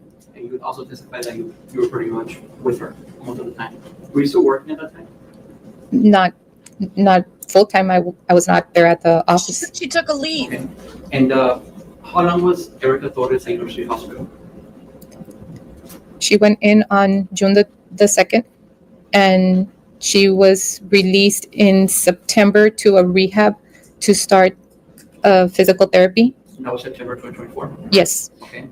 And then she was taken. She was released for a week in November to our care to our home. And that's in Laredo, Texas? In Laredo, Texas. Due to the extent of her wounds and everything, we just could not do the care. Based on what you remember, when was the first time that you believe Erica Torres was able to talk to you, be conscious? Do you remember the date? I don't remember the date, but I want to say it was early July. Early July? Yes, And that's when you felt that you could communicate with her in a better way? yes. Okay, was she able to talk? She was learning again to talk. They had removed the trachea, and she had a speaking valve. Okay. Okay, so you testified that in September she was taken to a nursing, A rehab. a rehab. How long was that for? She was in a rehab for September and October. Were you there with her also? Yes. Okay, and after rehab, what happened next? Where did she go after that?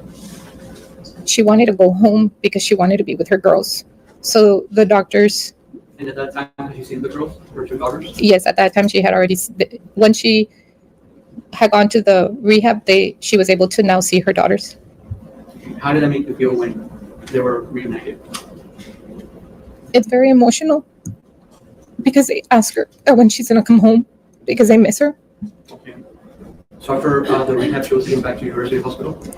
Yes, she was released to us for a week, and due to, like I said, her wounds and everything and the care that she needed, when she went the following week for follow-up for her to see how she was doing, the doctors, More or less. You're talking about what date? November, it was the first week of November, she was released on a Friday, and then she had a follow-up at the university clinic on Thursday, the following Thursday. And I took her into her follow-up because she had been in so much pain.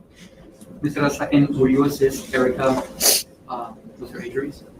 I was her primary nurse at home. I would do her wound care. Do you have any experience with any medical process, or like what made you be her caretaker? Because she's our mom. You have to. I had to learn. I had to see what the nurses were doing so I could take care of her, to my baby. And Mr. Carlos, so in November, when she was released, and you took her back on Thursday, back to University Hospital for a follow-up, what happened next? The doctor saw that the extent of she wasn't getting better. Her wound was actually getting worse. It had started to bleed. So the doctors at that time said that she needed to be readmitted. And those in November? Like the second week of November. Okay, so after November 2024, was she ever released from University Hospital? No. She was there until May of 2029. May of what? Sorry. May 29 of 25. It's almost a year. Yes. Do you know if Erica was eating when she was at the University Hospital? No, she could not eat and she could not drink water. The only source of nutrition that she had was through a IV that was to her main vein, and she would be fed just liquid. Do you remember when was the first time Erica was able to eat solid food? The first week of June of 2025.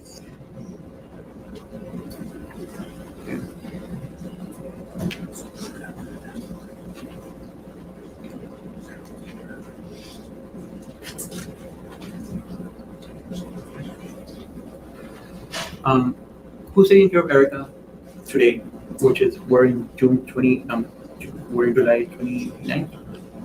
Who's taking care of Erica as of right now, July 29th, 2025?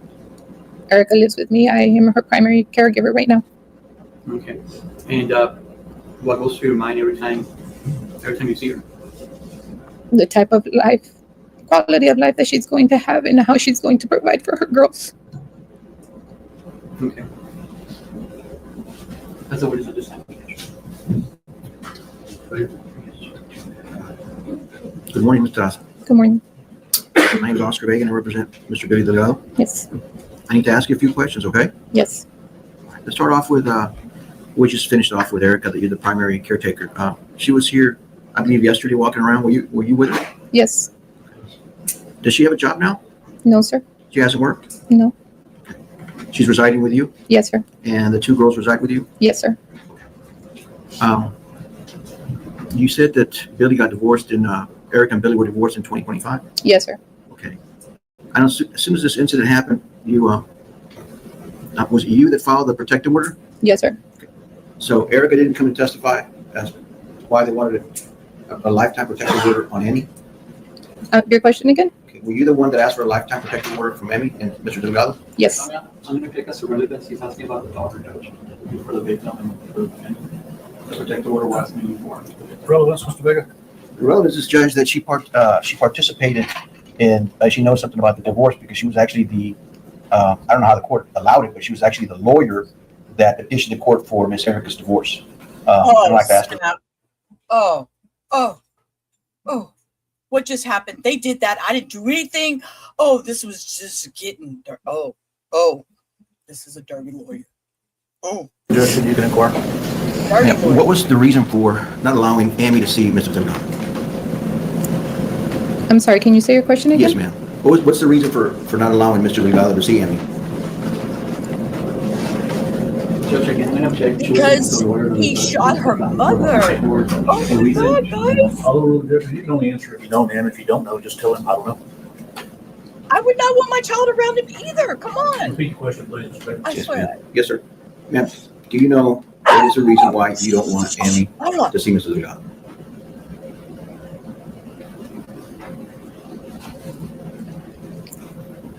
I don't think he's a good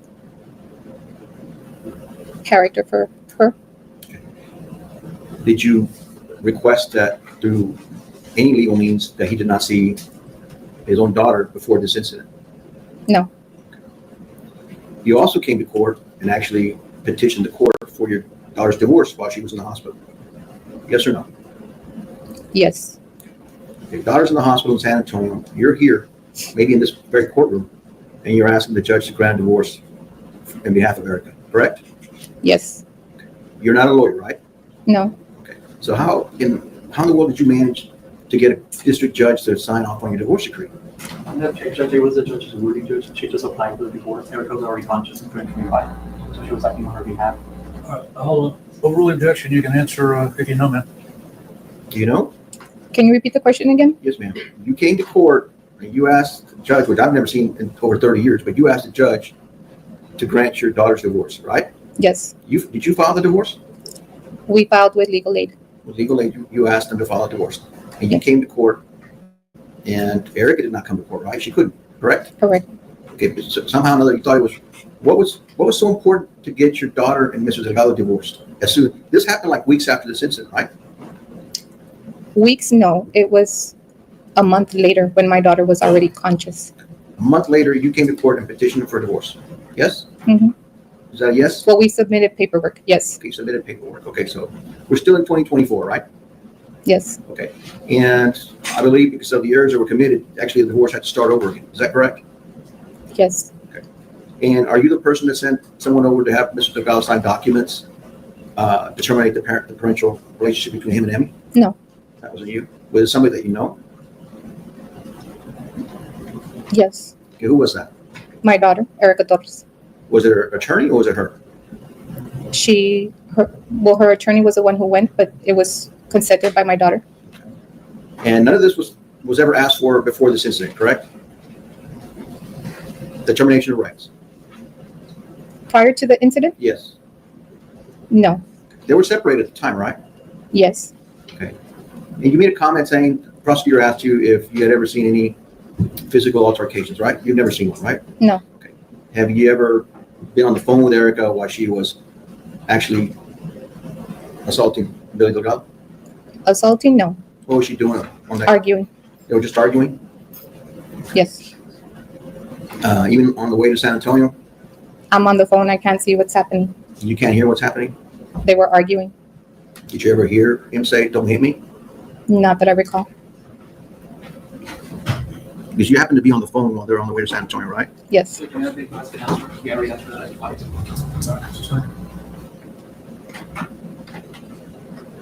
Okay.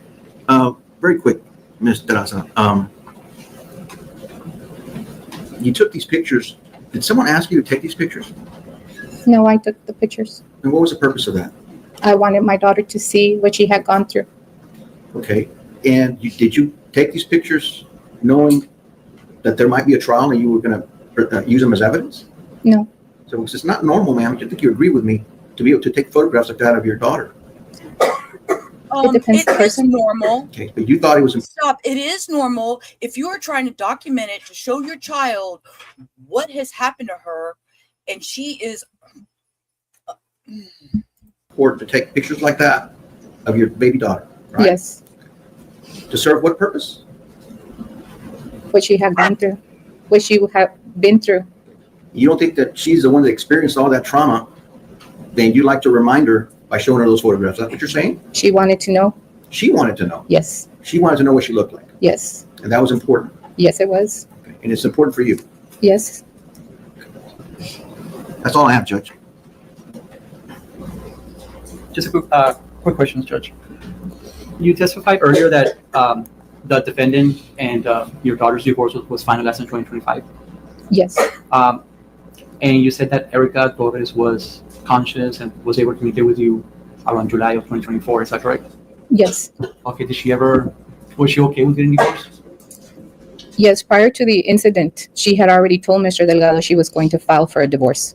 Okay. And Mr. Vega asked you about the protective order.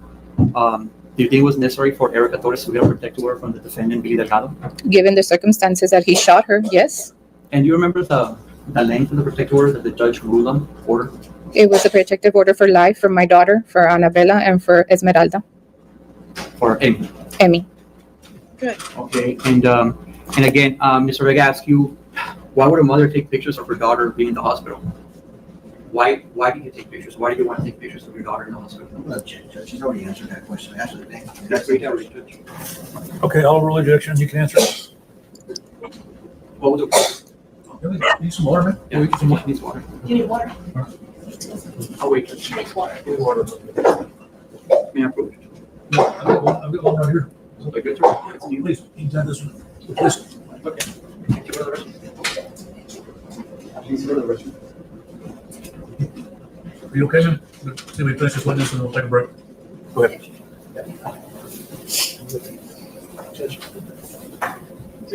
Yeah, let's see, so we'll take a break.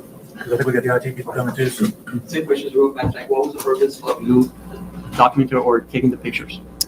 I wanted to document everything from the beginning to the end. For whatever reason, whatever came about, if my daughter did not pull through it, that I would be able to have everything so that when my granddaughter were old enough, I would be able to explain and they could see what their mother had endured throughout her time in the hospital. So I made sure to document everything. You testified that it was important to you. Yes. So I think he asked questions about the protective order, so let me see if I can remember what I wanted to ask you.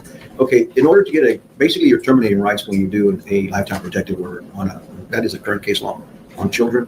Judge, I'm going to object. That's not really a law of protective order, Judge. We don't terminate the rights. It's essentially, Judge, and there is new case law on that. I talked to the Attorney General on that. Okay, I'll rule objection. You can inquire. I don't know if it's going to be within the realm of your knowledge, but Ma'am. go right ahead. What testimony was presented to be able to justify the lifetime protective order on Amy? His character. It has to be something where he threatened Emmy. I don't have that You information. don't have that information, okay. And if it's about character, I mean, your daughter also has some character flaws, right? Judge, if I may we approach?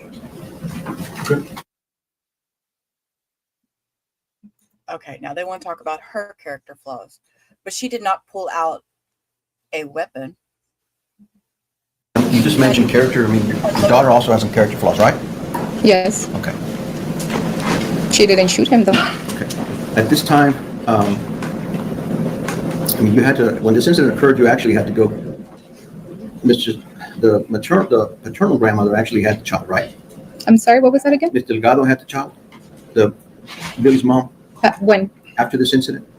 She went by the hospital and I let her take Emmy with her. And you actually have to go to CPS to try to get the child from the Delgados? No, How did you get him? I went to go pick her up. And Mr. Delgado gave it to you? Yes, And CPS didn't have to clear that? they cleared it. Because was there a problem with Erica having the custody of the children? Erica didn't have custody. She was in the hospital. Okay, could she have custody if she wasn't in the hospital? That's all the questions I have, Judge. Any further redirect? No, Your Honor. Okay, recall, you decide. Not from the side. Just a punishment, Judge. Okay. Okay, and they go to lunch. And they come back, and the new witness they come back with She needs to be sworn in here. is Erica. Okay, would you raise your right hand for me, please? You do solemnly swear the evidence in the testimony given in this cause will be the truth, self. And that's six out of the please.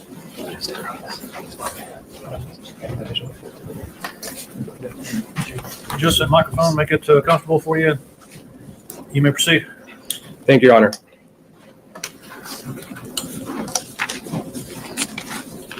Could you please state your name for the record?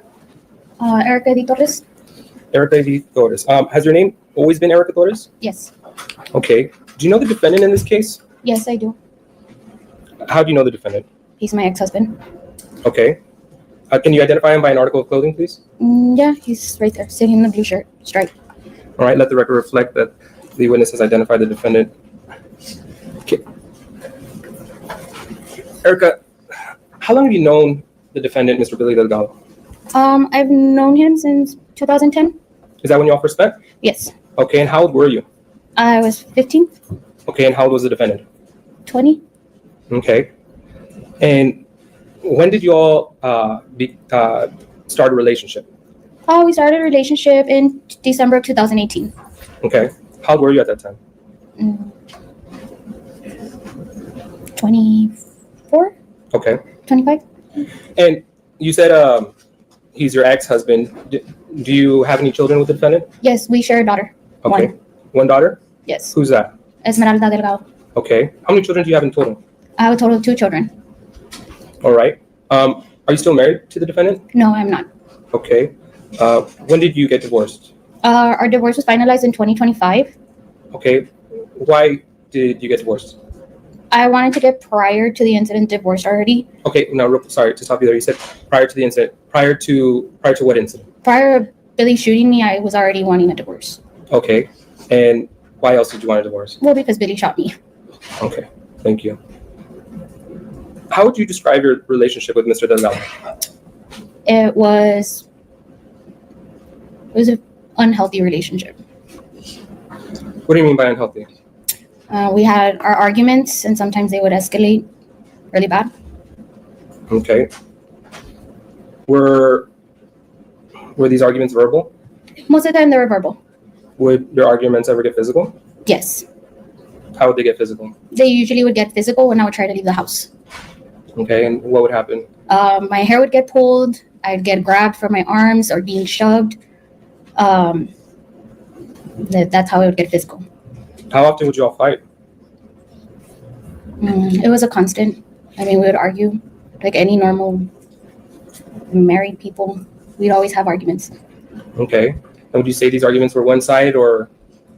No, sometimes it was me complaining about something. Sometimes it was him. They would just end up escalating. Okay. Why would you all fight so much? We'd argue a lot because I would complain about his drinking a lot. Were drugs and alcohol ever involved in your fights? Yes. What would happen when drugs and alcohol would come into the picture? It was just a constant badgering and complaining and name calling. Okay. And how would these fights escalate? With time, after the weeks or days, it was just a constant. And at one point, I would decide that I'm going to leave, and that's when things would always escalate. Every time that I would try to leave. Why would things escalate when you would try to leave? Because Billy didn't want me to be leaving the house. Why didn't he want you to be leaving the house? He thought that the best way to fix things is by me staying there and talking why we're arguing or why we're fighting or how can we fix this. And were you all just talking? No, he was just complaining and nagging and always telling me things. What kind of things would he tell you? I was a whore, I was a slut, I cheated on him, I've lied to him, I'm a horrible person, I was called every name in the book there. Okay. And how often would you say these types of arguments that would get physical happen? It was just sporadically. Okay, and did you and Mr. Delgado always live in Laredo? No. Where else did y'all live? We've lived in Arlington, Texas, Mansfield, Texas, and San Antonio. and Laredo. Okay. When you all got married, where did you all start living? We were living in San Antonio. San Antonio? And were you all still arguing at that time while you were living in San Antonio? Yes. During what time period were you living in San Antonio? A little bit towards or midway of COVID, and then till 2022, I believe. Okay, and how's your relationship during COVID? It was a crazy time. Why would you say that it was crazy? I was working, he wasn't working, he was taking care of the kids, or because it was COVID and there was nothing to do, his drinking got even worse during the COVID time. How did it get worse? It was a constant thing. It was a constant. The minute he would wake up till the next day or till he went to bed. And was it just drinking? I don't think so. Okay. So, permission to approach, Your Honor, the witness? Yes. I'm going to show you what's been previously marked as State's Exhibit 48. Yes. Do you recognize this? Yes, I do. How do you recognize it? My initials are on it. And you've observed the video on this USB? Yes, I have. Is it a true and accurate depiction of what it portrays to be? Yes, it is. Has it been altered in any shape or form? No, it has not. All right, thank you. I'll tender to defense for any objection. State's Exhibit 48. Okay. It's the video. It's the one cars. I didn't know we were going to get more videos. Any objection? Okay. All right. Your Honor, at this time we move to enter State's Exhibit 48. Submitted. And Your Honor, at this time, permission to publish State's Exhibit 48. Yes. Thank you. Oh, Maria, they're gone for the day, baby. They stopped at 7 hours. They stopped at, sorry, I'll turn this off for a second. They stopped at 7 hours and 30 minutes. What did I say? I typed it over here in Discord. Hang on. Yes. 7 hours, 9 minutes, and 30 seconds is where they stopped the clock today. So, yeah, that's where Ali is. So they're going to pick back up tomorrow. And I'll watch it in court. And, you know, I'll keep an eye out in the morning. So, and then she's going to testify for about an hour, and then it switches over to Billy, and he has about an hour in it. So, and we're on 1.25, so we're zooming.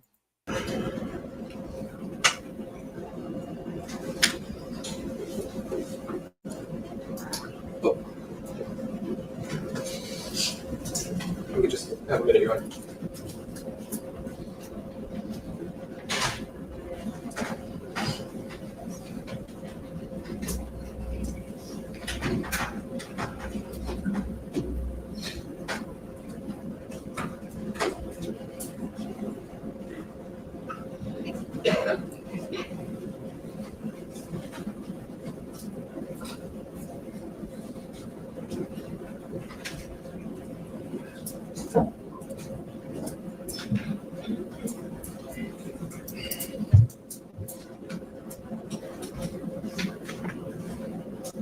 Okay, can I say this? Can I say this?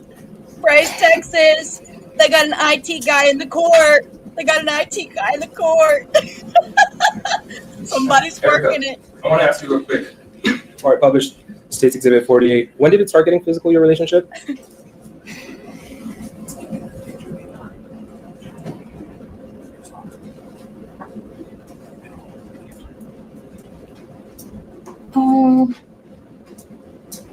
Around 2020. On 2020? Mm-hmm. And you stayed with Mr. Delgado until when? 2023. 2023? Mm-hmm. And when it would get physical, why wouldn't you ever call the police? Because I knew I was not going to leave him yet. He's the father of my child. We were married. I loved him. Like, I always tried to see the good and what was going to be able to happen with us. Now,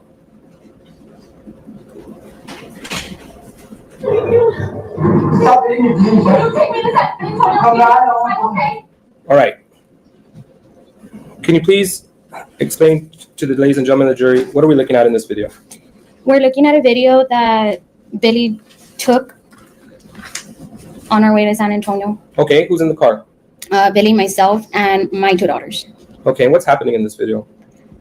We were on our way to San Antonio. Billy decided to turn back because we were late. I had to be in court, and we were late. All right, and you sound pretty excited. Why are you so upset in the video? I was upset because since I had to be in San Antonio, if I was not there, I would have gotten arrested, and he knew that. Why did you need to go to San Antonio? I needed to appear due to my probation. Okay. And why were you on probation? I had already, it's called a judification. Deferred adjudication? Yes. Okay. With a prior incident with Billy, for putting my hands on him. Okay. Now, prior to this happening, what started this argument? This argument started since the morning because we were late. We were late and You were late to where? To court. Okay, and where were you? Where were we? Yes. On our way to San Antonio. From where? From Laredo. Okay. And he kept saying that we were going to be late, that he was going to turn around, that he didn't see the point of him having to take me all the way over there, that we were going to be late either way. Okay. And why were you going with Mr. Delgado that day? Because he insisted. He called into work, said that he couldn't go to work, that because he had to take me to San Antonio, that he had to take, exactly, I don't know what he told work, but he said that he couldn't work. And he insisted. My mom was originally supposed to take me to San Antonio, and he insisted that he would take me. And my parents, my dad gave him money as well for gas to make sure that he took me because he was insisting to be the one to take me. Okay.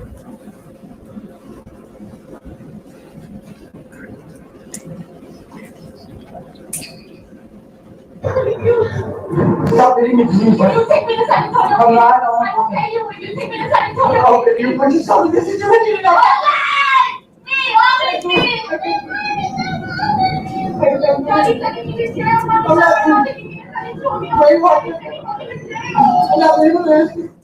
All right. What child's voice are we hearing in this video? That's Emmy. Is that the child that you showed with Mr. Delgado? Yes, I do. And why is she crying? She's upset because Billy and I are arguing back and forth, and she sees her dad. Okay.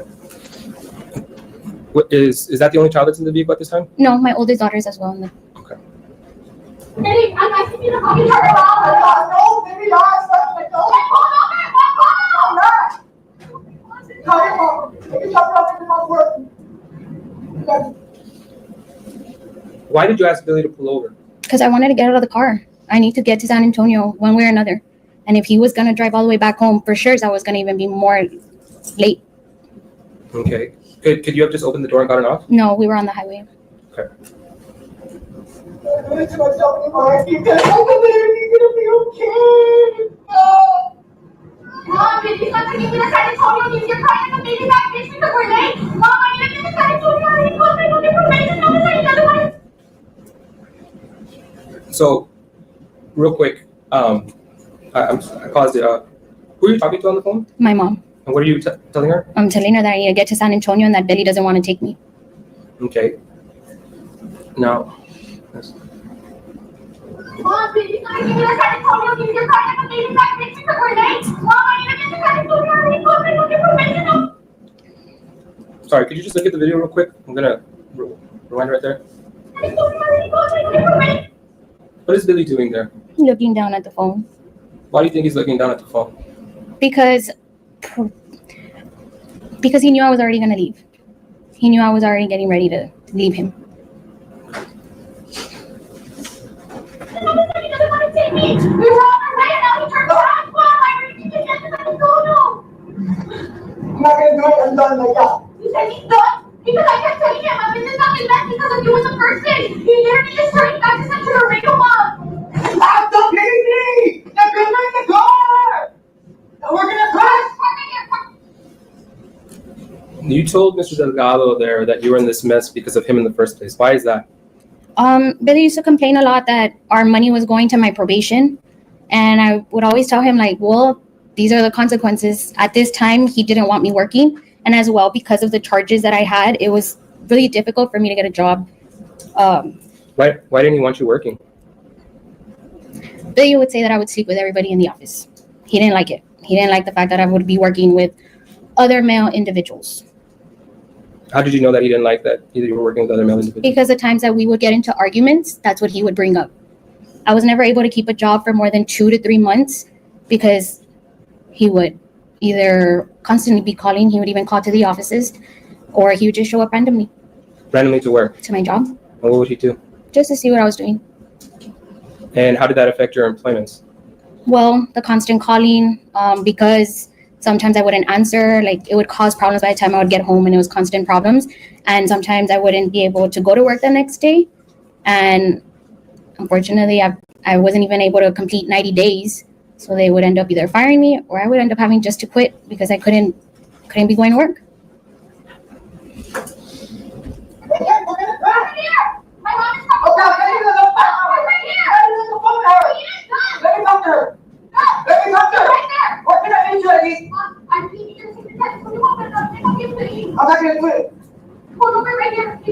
I'm gonna talk about where your mom's work is at. You weren't even gonna make it. You're telling your mom that you spoke to your lawyer? Yes, I had spoken to my public defender, and he did tell me that I had to be there. And if I was not there, they were going to issue a warrant out for my arrest, and I'd be in jail until I go see, my probation would be removed, and I'd be waiting till I see the judge. Okay.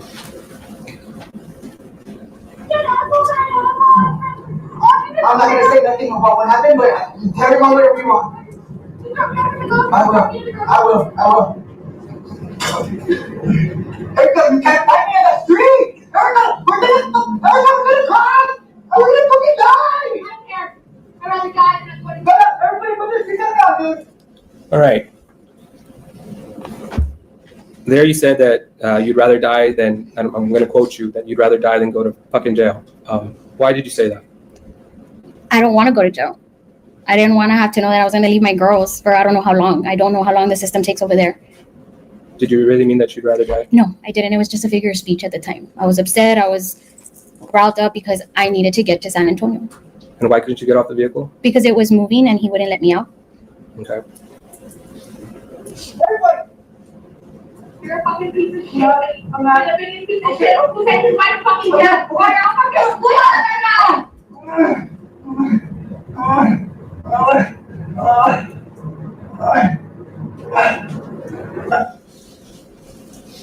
Are you putting your hands on Billy here? No, What are you doing? looking out the window. But at any point in time, did you hit him during the course of this video? I did. How did you hit him? And why did you feel the urge to hit him? I was very frustrated because my mom was supposed to take me. She was supposed to take me, and he insisted on taking me. He insisted and insisted and insisted, and my dad gave him money and everything to make sure that I got there. And then for him to just, oh, we're going to be late. You're already going to be late. Like, we're not going. I'm going back. Like, it was so frustrating because my mom told me not to. She's like, I'll take you. Like, she's always told me, don't, like, I'll take you and you can, like, let him go to work. And no, I didn't listen. I was like, no, let him take me. He'll take me. And I should have listened to my mom.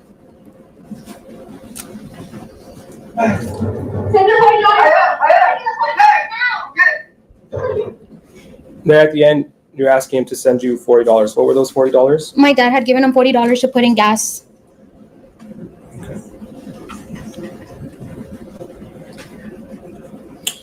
So you mentioned you were on your way to San Antonio. And let me ask you, what was the outcome of your probation? They just extended it. They just added on to the probation. I was able to make it. I was late 30 minutes. Okay, well, hold on. Before we get there, then let me ask you, did you ever get off this car? Yes, I did. I got off at mile marker 13. I was still actually on the highway. There was 2 trailers in between us, so I was able to get myself and my 2 daughters out of the vehicle. And we walked to the TA, which is a truck stop. And I waited for my mom there at the truck stop with my 2 daughters. Did you get off on the highway or the access road? The exit? Okay. On the exit, there was 2 trailers. We were still on the exit when I got off. And you walked? Mm-hmm. Okay. Who ended up picking you up? My mom. Who did your mom pick up that day? My mom picked up myself and my 2 daughters at the truck stop. And were you all able to make it to San Antonio? Yes, we did make it to San Antonio. I was about 30 minutes late, and the judge was nice enough to wait for me. Okay. And did your probation end? Yes, it did. It ended due to the fact that I was in the hospital and I was unable to comply with my probation due to the hospitalization. And why are you in the hospital? I was in the hospital because Billy shot me. Now, was there ever anything that alarmed you leading up to the date of June 1st, 2024? No. Well, I didn't think he was going to hurt me physically. I thought he would just, call my probation, something to have to do with my probation to extend it even longer. But I never thought that he would shoot me. Was there ever a time or event where you felt threatened by Mr. Delgado? I have. Usually always when he would tell me, like, I'm going to call your probation officer and I'm going to tell them this and I have the upper hand. Nobody's going to believe you. You're the abuser. You already have charges. So, yes, I did. Was there ever, because Kayla testified previously that she had heard over the phone of Mr. Delgado threatening you one time. On May 19, on the day of my birthday, I met him at a gas station to exchange our daughter. And he walked up to my vehicle, put my daughter in the car seat, tied her up. He made a comment regarding my vehicle. He then proceeded to walk to the vehicle he was in, pulled up to my vehicle and let me know that for me to enjoy my last birthday and to enjoy my smiles and laugh because it was going to be my last. What did you think about that comment at that time? I thought he was going to do something to try to extend my probation. Like I said, he would always threaten me with the probation. So that's what I thought. And I had voiced it to my mother, my cousins. My cousin Kayla was on the line and she heard. She asked me if he threatened me and I did confirm. I was like, yes, he did threaten me. And she was like, okay, well, she asked me how I felt about it and I explained to her. But again, I had voiced it to my mother and I had voiced it to his mom as well because she had called me about 2 hours after I had swapped with Billy. All right. Let's talk about the date in question, June 1st, 2024. Where were you that morning? In the morning? Yes. I had gone to go have brunch with my cousin Kayla and 2 other friends. And this was maybe around 10:30. Okay. And what happened while you were there at brunch? I got a call from Emmy from Billy's phone. And she let me know she was with her dad. Asked me what I was doing. I told her I was having brunch. And I hear Billy tell Emmy, tell your mom you'll call her later. And she tells me, Mom, I'll call you later. Told her, okay, she hung up. Okay, and what did you do after that? I proceeded to go to the mall. Then from there, I went home. I got dressed. A friend of mine called me. I went over to their house. While I was there at their house, I received a call from Billy. He sounded very apurado, like rushed, like urgency.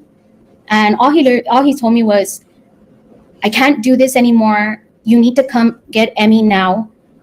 Don't ask any questions. And he hangs up. And I am like calling him back because I'm fearing for my daughter. Like I said, he sounded irrational. He sounded very like unaware, like something was happening. So I was worried for my daughter. I kept calling him back. And if I'm not mistaken, I sent him a message asking him like, what's going on? Never answered, never replied back. I think I ended up messaging to him to answer my phone call. And I cannot recollect if he did call me back or not.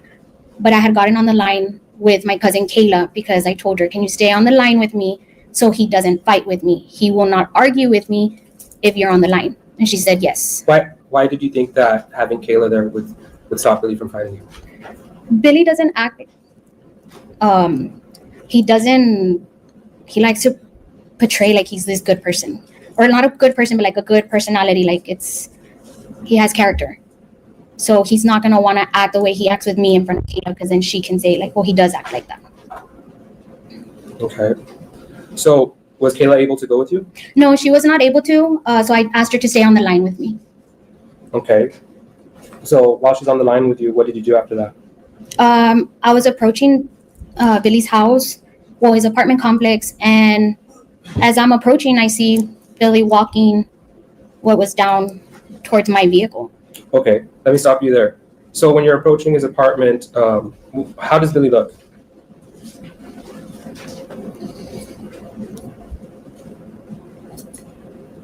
I cannot say how he looked while he was walking because everything happened so fast. I heard 3 bangs on my windshield as I was going, and the only thing I remember seeing is literally his hand as I turned to the side as I was passing him, and just hearing gunshot after gunshot after gunshot. So, and if I can have the witness stand, Your Honor, to demonstrate to the jury, how do you remember seeing Billy? If you could stand up and show the jury. Just straight out with his hand, like as if nothing, like just shooting completely. No care in the world, no facial expression. It was like, I'm gonna shoot her. And then I tried to drive away. You can take a seat. Thank you. Now, how did you come to realize that he was shooting at you? I came to a realization that I got shot because I felt like I couldn't breathe. I kept trying to gasp for air, and as I was gasping for air, I felt like something was tying around my waist so tight. And I just, if I'm not mistaken, I had dropped my phone, and I was able to pick up my phone again. And I confirmed to I told my cousin, like I looked down to see my abdomen, and I just see red on my dress. And I'm holding my abdomen as tight as I can. And I confirmed to her that Billy did shoot me. And I told her I'm going to the hospital, and I drive away. Now, real quick, before you drove away, what sensation or how did your body feel at that time? My body was in so much pain. I didn't even know where pain was radiating from, but I couldn't feel, I could just feel, again, like a rope being tied around my waist and me unable to breathe. And I know for a fact that at one point I did lose consciousness, but I was in excruciating pain. Excruciating. Now, at that point in time before you drove off, did you know how many times you had gotten shot by the defendant? No. You know, how were you dressed that day? I was wearing a green dress, some sandals, my hair done, makeup. After you got shot, did you look at yourself? Yes, I stopped the vehicle to look at my body. But not to look at my body, see where I got shot, but like to see where pain was coming from, and it was coming from my abdomen. That is where I felt like, that's where I was assuming that's where all the pain was coming from, because I was radiating pain from my back to my arms, my hands. I kept passing out. I just did not want to die. What injuries did you observe on yourself at that point in time? Just the one on my abdomen.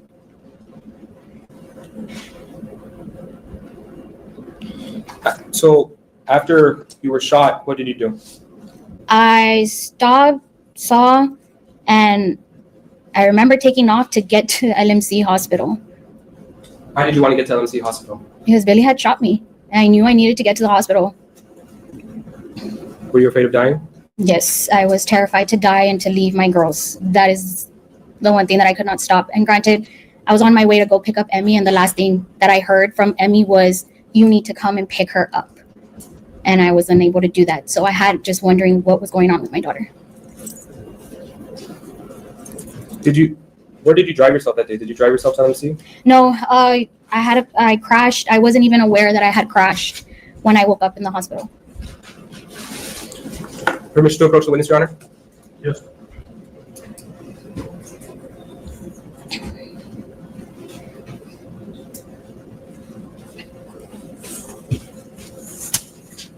If you could mark on this map, this is already states demonstrative. Where were you at the time when you picked up Emmy?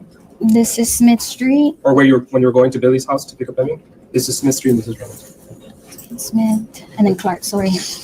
Okay, so that's where you were right there? Yes. Okay. And you said I drove down. Mhm. I had stopped about right here, and I drove down the rest. And as exiting Smith Street, I don't remember turning or going anywhere from here. So you have no recollection of that? I have no recollection of it leaving Smith Street.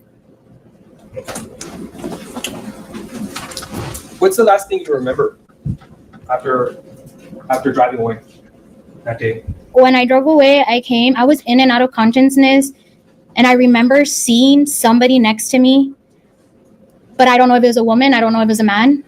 And I do recollect, I heard my cousin's voice. I don't remember seeing her. Okay. Who else do you remember speaking with that day?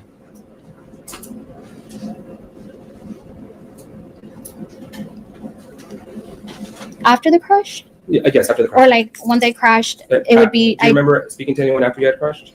No, like I said, I don't know. I know somebody opened my door. I don't remember if I said anything, but I do remember that whoever did open my door, I did tell them my mom's name, my mom's info. I let them know that Billy Delgado, my husband at the time, shot me, and he lived on Smith Street.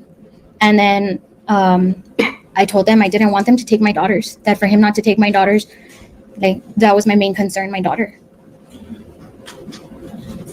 After the crash, what's the next thing you remember? I woke up in the hospital. Okay. When would you say you woke up in the hospital? When did you regain consciousness? That I was aware of my surroundings and everybody around me and able to recollect the night before would probably be the last couple of weeks of July. The last week of July. The last week of July? Yeah. And this incident happened when? On June 1st? So from June 1st to the last week of July, you had no recollection? No. I didn't know what was happening. Did you know how many surgeries you had undergone at that point in time? None. Did you know where you were? I knew I was in a hospital. I just didn't know where I was at. What hospital were you at? I was at University Hospital in San Antonio, Texas. And when you regained consciousness, how did you feel at that point in time? Pain. Pain. I felt so much pain that I wanted to die at one point. I did ask to stop. I did not want to live anymore at one point. The pain was absolutely horrible. It was excruciating, and as much meds as they would give me, nothing would work. I wanted to die at one point. I thought it was better.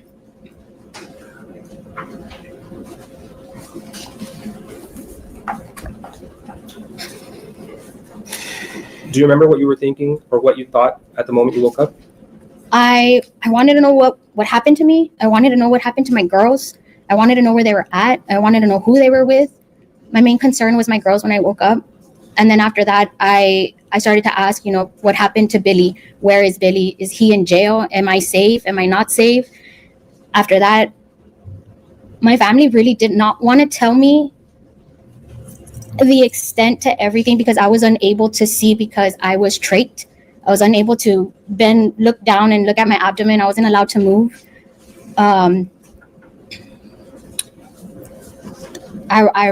They didn't want to tell me. They didn't know how I was going to react to all the injuries that I had or to see what was going on with my abdomen.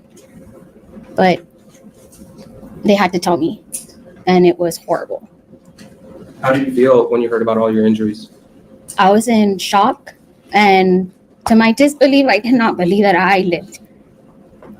And the only thing I could also think about was the quality of life that I was going to have after the hospital, because there was no way to know what was going to happen. And how long did you stay in the hospital for?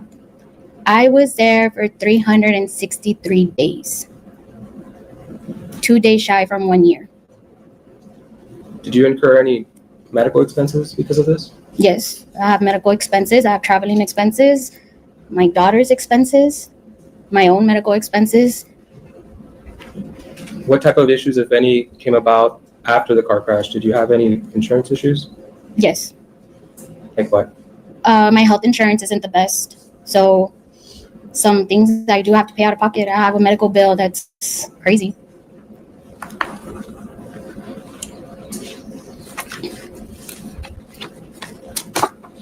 Permission to approach the witness, Your Honor? Sir. I'm going to show you what's been previously marked as State's Exhibit 49, 50, and 51. Do you recognize these photos? Yes.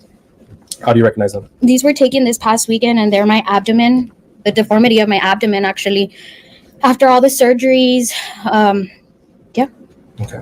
And are they a true and accurate depiction of what they portrayed to be? Yes, they are. And actually, that's still a stitch that sticks out.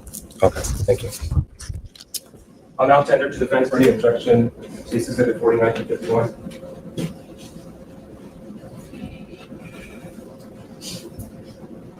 You approach, Your Honor? Yes. Approach.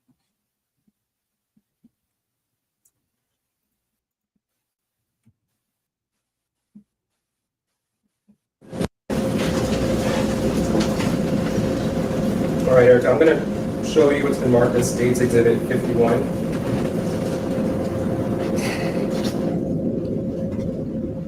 looking at here in State's Exhibit 51? That is my abdomen. Okay, and where is this photo taken from? It was taken on Sunday. Okay, so you would agree that this is your current state?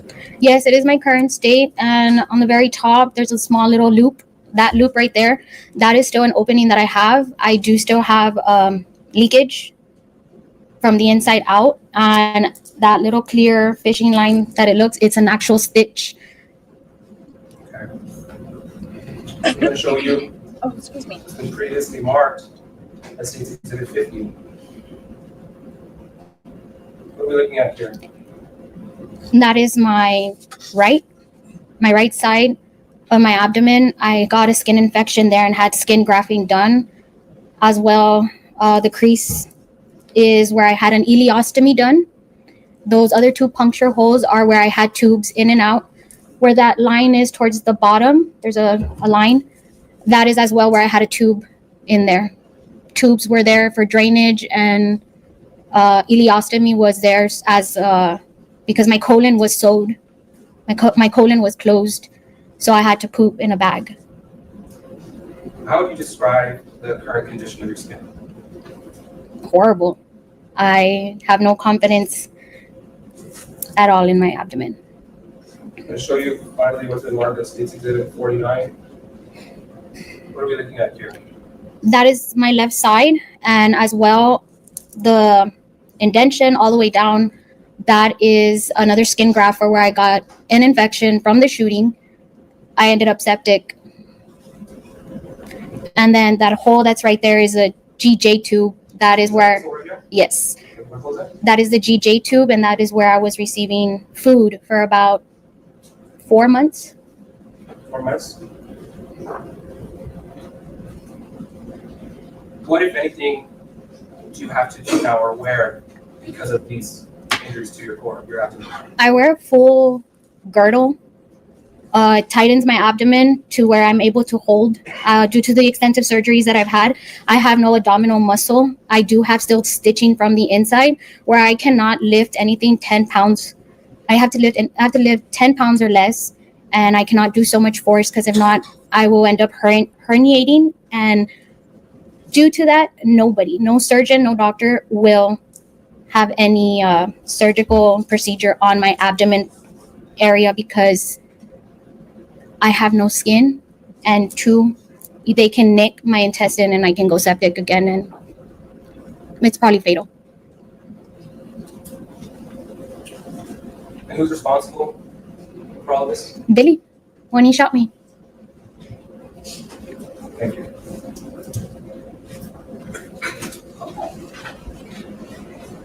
Do you know how many surgeries that you've had during the course of this time? Yes, if I'm aware, about more than 20 some procedures, maybe even more than 30. Procedures because of this? Because of this, yes. I was told by my doctors that at the beginning of me being in the hospital, I was going in 2 to 3 times out of the day sometimes for surgery. For surgery.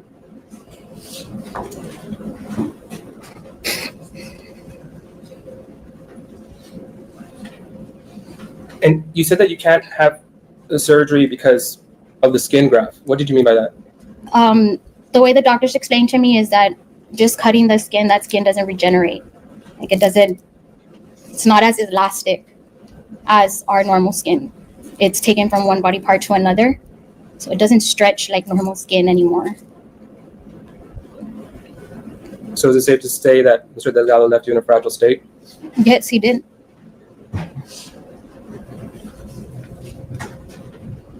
Pass the witness, Your Honor. Oh, please be gentle with her. Good afternoon.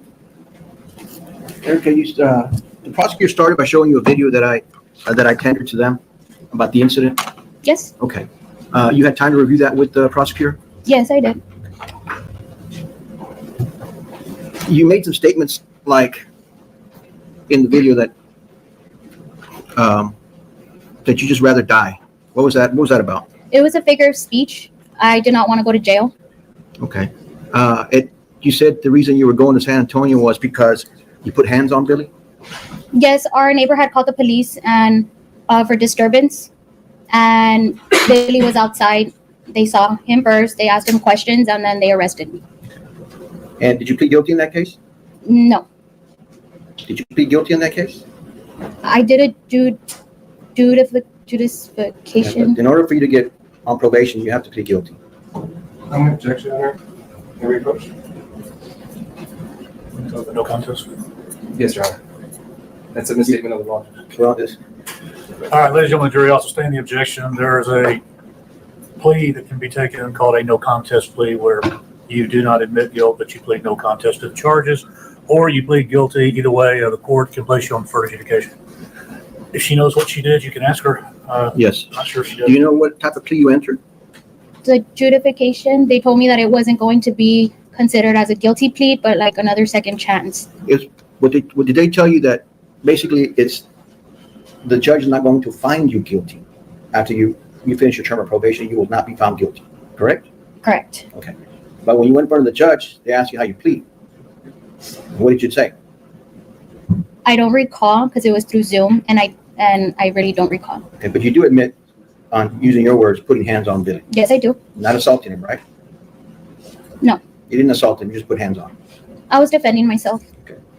Just like on the video, the prosecutor asked you, how were you touching him? And you said like this. You just stretched out your arm like that. No, I smacked my hand. You smacked your hand. I smacked. So I didn't place my hand out. You smacked him. Exactly. Is that putting hands on him? Yes. Is that what you call putting hands? Yes, it does. Okay. Have you done that more than 2 times? We both have. I'm asking you, have you done that to him more than 2 times? Yes. How many times? I cannot recall. You cannot recall? More than 10? I can't recall exactly a number. Have you ever had an incident with your brothers? With my brothers. Yeah. There was one case, yes. There was one case? There was one case, but it. I'm going to object, Your Honor, to relevance, Judge. It's under the family violence, Judge. It's a brother. Your Honor, he's changing the focus and shifting to a different person. We're talking about the dynamic of the relationship. Judge, it's my way of cross-examination. How can you be? Okay, I'll overrule the objection. You can inquire. No, this judge. Okay, so did y'all also put hands on your brother? Yes. Where They're did the siblings. police show up? Mm-hmm. Okay, what happened to you? I got arrested. So at least twice that I know of, one with your brother and one with Billy, you've been arrested for assault, right? Mm-hmm. Okay. Any other times for assault? For assault, this last time in the video. So that was 3 times? Mm-hmm. Okay. So at least 3 times you've used your hands, right? Yes. To defend yourself? Yes. She didn't use a weapon. You keep talking about your girls that you wanted to be with them, but I mean, have you ever taken actions inconsistent with that where you're trying to take care of them? I do take care of my daughters. But when someone's driving and you're smacking the other person that's driving, how does that take care of your daughters? I understand my actions are not reasonable, and yes, but I did lose my. I was in a state of mind of where I did not want to go to jail. Okay. Have you ever done something else where your daughters were in the vehicle? It wasn't probably the proper thing to be doing? Yes. When was that? I got arrested for it's a DUI. And your kids were in the car? My daughter, my oldest daughter, was in the car. Under 15? Yes, she was under 15. So that's a felony? I'm not aware with the law and exactly what is a felony and a misdemeanor. I'm sorry.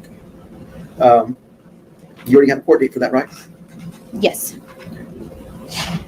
And that's something you shouldn't be doing with your daughter if you really love your daughters, right? I understand. You understand that? Yes.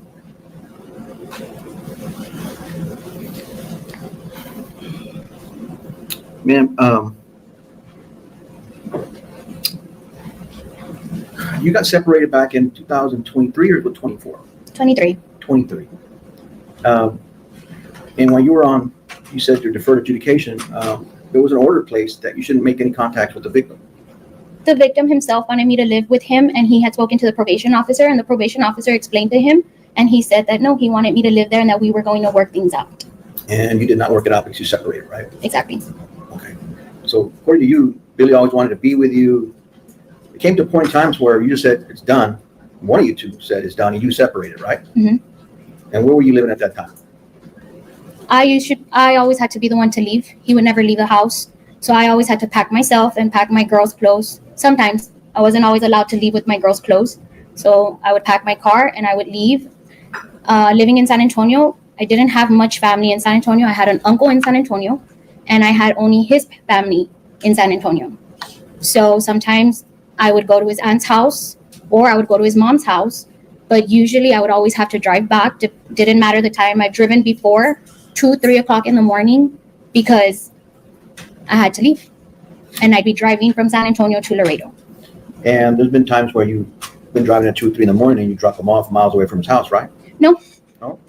I dropped him off at his house one time because he didn't like the fact that I didn't want to answer a phone call. And he told me to take him back home. And I told him I was not his Uber, that I would leave him right here at the gas station. And I did. I dropped him off at the gas station. And that was it. You're not his Uber? No. What you said? That's pretty cold of you to be doing that in the middle of the night. Excuse me? He's a Don't you agree? 30-some year. No, it's not. I'm gonna object, Your Honor, to start argumentative. You put someone's life at risk. That I dropped him off at a gas. That's a speculation, Your Honor. Don't you think that's putting somebody at risk?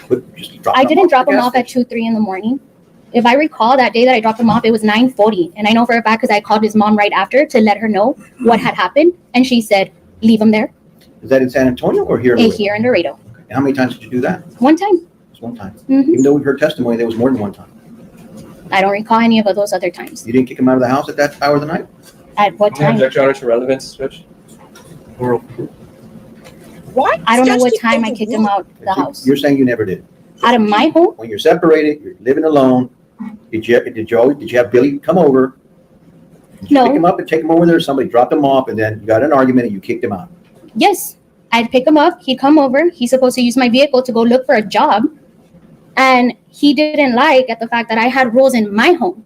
It wasn't his home. It was my home. Okay, and then if he didn't find a job during the day, why did it take you so long till 2 o'clock in the morning to kick him out of the house? Because he was just arguing with me. And I told him the door's right there. If you don't want to be here, the door is right there. You can leave. And he would leave. You did not offer to give him a ride at all. No, I'm not. I have to go to work the next day. I wouldn't give him a ride either. Ma'am, I saw you as you walked in. You're able to walk. You're able to function normally. Are you working at this time? No, I'm not. Have you filed for disability? I have been, but I have not been approved for disability. But you have filed. Yes, I have. Is there something that you can't do? Type? I don't have energy. I don't process food like anybody else. So you just lack energy.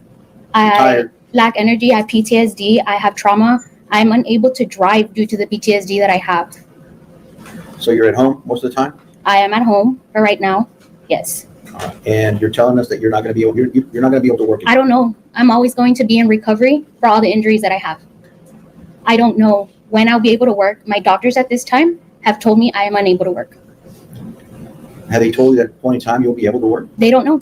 They don't know either. They don't know. They tell me they don't have a time. So there's a possibility that you will be able to work. Yes, there is. Okay, great. Good for you, Erica. Thank you. Okay. We all hope that you do get better and you're able to have a normal life. Okay. Thank you. All right. You buy a piece of coke. Look, I'm gonna knock my When you were mic over separated, everything. you were working at the time, right? Yes. And what kind of job did you have? I was an alternate administrator for a provider agency, and as well as data clerk for a home health agency. At the time of the shooting, those were my two jobs. Okay. Before the time of the shooting, what else did you? What kind of job were you having? I was a waitress. At what place? I'm gonna object, Your Honor, as to relevance, Judge. Judge, it's taking her a few seconds to answer. I just want to know what the answer is. Where's she a waitress at? What bar? I agree with relevance. All right, outstanding, Judge. Thank you. Okay. Were other than just being waitressing at that place, were you doing something different? Like where you had to perform or anything? Objection, as to, may we approach, Your Honor? What the? What is happening? I'm also gonna ask the court to advise counsel to not do that, because this is the second time you do that today, going against the court's orders, Judge, and asking questions against the court's orders. I asked a different question, Judge, so I don't. I didn't follow order or anything in that regard, but, yeah, don't, let's abide by the motions in limine, if you would, Mr. Vega. Let's proceed. Okay. Erica, okay, so you had a different type of job and then you were working as administrative assistant, right? Mhm. So since that last job you had, and the incident, after the incident, there's been no more, you've been out for a whole year, so you haven't really started looking for a job. You can't, right now you can't, right? No. And who's taking care of your daughter since you can't take care of them? I'm taking care of them. But that requires a lot of energy to chase them. Well, no, I have an 11-year-old and a 5-year-old, and they are aware of my condition. And my daughters are well-rounded, and they understand that I can cook for them. I can, be around them and watch them. Okay, so you're able to take care of your daughters. Mm-hmm. Right.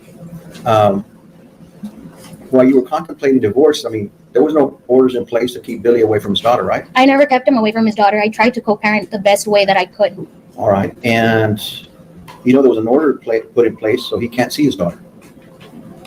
Those were his decisions to shoot me. That was placed because of what he did. Did he do anything to his daughter? That I'm aware of, no. Okay, so why would they want to keep him away from his daughter? No objections to relevance, Your Honor. Overruled. And that's explanation of motion. Why would they want to keep him away from his daughter? I don't know. That wouldn't be a question for me. Is that more of an action of hatred, like trying to get him back for him? Objection to asked and No. answered, Your Honor. She already said she doesn't know. I was unconscious when the protective order was placed. Do you agree to remove it so he can see his daughter? No. No. Okay, so why not? He is somebody that is willing to put his daughter in harm's. He didn't put his daughter in harm. He did. How? By shooting me while his daughter was upstairs. His daughter didn't witness any of that. She heard it, and she knows very well what her dad did. Who told her that? You? Your mom? She says it. Who? She said it. She heard the gunshots. Right. She didn't see anything happen. She was never placed in harm's way. Was she? To me, she was. To you, she was. Okay, and that was the reason you used to basically just terminate his rights with his daughter. That was his choice. You're saying that's Absolutely. it's just out of That was his retaliation and hatred, choice. isn't it? No. Objection, Your Honor. Asked and answered, and also argumentative, Judge. Argumentative. I'll overrule the objection. You can answer, ma'am, if you know. No, I believe there were his choices that caused this. So that's all the questions I have on this witness. Good. Get the Redirect. F out of here. Yes, Your Honor. Brief redirect.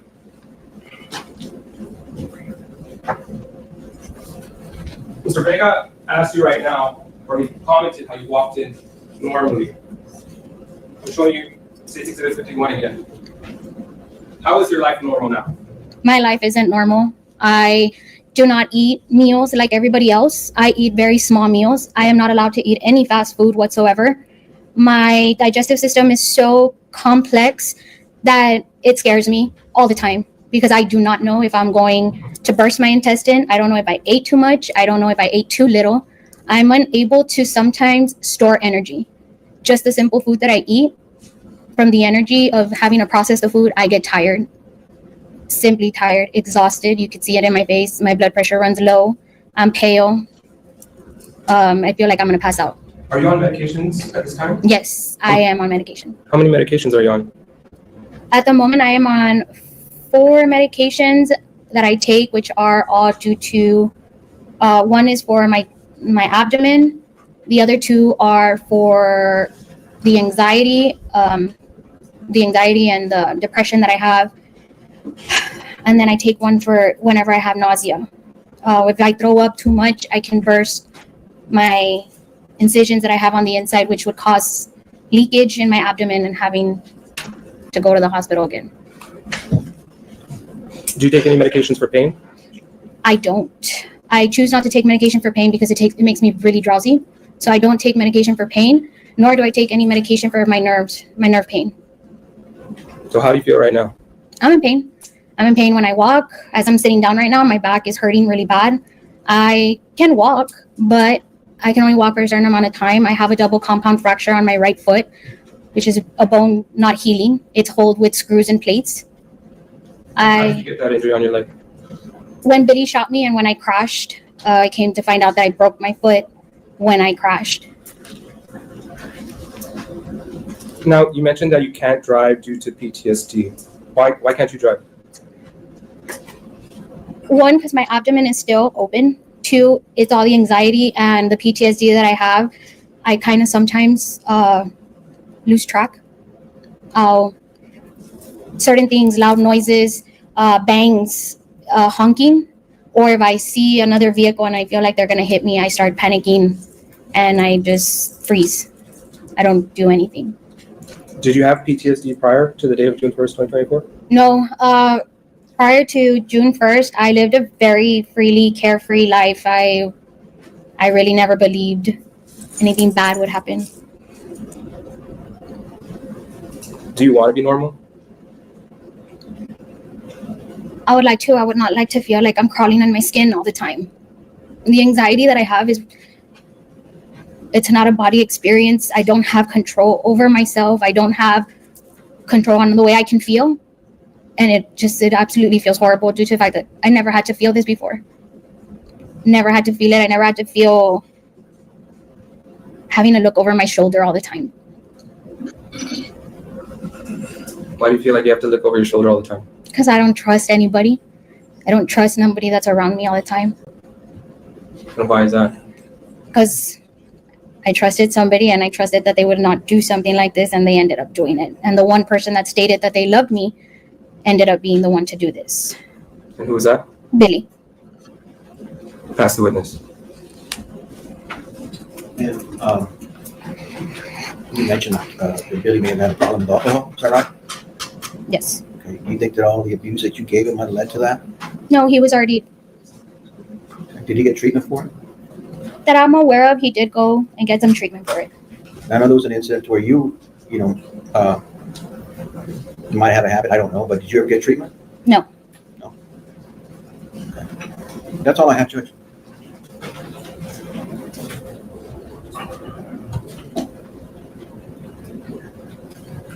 Your Honor, we have nothing further. We just want to admit the state's demonstrative 3, just for the record. Okay. Submitted. And nothing further for this witness, Your Honor. Okay, subject to recall either side. Yes, subject to recall for punishment. All right. Ma'am, you've been released for the first phase of the trial, so you're welcome to leave or stay in the courtroom, whatever you want to do, but you'll be on call in the event we reach the second stage. Thank you. Thank you very much. You can step down and do what you want to do as far as staying and going.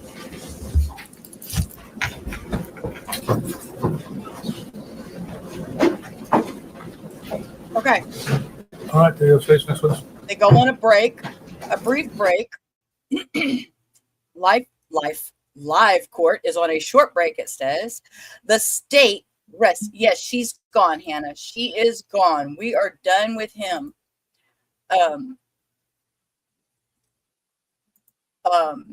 Yeah, we're done with him. And they're going to come back, and the state rested, which we didn't get to see that part. I don't know why they didn't say that and show us that, but yes, I'm going to call my first witness. we are on to the defense, and they are calling their first witness, and that is going to be Mr. Billy Delgado himself. So let's watch this train wreck. I'm going to call Mr. Billy Delgado, Judge. All right, Mr. Delgado, you want to come up to the witness stand? Here's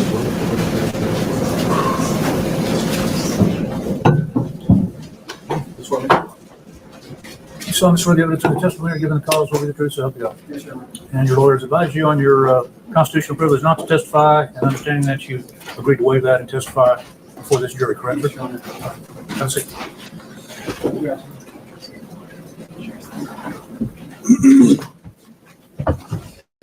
All right, adjust the microphone. I try to speak up so everybody can hear you, sir.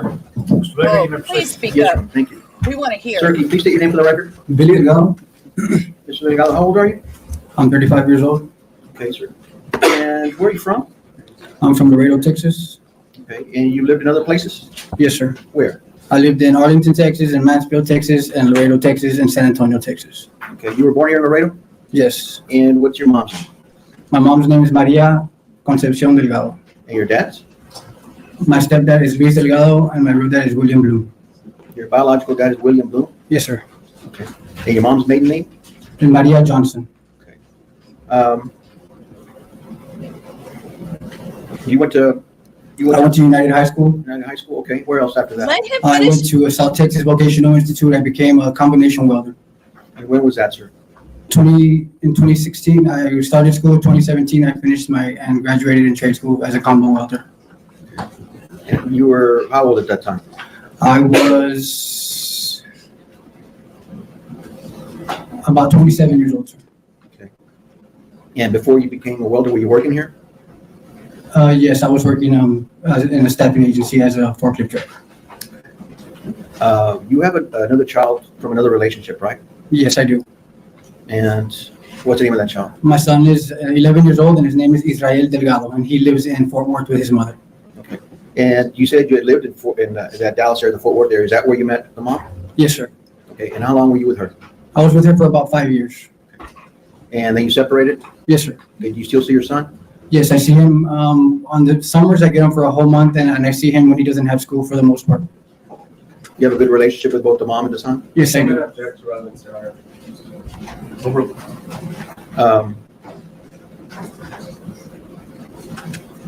Okay, so you've done your best to try to raise your son?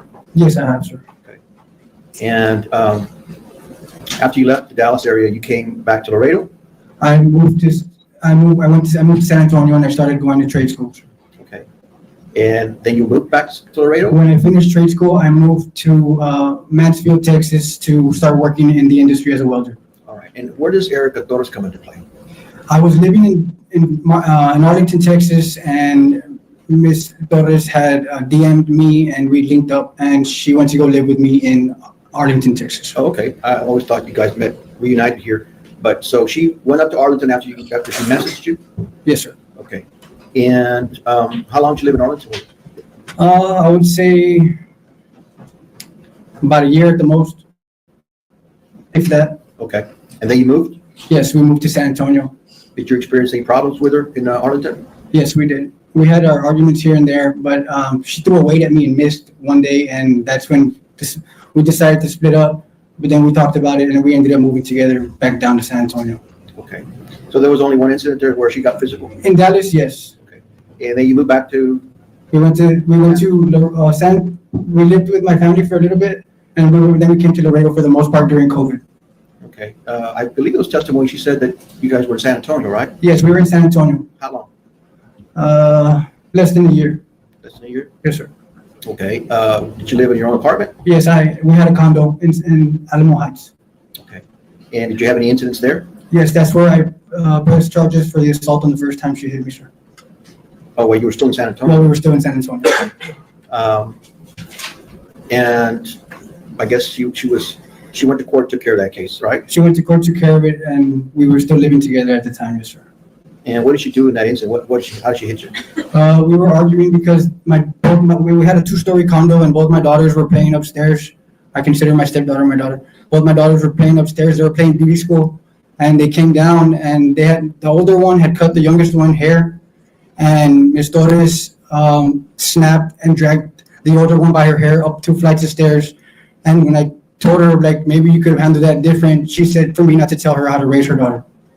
And that's how the fight started? And that's how the fight started. And she started coming towards me, and I was like, Erica, stop. And that's when she hit me a couple of times. And that's when the neighbors called the cops. Okay. You didn't call the cops? I didn't call the cops, no, sir. Okay. I know that we brought it up. You were sitting here next to me during the voir dire. That was one of the questions, and I'm going to ask you is, somebody already threw a weight at your head, and somebody already assaulted you. I mean, why'd you stay with her after those 2 times? I mean, for the most part, as a man, you're raised to deal with those kind of things, okay, and just be a man about it. So I decided to be a man about it and be there for my family, what I had at the time. Okay. So after you said about, what was it, a year in San Antonio? You moved back to Laredo? Yes. And that was during COVID? Yes. Okay, there was not much going on during that time, right? No, sir. I think you said you weren't working at all. You didn't have a job. No, I was getting unemployment. Okay. So you were receiving some type of funds? Yes, sir. All right. Did any incidents happen after that? We had gotten in an argument one time at the house, and I was trying to get out of the house. And when I was trying to get away from her, a cologne bottle had fallen on the floor, and she stepped on it, cut her foot. So that gave me a chance to open the door, and I was able to get in my vehicle and skirt off before she got to open the passenger door and continue the abuse. Okay. And any other times that you recollect? The time in the vehicle. The time in the vehicle? Yes. And after the time in the vehicle, one more time. That was it. That you remember? Yes, sir. Okay. There was other incidents when the police were called, right? He is making her out to be the perpetrator. Oh, I knew this was going to be hard. Yes. And those aren't the times that you're mentioning right now? No. Okay, so there were other times? Yes, there were other times that the cops in San Antonio, before that, they had proof because I was bleeding from the side of the head, so they had to arrest her because they took. I gave them permission to take photos. Okay, I'm not sure Mr. Delgado, you said you were bleeding, right? Yes, sir. So I have some photos, but are these the photos that I have from that incident? I believe, no, those were the photos that my two aunts, I was at home, we were at home here, we had a condo in Del Mar, and she was hitting me, and all of a sudden somebody rings the doorbell, and out of the blue, two of my aunts came to visit, and they were able to, Miss Erica calmed down, and I went upstairs real quick and I changed my shirt because it was all torn and everything because I didn't want my family to know what was going on at home. And so at that point, my aunts came in, they said hi to the babies and everything. And when they left is when I saw my opportunity to go outside and let them know and show them what was going on. And that's when they decided to take pictures of it because I had never told them that Miss Erica was like that. Okay. I mean, they knew that you argue a lot, right? Yeah, they knew that we argued, but I would never tell anybody of the times that she would put her hands on me. Okay. And a lot of these were they just scratches and slaps, or were they serious? There were scratches, slaps, and punches, all a mix of everything. Okay. Did you ever brandish a weapon? Never. Try to shoot her? No, sir. Okay. Except for, I mean. Well, we saw the video. Yes, sir. Right. Okay. And we'll get to that. Okay, Mr. Delgado? Yes, sir. But I mean, we have assaults after assault after assault after assault after assault. You know, you could have lost your cool in between any of those assaults and shot her, right? Yes, sir, but I wasn't raised to hit women. Okay. Or you could have punched her out. Yes, easily, but I don't put my hands on women. Okay. So when did you purchase this weapon?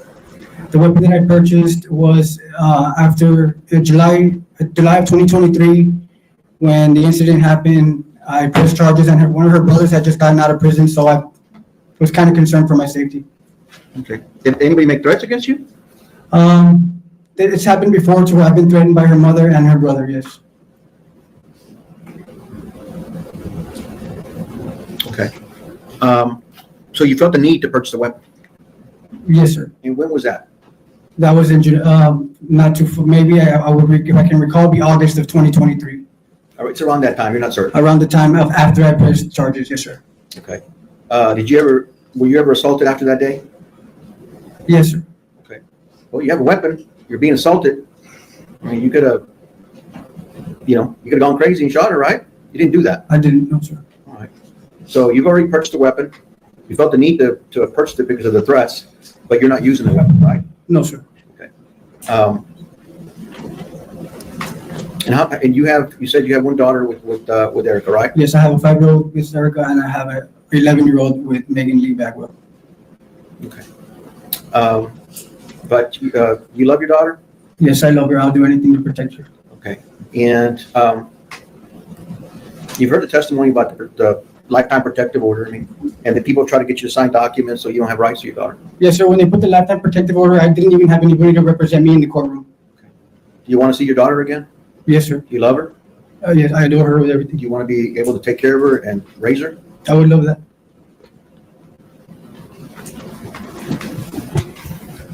All right, sir.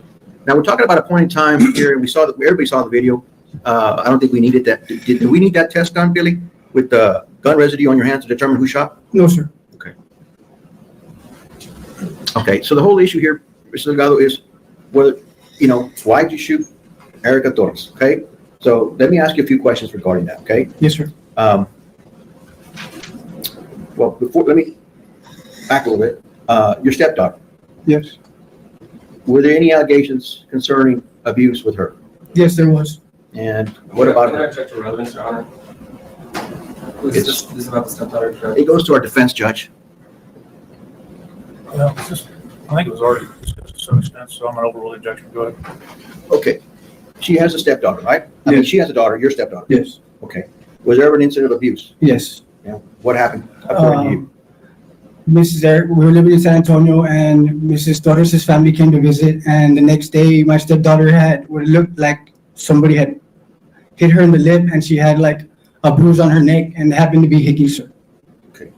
And how did you determine what happened? Oh, we asked, well, Miss Torres, of course, because I'm not her father, so I'm not allowed to handle those kind of situations. Miss Torres called her father, and they handled that between them. Object to hearsay, Judge.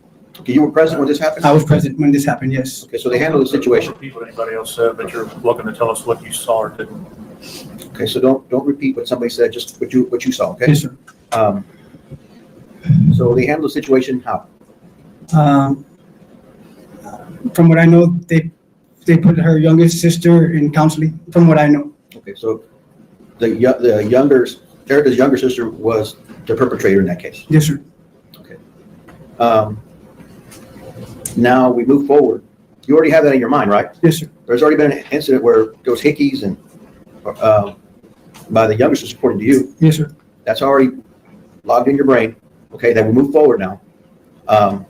And take us back to your apartment to the day of the shoot. Well, the night before, my daughter was taking a shower, and I had asked my roommate Sharon to just watch her real quick while I went outside to smoke a cigarette.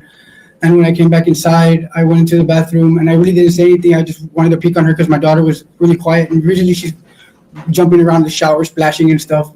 So I kind of peeked in the shower, and she looked like she was playing with the vaginal area of a Barbie. Okay, and that concern you? Yes.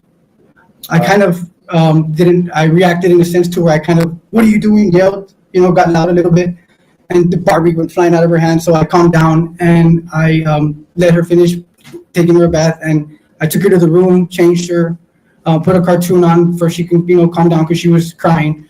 And after that, that's when I started asking her, where did she learn to touch a Barbie in those areas?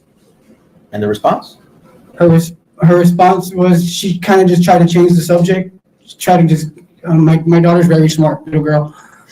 She just kind of changed the subject. And so I started asking her, I started with my family. I started asking her who has been touching.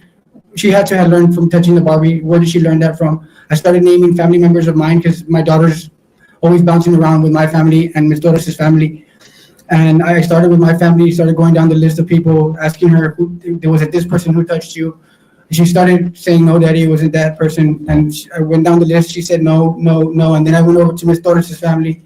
I started going down the list of people. And when I got to Mr. Louis Torres' name is when she kind of started crying and held me and told me that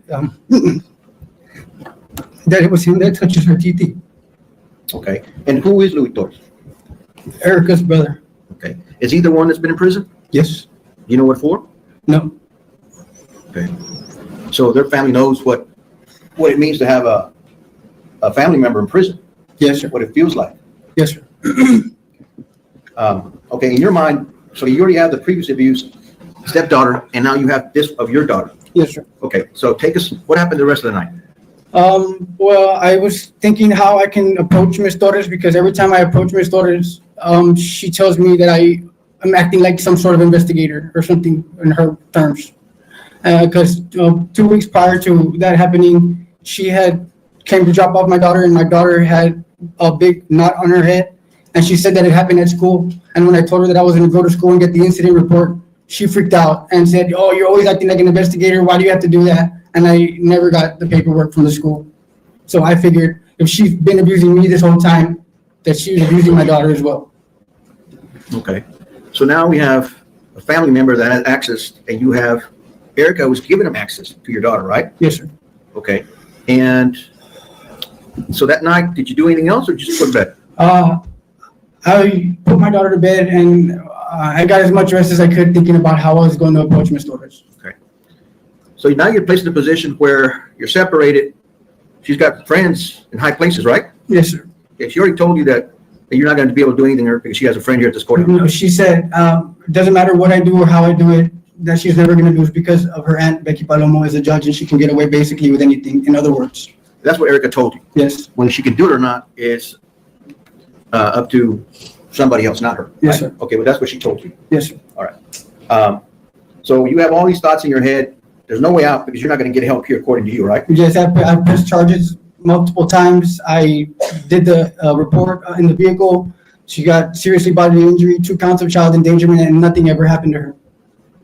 Okay. Anything else? As in what? Okay. So you have all these things are going around in your head, right? All the previous abuse and stuff like that. You're not able to get a whole lot of sleep that night, right? Yes, sir. So what happens in the morning? So the following day, we wake up. I made my daughter pancakes as well for my roommate. I made breakfast. and I was thinking about how I was gonna approach it, so I decided I would call Ms. Torres. And so when I called her and I told her I needed to talk to her, something was going on with my daughter, she says, "Oh, there's always something going around with my daughter. That's why I never give it to you, because you're always investigating her," and hung up the phone. Or she said, "I'm on my way," and she hung up the phone. Did she threaten you by, you're never gonna see your daughter again? Yes, and somewhere in there where she says, "This is why I never let you have the baby," and I figured that she's never gonna let me see the baby again, especially if I tell her that her brother was fondling with my daughter. So at this point, your whole world is crashing in. I mean, you got an abuse on your daughter. You have no way to help her. Yes, sir. She's already threatened to take your daughter away. You're not gonna be able to see her. What was the objection? I didn't hear it. Leading. Okay. So what do you have in your mind going into this? Well, after I told her that and she hung up the phone, I guess she wasn't too far, and I snapped. It's when I completely lost. I figure I lost my temper. I blacked out, and I unloaded my weapon on Miss Torres. Okay. But you have, I mean, you're trying to defend your daughter from being sexually assaulted, right? Yes, sir. Okay. Is that what you're doing? Yes, sir. Okay. I didn't know what was going to happen to her when I let her go with her mother, because her mother's an abusive woman, and what if she would have done something to my daughter? Okay. For telling me that what happens at her home. And this weapon, it wasn't an illegal weapon, right? No, sir. I don't have a prior record. I have a DWI in 2011. That's about it. That's why I was able to own a weapon. Okay. You don't have a felony. You've never been convicted of a felony in this state or any other state. I've only been convicted. Have you been convicted of a felony in this state or any other state? No, sir. I've only been convicted once in 2011 for a DWI. Okay. And how old were you? I was 22, if I'm not mistaken. Okay. And, okay, so you're able to carry a weapon, you're able to have a weapon, is that Yes, correct? All right. And you weren't committing any illegal act when this shooting took place, right? No, sir. And you already told us that you were protecting your daughter from a sexual assault, right? Yes, sir. That's what you thought you were doing. I didn't know what would happen. What else? I mean, Ms. Torres has, after I put charges in 2023, kept me away from her. Even on her birthday, I wasn't able to speak to her that year or see her. Okay. I haven't seen my daughter for her birthday since 2023. 2022 was the last time I saw my daughter for her birthday. Okay. Erica's not the one sexually abusing your daughter, right? No, she's physically abuses my daughter. Right, but she's the one in control of your daughter? Yes, sir. Objection to leading, Judge. Is she the one in control of your daughter? Objection to leading. Yes, sir. And so is she given access to anybody else? Yes, sir. Okay, and is one of those persons Louis? Yes, sir. They used to live together, if I'm not mistaken. Okay. Louis Torres, right? Yes, sir. All right. So in order to protect your daughter, I mean, you have to do something, right? To get from daughter getting to Louis. The last thing I would have ever thought is nobody deserves to be shot. Nobody deserves to be shot. Right. Trust me, I regret it every day. I wish it would never happen. But it happened. Go ahead. But it happened, sir. And I mean, I felt like I was left with no choice. Was that your way of protecting your daughter? Yes. Okay. I mean, you've been through a lot, so you thought this was an unreasonable attempt to defend your daughter? Like, I didn't think it was reasonable to shoot anybody, but that's what happened. Well, that's the only option you had at the time, right? But, yes, sir. Okay. So at that time, it was reasonable. Was that correct? Yes, sir. Okay.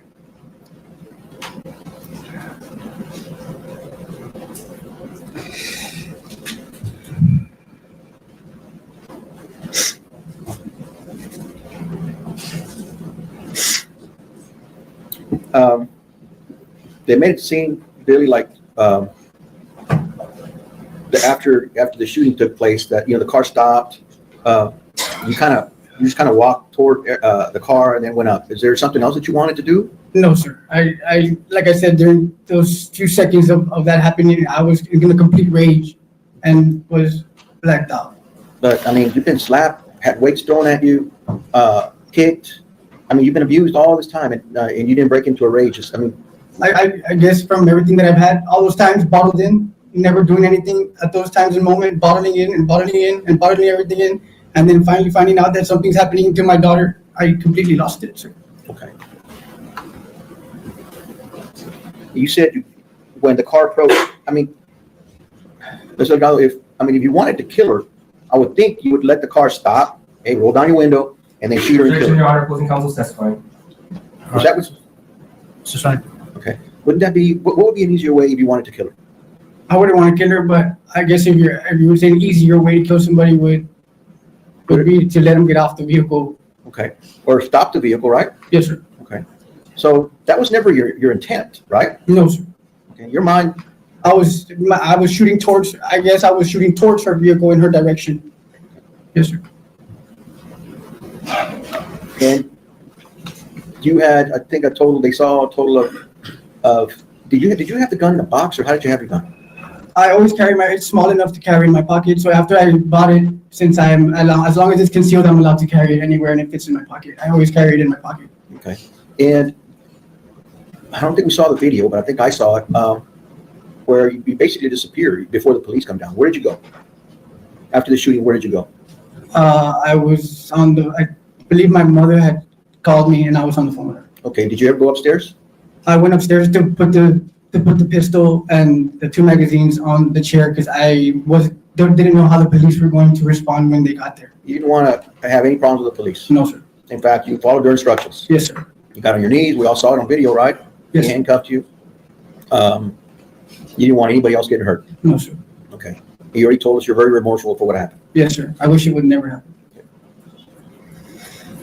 Do you think, Billy, if you wouldn't have heard that your daughter was abused, and if you've never been assaulted so many times before, that this incident would have happened? No, sir.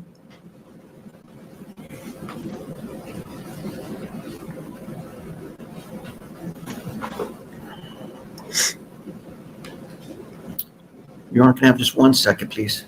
A couple of seconds here.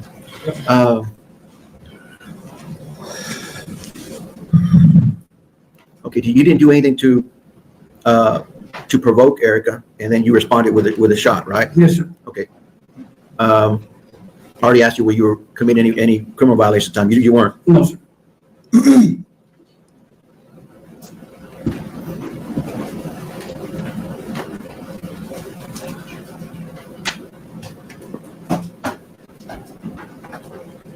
Okay.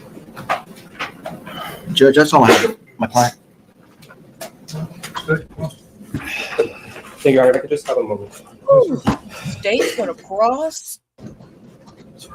I hope it gets, I mean, it can't get any spicier than what it is, because this is outrageously insane.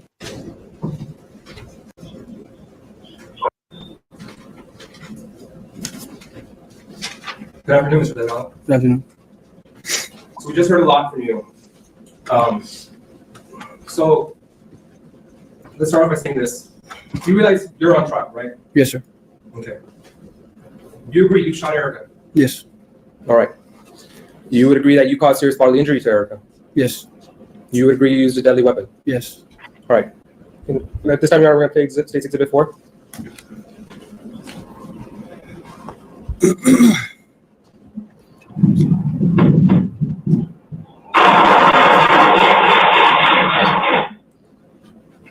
Mr. Delgado, you ambushed Erica that day, right? No, sir. I was no. It's a yes or no question. You ambushed Erica that day. Yes, you Did you let her know that you were going to shoot her when she arrived? Yes or no? I didn't even know I was in the shooter when she arrived. Okay. Yet you didn't warn her, right? So you surprised her by shooting her 10 times that day? No, sir.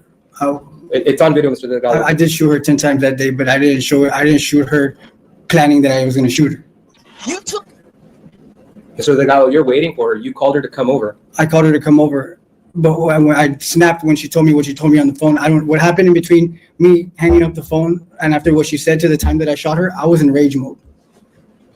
It doesn't. Do you believe this enraged mode is some form of excuse? No, I'm not giving no excuses, sir. So then you were conscious of what you were doing? I wasn't. For those split seconds, I wasn't. So it was an excuse or not? Because you're saying you were enraged. I don't know what you consider an excuse. You intentionally called Erica over. But yes, correct? But that's not what you said. You said, if I considered it an excuse, I don't know what you consider an excuse, sir. Mr. Delgado, let me break it down for you. You called Erica Torres over the date of June 1st, 2024 to your apartment, correct? Yes. You told her, get here now. Correct? No. You told her, come over to the apartment. No. What did you tell her? I told her that I needed to speak to her. I needed to come to the house because I needed to speak with her, and that's when she made those remarks. As in, this is why I never give you the baby. Okay. So yes, I guess you would say I did tell her to come to the house. Thank you. Yes. Now, but not intending to shoot her. Objection, Your Honor, non-responsive. Now, when she's coming over, you met Erica with bullets, correct? Shooting at her? You would agree with that? I don't understand that. I don't understand what you mean When by Erica met her arrived, with bullets. when Erica arrived, you immediately started shooting at her, correct? As according to the video, yes. Okay.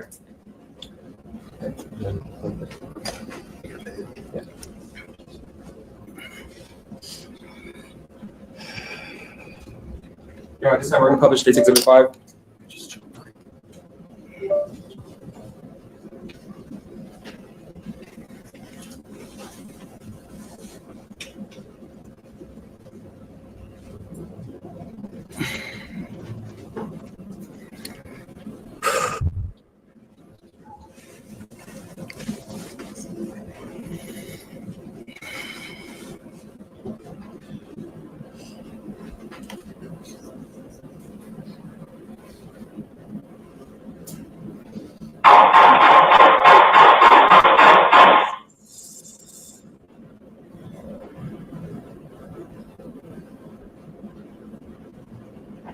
That gives me the chills every time I hear it. I got like goosebumps. So Delgado, you're walking up to Erica's Kia Soul there, correct? In the video, yes. Because you were walking up to her to kill her, correct? No. You were walking up to finish the job? No. I don't know what was going through my head at the time. But it does look like on the video that I was approaching her vehicle. Well, it wasn't to check on her, right? I don't recall. You don't recall? No, like I said, I was blacked out at the time from so much rage. But yes, it does look like I'm approaching her vehicle. So you say you blacked out. When did you come to? I guess I would say as soon as I was walking up the stairs to put my pistol back on the chair. And when did you say that you blacked out? When she told me what she told me on the phone and we hung up. And she hung up. Okay.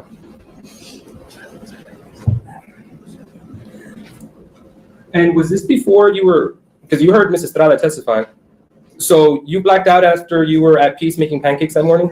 Happily making pancakes? No, my daughter was inside playing with Mrs. Estrada in her room, the sorry game, and that's when I told her I was going to go outside, and I went outside and made a phone call. She doesn't even know about the phone call. I was outside when that phone call was made.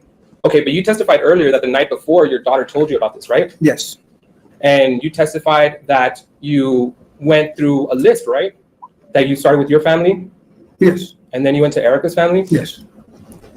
You realized that well, how many people did you rattle off? How many names did you rattle off to your daughter asking her? I don't recall. I just went through everybody. Everybody? On my side, everybody. On her side, about 3 or 4 people. And you said that your daughter at some point just finally cried and said, yes, Dad, this happened. No, not at some point. When I brought up his name, she was coherent and listening to the names that were coming out of my mouth and telling me yes or no. Okay. Mr. Delgado, you saw Investigator Vaquera testify earlier here today, correct? Yes, but I don't recall who Mr. Vaquera looks like. Okay. Well, do you know that children are supposed to be interviewed by a trained specialist? Yes or no? No. I don't know how that process works. Okay. Well, I am going to pause just to take a breather and tell Ivamos, thank you so much. It is so appreciated. And I'm not going to cry. And of all people, Miss Sarah, Bev Pekala, Lady Di 2, Laura, Jane Lister, and look at that, Garden Bot, Wings and Mumbo Sauce. Only Fan got one too. I Rescue Dogs. Well, the thing is, and Sherry's, I know almost every one of those names. I've almost, thank you for your support. It means the world to me. You have no idea. Thank you so much. Thank you so much. children are interviewed because they are highly susceptible to being influenced when someone asks them constant questions. And you were asking your daughter constant questions. You would agree with that, correct? I only asked her one question, sir. You just said you listed off a bunch of names until she finally said That's not asking her questions. I asked her one question and then I started giving her names. I'm going to object to non-responsive, Your Honor. You gave her a bunch of names, correct? And I don't object. It's been asked and answered. I don't know what he's wrong with this. Your Honor, because he's under oath and he's saying that he didn't ask her a bunch of questions, but he's asking her, did so-and-so, did so-and-so, did I'll so-and-so. overrule the objection. Go ahead. You realize each time that you ask her a person's name, that is a question, correct? Oh, I guess if that's what you're saying, yes. I asked her one question and I started stating names. Okay. But yes, if I'm asking her, was it this person, I guess you would consider that a question. And yet you somehow landed on Uncle Louis, right? Yes, after I listed a bunch of people, yes. Okay. Now, after this video was taken, you got arrested, right? Yes, you know this. They told you that. Yes, we're just doing this for the question. Thank you, Mr. Delgado. Now, when you got arrested, you went to LPD, correct? They took me to the police station. To the police station. All right. And prior to that, you had already confessed, yes, I shot her. I did what I did. I'll take my consequences, correct? I do not. I recall telling the police officer that I unloaded my clip. I don't recall telling him that I'm willing to deal with the consequences. Okay. You don't remember telling Officer Amesquita, I'll deal with the consequences? No, sir. You don't remember telling your neighbor while you're in the back of the cop car? I remember yelling out to my neighbor that my daughter was violated, yes. Okay. I don't recall ever saying that I'm willing to deal with the consequences. No, I'm going to ask you, you said you were taken to LPD? Yes. All right, you remember going to LPD? I remember getting there, yes. Okay, you weren't in the supposed blacked out stage still? No, sir. Okay, so It's supposed. then you remember your interaction with Mark Villa? I do. Okay. You remember telling him how Eric has a rap sheet and you don't have a rap sheet, so you don't deserve this? Do you remember that? I don't think I ever said I don't deserve this, but I do recall what me saying that I don't have a rap sheet and she has a rap sheet, yes. Okay. You remember bragging about Blasa Bloom? I wasn't bragging about it. I was just stating. What were you stating? Her name. That she's my relative. Okay. No, you didn't just say that she was your relative. You said, go look at the pictures, right? What pictures? You told, when the officer said, who's Blasa Bloom? You said, go outside. She's my grandma, first police captain of Laredo. I never said, I don't recall saying go look at the pictures. It's an evidence. But if it is in there, I guess, yes, I said a lot of things that day. In fact, you tried to use that as leverage, correct, with Erica? No, sir. You would always tell her, I know LPD? Never. You never told her that? Never. So you wouldn't use the fact that your grandmother was an LPD and that you knew the police? Never. My grandma has not been a part of my life for a really long time, sir.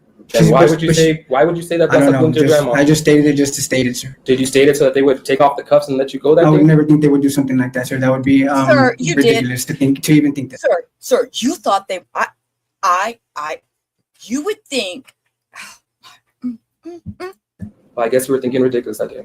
I don't see how, but if you say so.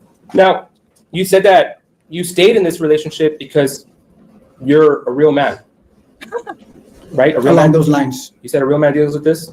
I said a real man deals with what he has to deal with, and yes. So a real man shoots his wife while she doesn't suspect it? Is that what a real man does? Because that's what you did there. No, sir. So you're not a real man? I would say I degraded myself that day. You'd say. You said you weren't raised to hit women, right? Never. Were you raised to shoot women? Neither. But you did. You said you love your daughter? I adore her with everything. I'll do anything for her to protect her. Did you think that when you went upstairs that day that Emmy was going to be proud of you for killing her mommy? I don't know what you mean by that. I'm asking you. Did you if you love your daughter, did you think that you were going to go back upstairs to your apartment that day and that Emmy was going to be proud of you for killing her mommy?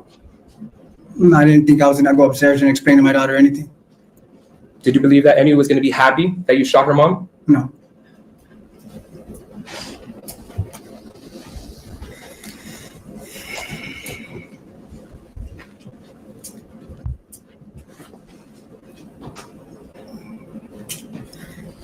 Mr. Delgado, you expressed that you're remorseful for what you did. Is that correct? Yes.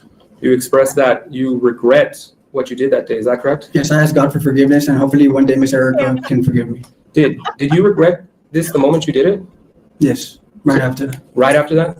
I would say it was thought. It was in my head that I should have done that. So you regretted it from the moment you shot her? Even though you were smirking there at LPD, laughing about it, acting like if you just threw out the trash? No, that was how I felt towards the cop because he was getting smart with me, so I got smart with him. Mr. Delgado, you've been in Webb County multiple times, correct? Webb County Jail? Not multiple. This is my first time. 2 times, correct? For this incident, yes. Okay, you were arrested initially after this incident? The day of, yes. Yes, and then you turned yourself in, correct? The second time? The second time I turned, I bonded out with no restrictions, and then. Object to this line of questioning. I'm going to establish the foundation right now, Your Honor. Yes. Oh, Right. yes, tell us, please. Tell us. Establish it and let's talk You about use the it. jail phone calls? You use the phones in the jail, correct? I did. Excuse me? I did. You did? All right. I'm going to tender what's marked as State Exhibit 52. First, let me show it to you. While you're at the jail, when you use these automated systems, they say that they record, right? Yes. They say that this call is subject to recording. Yes. Uh-oh. It is an automated machine. Yes, sir. And by pressing and taking part in the conversation, you consent to that, correct? Yes, sir. Okay. And you use the jail phones, correct? Yes, You did involuntarily? Yes, sir. Okay. Uh-oh. I didn't see this coming, guys. I'm going to move to admit this. Yes, William. I can't tell which phone call it is by just a USB. It serves purpose, Your Honor, due to his regret and remorsefulness. Me Yeah, too. and we tendered this already. What is the objection? Which number is it? It's going to be State Exhibit 52. Do I have 52? Is it labeled 52? Can I hear it before they play it, Judge? Well, can you identify what you tendered to him? Is it numbered in some way, shape, or form? It's in some form of USB, Judge. We tendered him all the jail calls of the defendant. Yeah, but what label is that? What number is it? If I could- This defense attorney has no clue what's going on.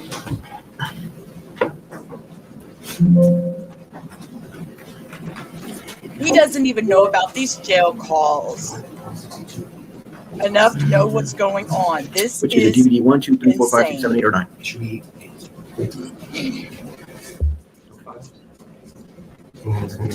So he must have did something on these jail calls that we're fixing to find out.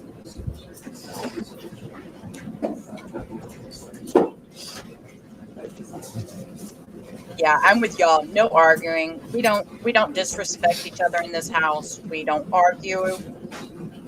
I might wake up on the wrong side of the bed, but you know, that's just me being moody.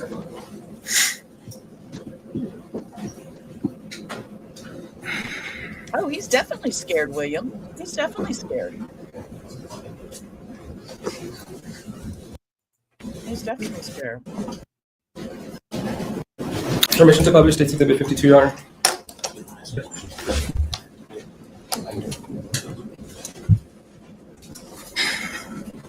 Thank you. Please remain on the line. Hold for a second.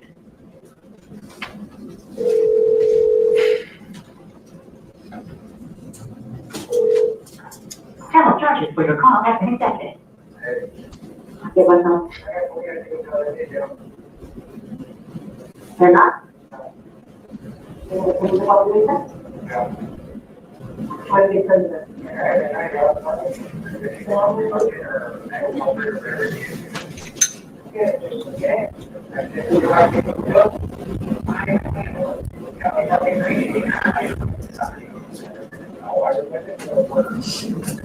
I cannot make out what he's saying. Your Honor, I'm going to object. You can't hear what was being said. It gets higher, Your Honor. Do they have a transcription of it? Your Honor, I could ask him if he's able to identify the voice in the call. Well, but not only that, Judge, the objection is that you're going to hear.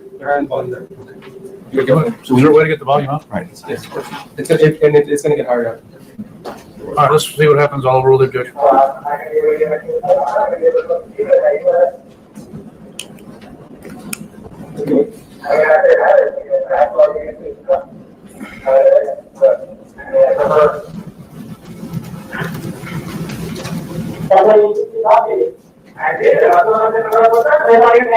mean, okay. Don't take medication? Okay.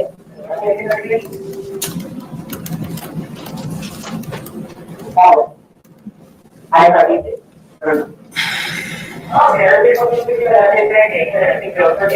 Necesitas ayudarte a ti mismo. ¿Entiendes? No, mi necesitas ayudarte a ti mismo. No te modifiques, Erika, y Erika te ayuda. Notifícate de ti, que tú They're talking in Spanish.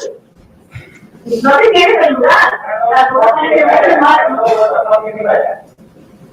Who are you talking to in this phone call? It sounds like my mother.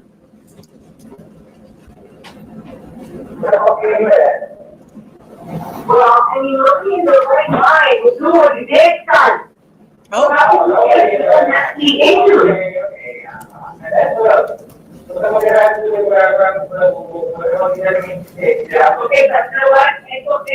And so you can speak to me and realize, I know you're not saying that for silly. I know, son.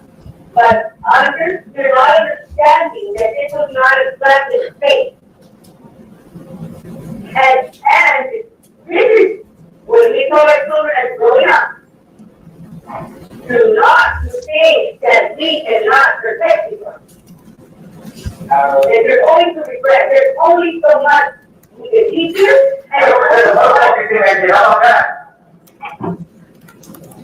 What? Mr. Delgado, you said you regret what you did that day immediately? I said that today. No, I asked you earlier. I said, did you regret it immediately after you did it? And you said, yes, I did. Correct? Yes, I thought I did, yes. Okay, this phone call is dated from June 6th, after the date took place on June 1st. And say again, please. I heard it. That day I did say I did not regret it. I was upset. And we cannot protect you from.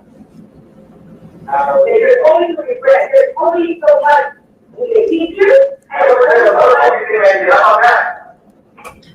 I believe you said you don't regret a motherfucking thing you did. How about that, correct? Yes, sir, I did say that day. I was still upset. Objection to non-responsive. Now, Your Honor, he's gotta let him answer the question. I'm gonna object to the interruption. No, it was a yes or no question.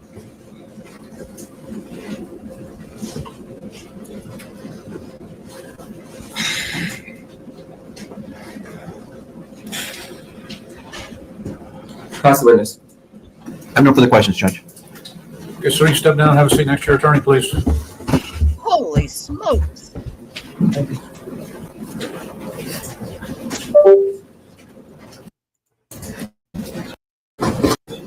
I think somebody will get him.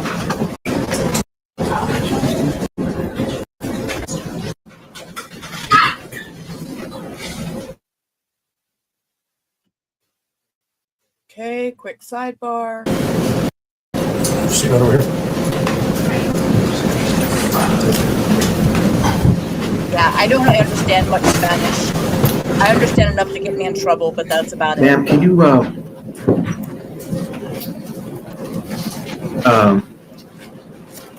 can you please give us your name? Vanessa Flores. Ms. Vanessa Flores, how are you related to Bill? He's my nephew. Okay, and that would make him your brother's or sister's son? He's my sister's son. And the name of your sister? Maria Delgado. Okay. You're from from Laredo?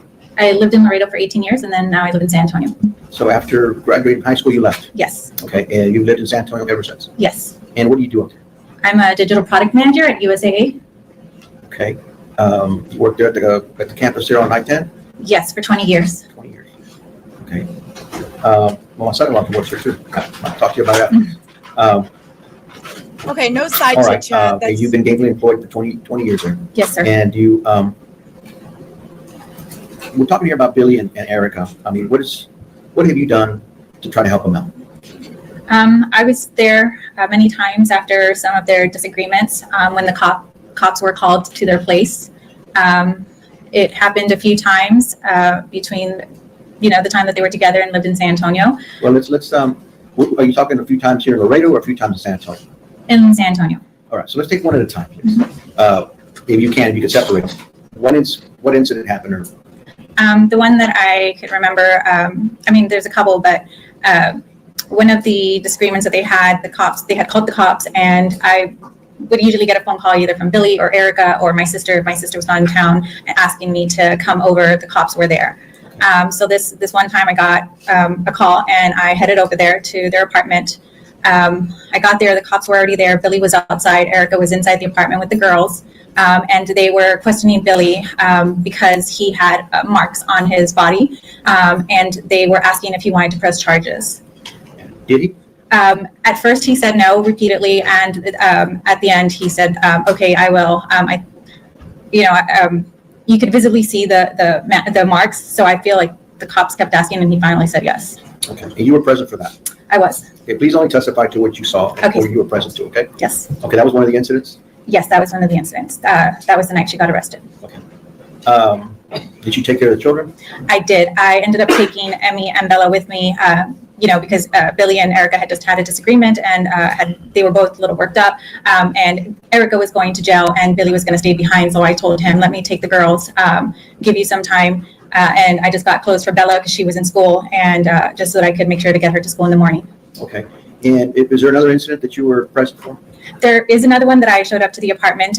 This one, nobody got arrested. I ended up taking Billy home with me that night to give them some time. The cop thought it would be best to give them time because they had just had a disagreement as well. And the police were there at that time? Police were there. And that's in San Antonio. Anything in Laredo that you were present for? No. How do you describe the relationship? Toxic, unhealthy. Did you ever advise Billy what to do? I did. What was that? I felt like, and really it was only when they had their disagreements, I told him that I thought it was best that they go their separate ways because they were not a good match. I felt like she brought out the worst in him, or I just saw another side of Billy that I hadn't seen before. Okay. So, for the sake of the girls. Right. You know what he's accused of, right? Yes. Okay. Is Billy that type of person to shoot up people? No. Does he love his daughter? I'm sorry? Does he love his daughter, Amy? Oh, Or absolutely. both of them, actually? Absolutely. And his son? Yes. And those are the only two incidents that come to your mind in San Antonio, right? Correct. Judge, that's all I have with this witness.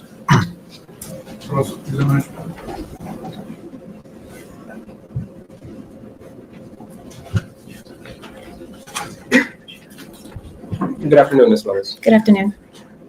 Ms. Flores, you weren't there that day that Erica got shot, correct? I was not, sir. I was in San Antonio. Okay. Have you seen the video Which video? of Billy shooting Erica? No, I have not. You know that Billy shot her 10 times? No, I did not. Do you know that he called her over and ambushed her and just shot her as soon as she arrived? I mean, I've read the newspaper. I've seen the news. And you said that they were not right for each other, correct? Correct. Well, that's my opinion. And that's fine. You just testified to it, right? Would you agree with me that no person, no woman deserves to be shot 10 times, regardless of any situation? No person. That's the witness, Your Honor. I have no further questions, Judge. Okay, not subject to recall, ma'am. You're excused. You can stay in the courtroom or you can leave. Thank you. Thank you. Judge, I'm going to call Connie Delgado. Not yet, Mom. In a minute. Give me about 5 minutes.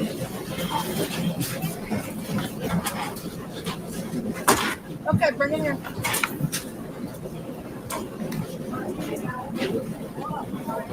No, you need exercise. You ate your sandwich, it's okay. You need exercise, Mom. Come on now.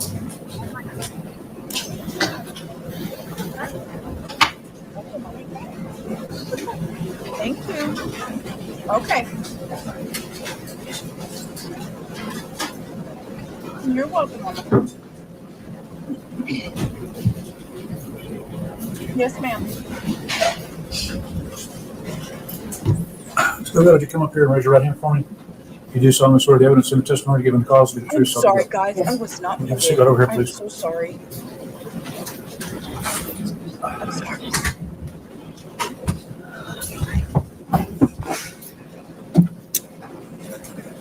Mr. Delgado, can you please give us your full name? María Concepción Delgado.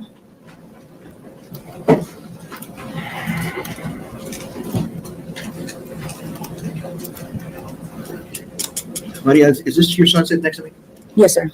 And how many children do you have? 3 boys. 3 boys. Have you ever had an incident like this happen in your family? No, sir.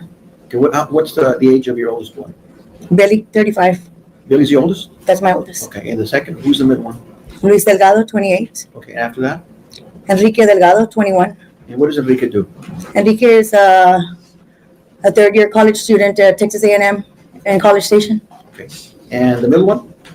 That's the little one. The middle one. The middle one is a graduate from, I'm sorry. He's a graduate from Trinity University of that in San Antonio? in San Antonio. Okay. So you have potentially you have one college graduate, one's about to graduate, right? Yes, sir. And Billy's the oldest. And Billy's the oldest. Why didn't Billy go to college like the rest of them? Why didn't he go to college like the rest? I didn't go to college and I'm a very successful woman.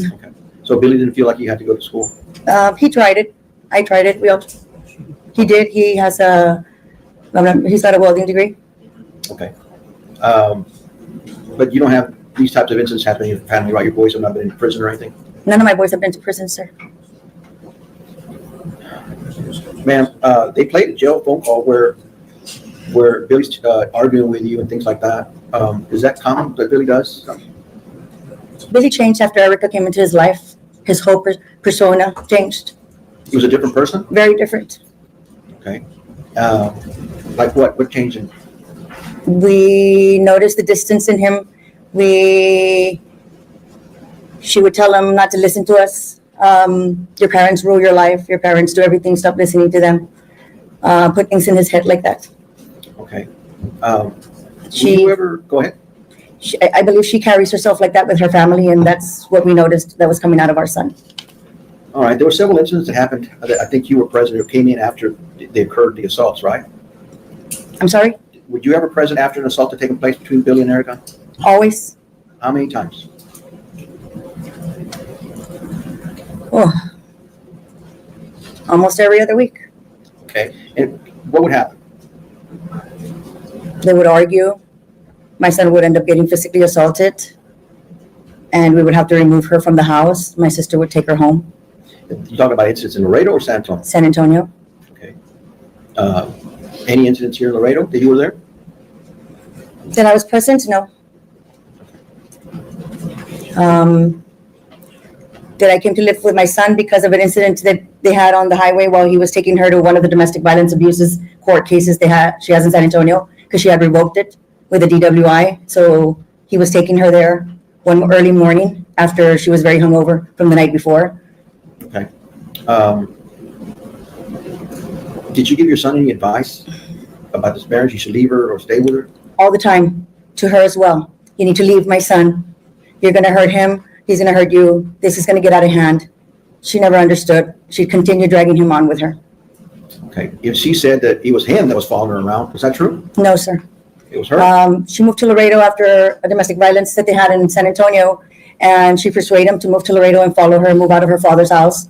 I got my son a townhome, a lease with her on the lease agreement. They lived there. She moved in with him. She wanted him in Laredo. Okay, and after the lease agreement ended, or they We kicked her out because she physically abused my son again in Laredo, and that was about all I could handle. So she's had more than one arrest or more than one incident in Laredo? Of her own, yes. She's got a domestic violence abuse that we put charges against her and sat on the DA's desk for over a year and nothing ever happened.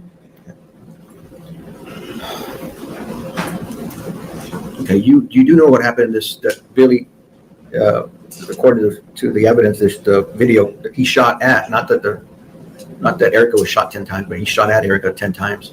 Is that something that you ever thought your son would do? No. That's not within his character? No.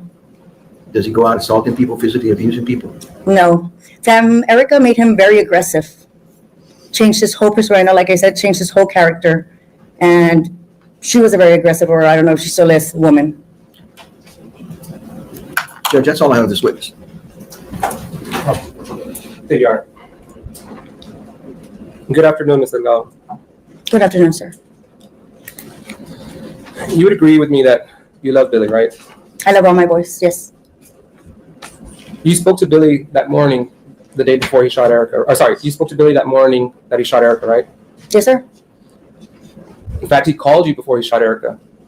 No, right? sir, not before. During, I believe. He called you during? I believe I was on the phone when it happened. And you begged him, right, not to do anything? No, I didn't know what he was going to do. I never begged my son not to do anything. You told him don't do anything, right? No, I did not. I said, son, what are you talking about? And he said, Mom, my daughter opened up to me and said that Louis sexually abused me. And she finally opened up, Mom. And I said, and what do you mean by opened up? Mom, Louis did something to her. We need to take it to court. We need to figure out what we're going to do. He stayed quiet, didn't say another word. And then I heard what I heard, which were gunshots on the other side. So you never told him son, there's no possible way. I know Emmy. I have her 10 days out of the month. She would have told me something. This is not possible, son. Are you testifying here today? I told him Emmy would have told me. Emmy would have told me if something happened to her. I've asked her before because Emmy comes to my house every time her mom gives her to me with a dirty underwear, with mucus on her underwear. And I'm curious as to what that mucus is on her underwear. Why her underwear is green and yellow every time she brings it to me. And I cannot get a word out of Billy. How did you get it out of her? She was in the tub, Mom, playing with the dolls. I caught her and I left it alone. And at night when I lay down with her, she confessed to me and told me what Louis had done. Would it surprise you if everything you just testified to is not what you told the police that day? I wrote a statement. I don't recall what I wrote on the statement, but imagine what kind of stress I was in. Yes, in your recorded interview, you never mentioned the tub. I might have not mentioned every detail, sir. In your recorded interview, you're actually telling the officers that you were telling Billy that there's no way this could be true, correct? Yes, there's no way this could be true. What do you mean? Why didn't Emmy open up to me? In your recorded, I raised Emmy. I'm gonna object. Yes. Let's move on. In your recorded interview, you told Billy, don't do anything. There's no way this could be true, correct? Yeah, don't do anything could mean anything. You tried to stop him from doing anything, correct? And I had no idea what he was going to do, but whatever my son was going to do, I said, Mijito, just stop. Whatever it is that I wrote down in my statement that I don't recall. In fact, he told you, oh yeah, watch this. And then you told the officers you heard pom, pom, pom, you heard the bangs. No, he said, yeah, just watch, Mom. And then I heard nothing, and I heard absolutely nothing. I thought he was grabbing Emmy so I could speak to her, so she could tell me what happened. And then that's when I heard gunshots. So you were carrying a conversation with Billy before you heard him shoot Erica, correct? Yes, with no idea that that's what was going to happen.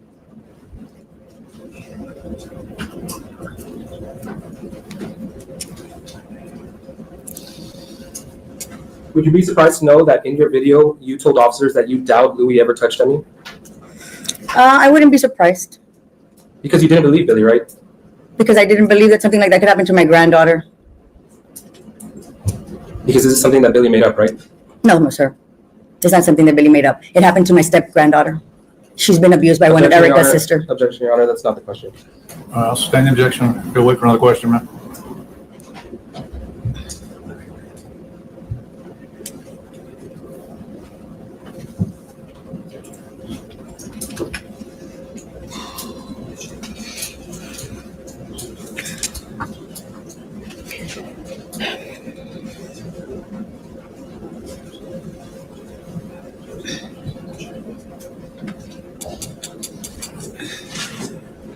We'll pass the witness, Your Honor.